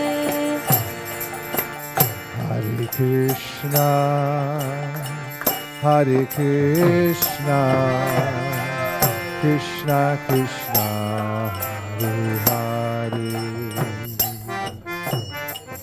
Hare Rama, Hare Rama, Rama Rama, Hare Hare. Hare Krishna, Hare Krishna, Krishna Krishna, Hare Hare, Hare Rama,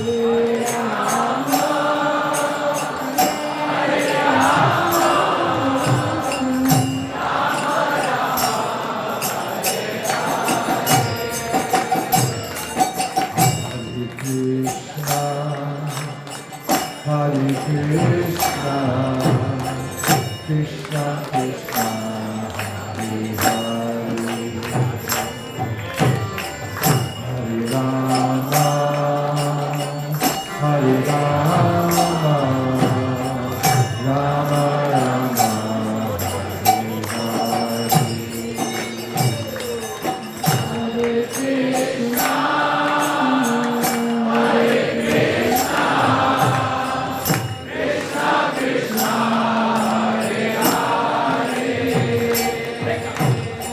Krishna Krishna, Hare Hare, Hare Rama, Hare Rama, Rama Rama, Hare Hare. Hare Krishna, Krishna Krishna, Hare Hare, Hare Rama, Hare Rama, Rama Rama, Hare Hare.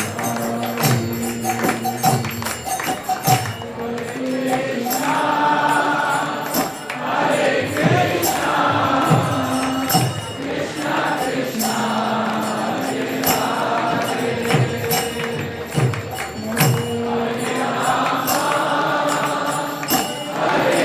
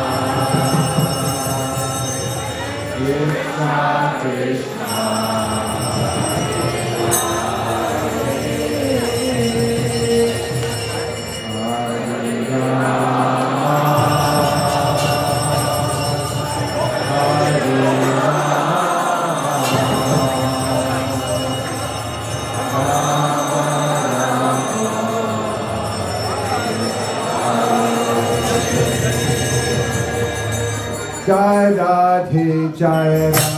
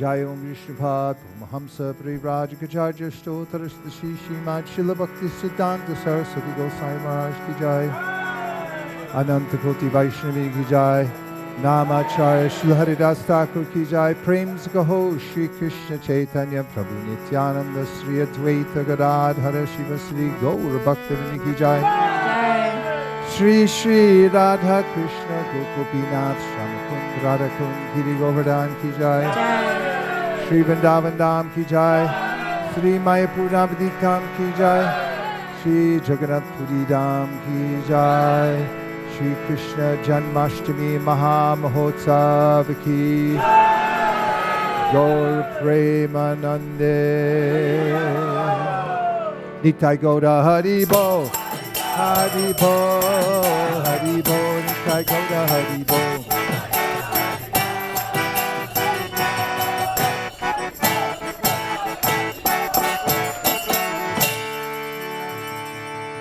Thank you, everybody. Mangal Arati is at 4:30 a.m. Please rest up accordingly. And we'll be remembering this day for lifetimes to come. Thank you, everyone, for being here. And please take care of one another. Take care of the people of Silicon Valley. Everyone needs a little love these days, and it all comes from Krishna. Real love, compassion means helping people help themselves. Have a safe drive home. And thanks once again to His Holiness Giriraj Swami. Hare Krishna. Vanchakalpadruvascha kripasinabhevacha patitanam pavanebhyo vaishnavebhyo namo namaha. Anantakoti Vaishnavini ki jai and Gaur Premanande. Sharida Vijaja Jodendriya Kaheka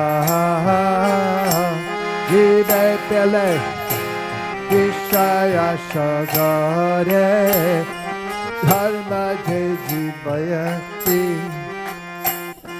Loba Moise Jumati Sake Jeta Gatita Samsare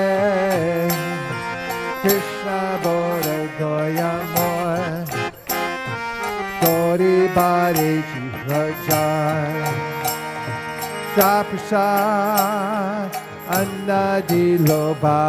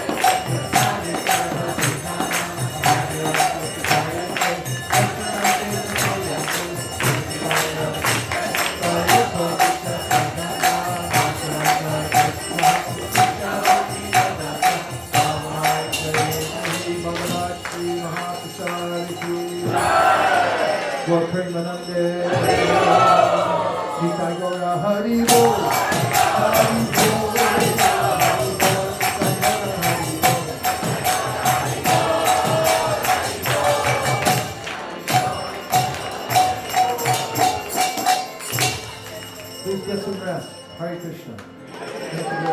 Thank you very much.